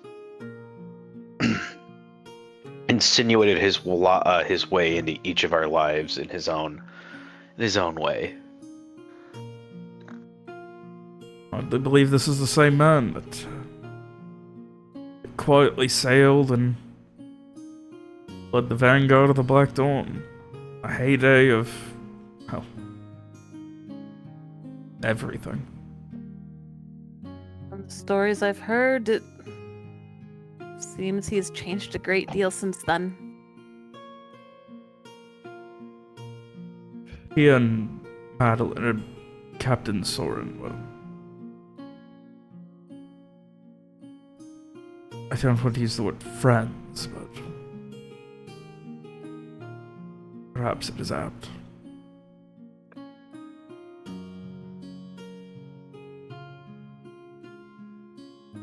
Perhaps Rayburn's mutiny affected him more than would be expected, and he sees in you, Mr. Lorenz, a conspirator?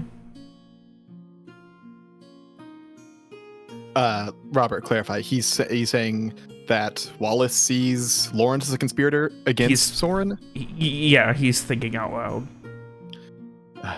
Maybe. I wasn't part of it. I didn't defend her either, mind. But those who did aren't really around anymore. Maybe it's the inaction, but frankly, I don't even know if that's the case. don't know if that's what he truly cares for. I think there might have been something going on for longer than that. Part of the reason I want to find Rayburn is the hopes that she still has some of Soren's logbooks. There might be some clues as to what Wallace is seeking in them. Certainly took everything she could after the scuttling Black Dawn.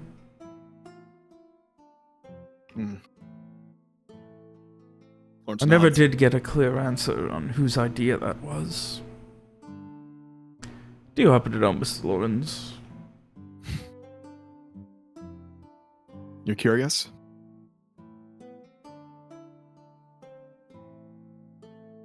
Call it professional curiosity. I wouldn't pin it on any one person, honestly. There was drinking, a few people. The idea popped up. I don't even know who even said it aloud, but it was almost unanimous within the group. The ship was sailed out somewhere where no one would find it easily, and it was burned.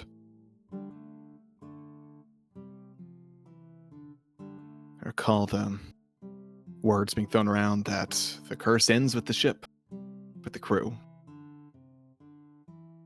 Not quite, But clearly, from what that's I've not heard. the case. Instead, we were just left with our ship.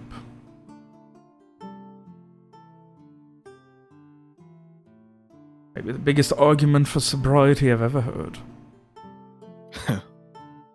Yeah, might as well, with how Rayburn was leading things, it wasn't going to be getting any better. Though, I suppose she's still dragging things down in her own way to this day.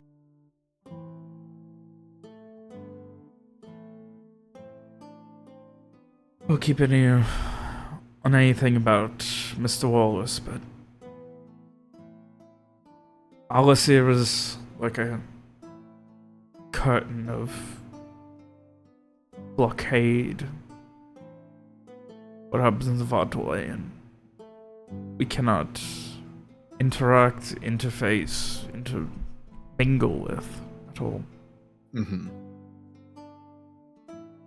On top of that, we don't really hear anything. Hmm. A lot of us have our faces posted on every NSO ship out there, and even just walking into Alacyr is enough to get many of us hanged. Some people kill for such great admiration. Prefer not to kill at all. Fair enough. See you back here at sunset, Mr. Lawrence. Rest of you. Captain Drake. At this point, he has taken off his... You can see he has 2 pistols on a belt that he has now undone, and he has gotten his vest off, so he's just in a very light white shirt. And he heads out towards the ship. As he waves a very curt goodbye to you, he grabs a chisel.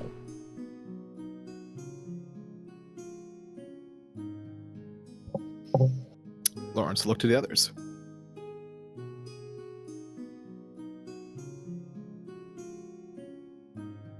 Sounds as if we have a real lead.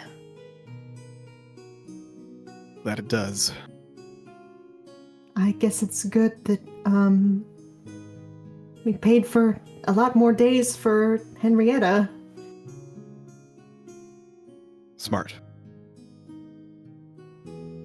One day you guys are gonna forget and I'm gonna sell Henrietta. He's threatening us. Exactly. Well, it's good to see that he's still a good sort. He Indeed. seems nice. Like a good man. For a pirate. What as any pirate can be, I suppose. Well, you've certainly gone on to show that they're not all horrible bloodthirsty monsters.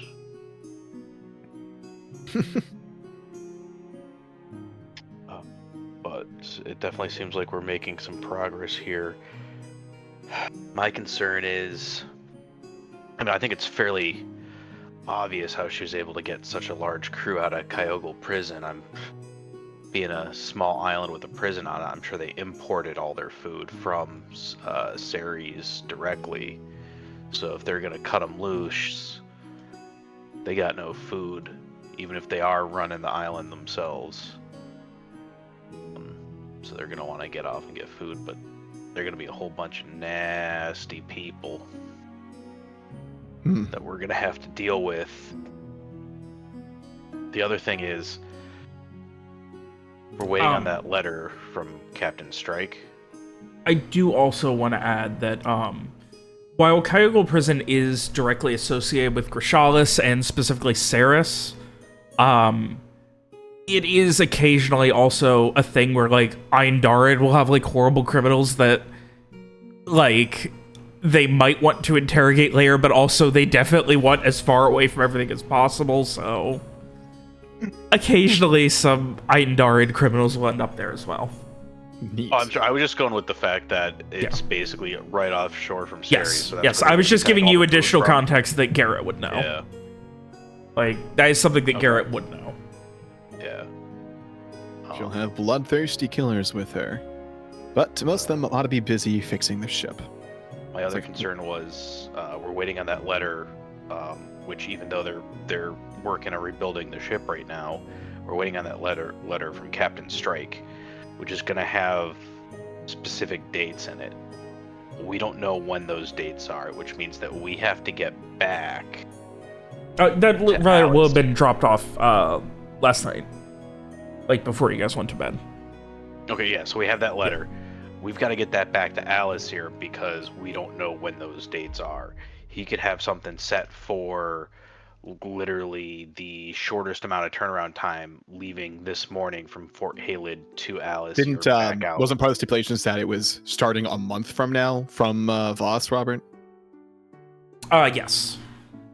Yeah, so we definitely still have some time to fuck around before we try to I wasn't sure that. Yeah, you guys didn't bring it up, but yeah, like that was part of Voss. Voss's requirements, was time to be able to set everything up. Right. Okay. So we have time to fuck around. Follow that. All right. So we do have a little time then. All right. Good. Right. As far as the islands go, I would say we check the smaller one first. We scout it, see if we can find their ship and repair site. From there, find out where Rayburn's hold. She would never really got along well with any crewmen, so I'm assuming she sets herself up away from the lot. If we can get in, keep quiet about it, maybe we can see to business without any of the prisoners finding out. Former prisoners, that is. If we can talk with her without everyone finding out about it, how are we leaving her? In the same state that we met her in, or are we going to try to end her? I think that needs to be discussed before we get there.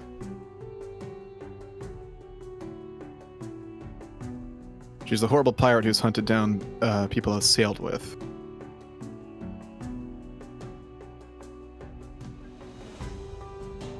Killed her own former crewman.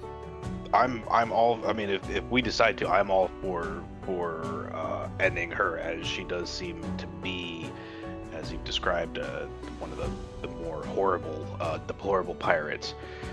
But I just want to make sure that we're all on that same page. That this is a not just a ask her some questions and then politely leave kind of objective.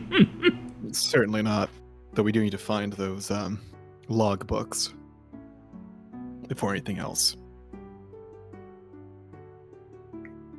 I understand.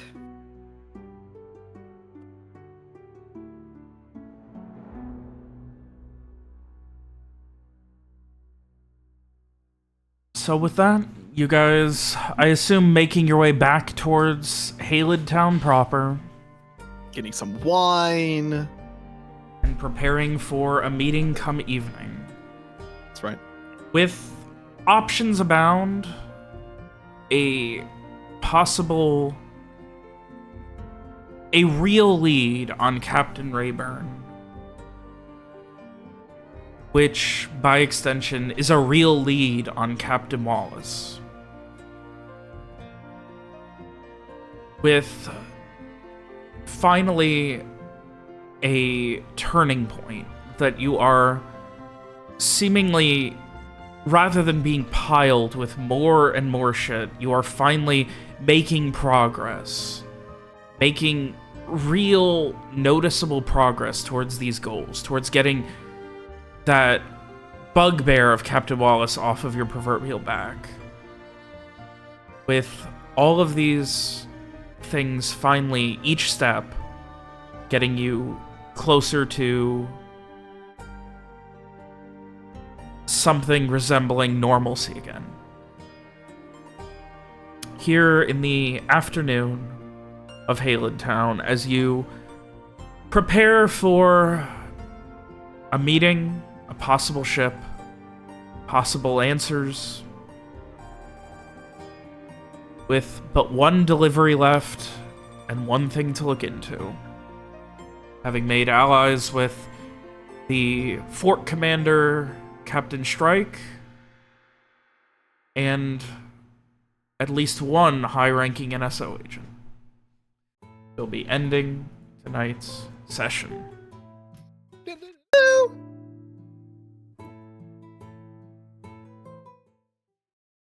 Oh boy.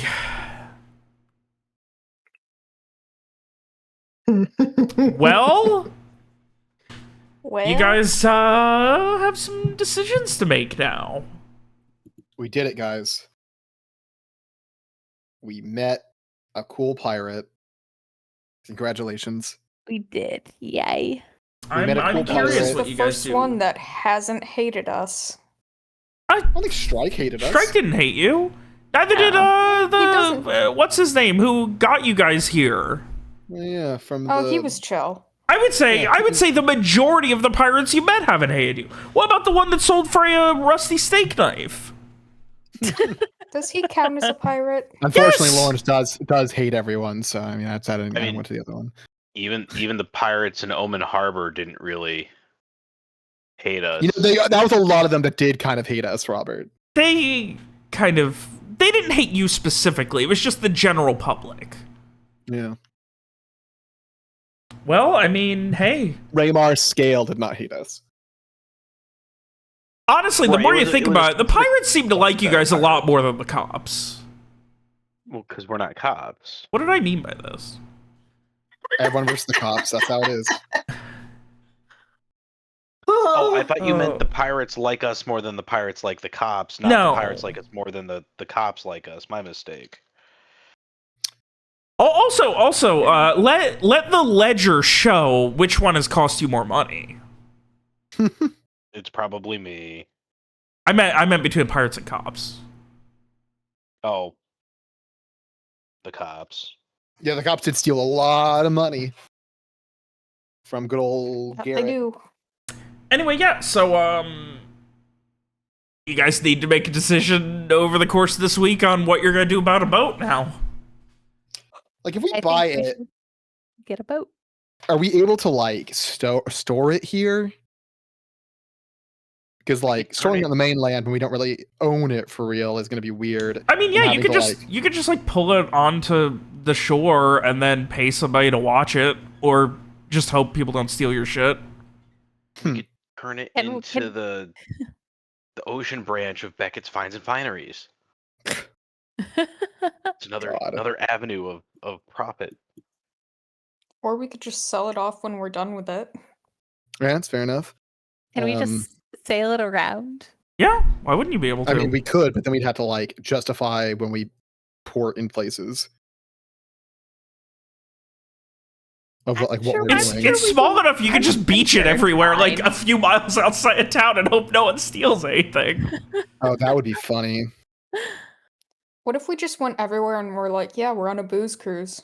It's Yeah, fucking van life. We could go down to the Cape of Thieves. What? Huh? What? I don't know. I just Fun. zoomed in on the map. And That place sucks, bro. That's near the Fun place where experience. Lawrence found his mom's ashes.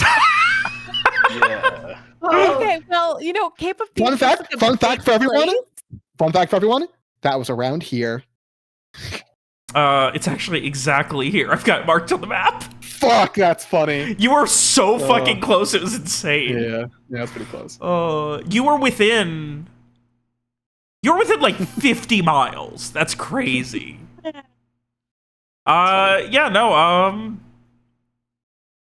you guys aren't wanted, so you can take it to the Vaudelet and see. You can, if you want a boat, you can get a boat now. A shitty little boat. Oh, would It's it be not even- generally faster? But 120 this- miles a day, as opposed to the much less than that you're currently traveling. But this is Bro, the let's sail moment- up to guys, let's sail up north of Ceres. Let's go have dinner at Larry's house. just for fun. Listen, we're on a cruise now. We are. That's good. That's fun. Okay, but this is the moment in a Final Fantasy game where the world unlocks because you get your own personal ship. No. This is the Octopath 2 style thing because we have to go out of the way to buy the boat. Oh, William's got a point. You do have to buy the Yep. boat in Octopath 2. Yep, but at that no, point, you can then go anywhere. You would be guaranteed to move at least twice as fast as the fastest you can move on land. Larry can technically drive a one-man boat like that with his Yes. 0 in boating. sailing. And if there is no wind and you have really bad luck with weather, a Panas can actually handle rows as well. If you get 8 people who can row, How much does Mira count as? 1. Fuck. But No what matter if how we strong she is, she's still one person. What if we What if whip her in take Mira half? and we put her in the water and have her push? It would be more like she'd be like a motorboat, like an outboard motor where she's like holding on to the back and just Yeah, kicking her legs. Before. At That'd be which good. point, I That'd feel like it becomes a before. problem of like inertia. Again, That's pretty funny. we've done that before with Mira. With smaller The boats. mirror motor. Yeah, but like that's Oh, on can you post a much thing for how smaller big boats this and boat also is? on like a lake or a river or Fair. something. Can you post a thing, Robert, for how big this boat is? Uh, I guess, so we have everyone here still. Do y'all want to get a boat? I want a boat. I don't I know think like it'd be really fun. what we'll do with a boat after this, but I want a boat. It'd be very fun. It would help Yeah. us get to any major location that isn't fucking. Is it Vicania? yeah. Vreeland? Or is Vreeland Fortunate Soul? Vreeland's Fortuny Soul, yeah. Okay. You can even get to Milo Okay, Harbor. yeah. The only country you would not be that's not accessible by water is Eindaren. Yeah, Yep. fair enough. We wouldn't be able to get to. Yeah, so there is a below deck. It is not large. Can it house a mule feasibly? No, the mule would have to be above deck. Oh, but can the boat carry a mule? Oh yeah, effectively? easily. A boat could fit 40 people. Oh, this one can? Yeah, Fuck yeah, dude. yeah, you can fit up to 40 people on it. But will Henrietta row an oar for us? Is the question. She does not have opposable thumbs. Freeloader. Well, I'm gonna head. to She will bed. carry your ship I'm for you. exhausted. So Okay. have a great night Wait, hang on, Dave. Do you want to give your take on that first? on putting On Henrietta boat. on the boat. I'm getting a boat. You can tell Dave's exhausted. I'm getting a boat. No, I'm fair with us getting a boat. That's totally cool. Alex, Sure, why not? Lee, Let's get a boat. Get a fucking boat. We're getting a... Okay, well... Yay! Boat. Now, you guys do have to do the negotiations next session. dude, Larry's Uh, fucking ready. But yeah, since no one else has any training in sailing, by default, puts on my captain hat. There What is a happens? problem. What's up? Yeah. Who's gonna sail it when Larry's sleeping? He'll start teaching someone. Streak does have boat experience, canonically. But All you do- Does he have any bonus. proper sailing training? All you do is No. you pick a direction, you lash the tiller so that it can't move, and then if there's any issues, you wake him up. Fuck. You wait until he goes to bed. You wait until he goes to bed. You fucking drop anchor, and then right before he wakes up, you pull it, and then just say you got lost and you can't read a star chart. But yeah, funny. 120 miles a day, and it's essentially an away ship for like a fucking galleon. But it can still sail all the places without any terrible trouble unless there's Wouldn't a take storm, you onto the right? open ocean. Anything past the Vassal Barrier Islands, probably it's not going to handle very well. Okay, I wouldn't so we sail it in a cannot- storm. It would be fine going to the coast and stuff. Yeah, like Okay, from the so we islands. can Yeah, in fact get it. Yeah. Okay, yeah. very good. So we can sail this out into the Epherian and find where the You original can sail ship it out into the was. Epherian. I don't know that it would make it back. It would eventually make it back. Your corpses might. Or they might just end up at the terminus. Teehee. Listen. Fast travel to the terminus. Unlocked. Good job, guys. Well, have a good night, everyone. All right. pal. Good Yeah, night. good night, gang. I'm excited to see what you guys do. Me too. I'm going to bed now. Good night. Deuces, Mary Bell. gang.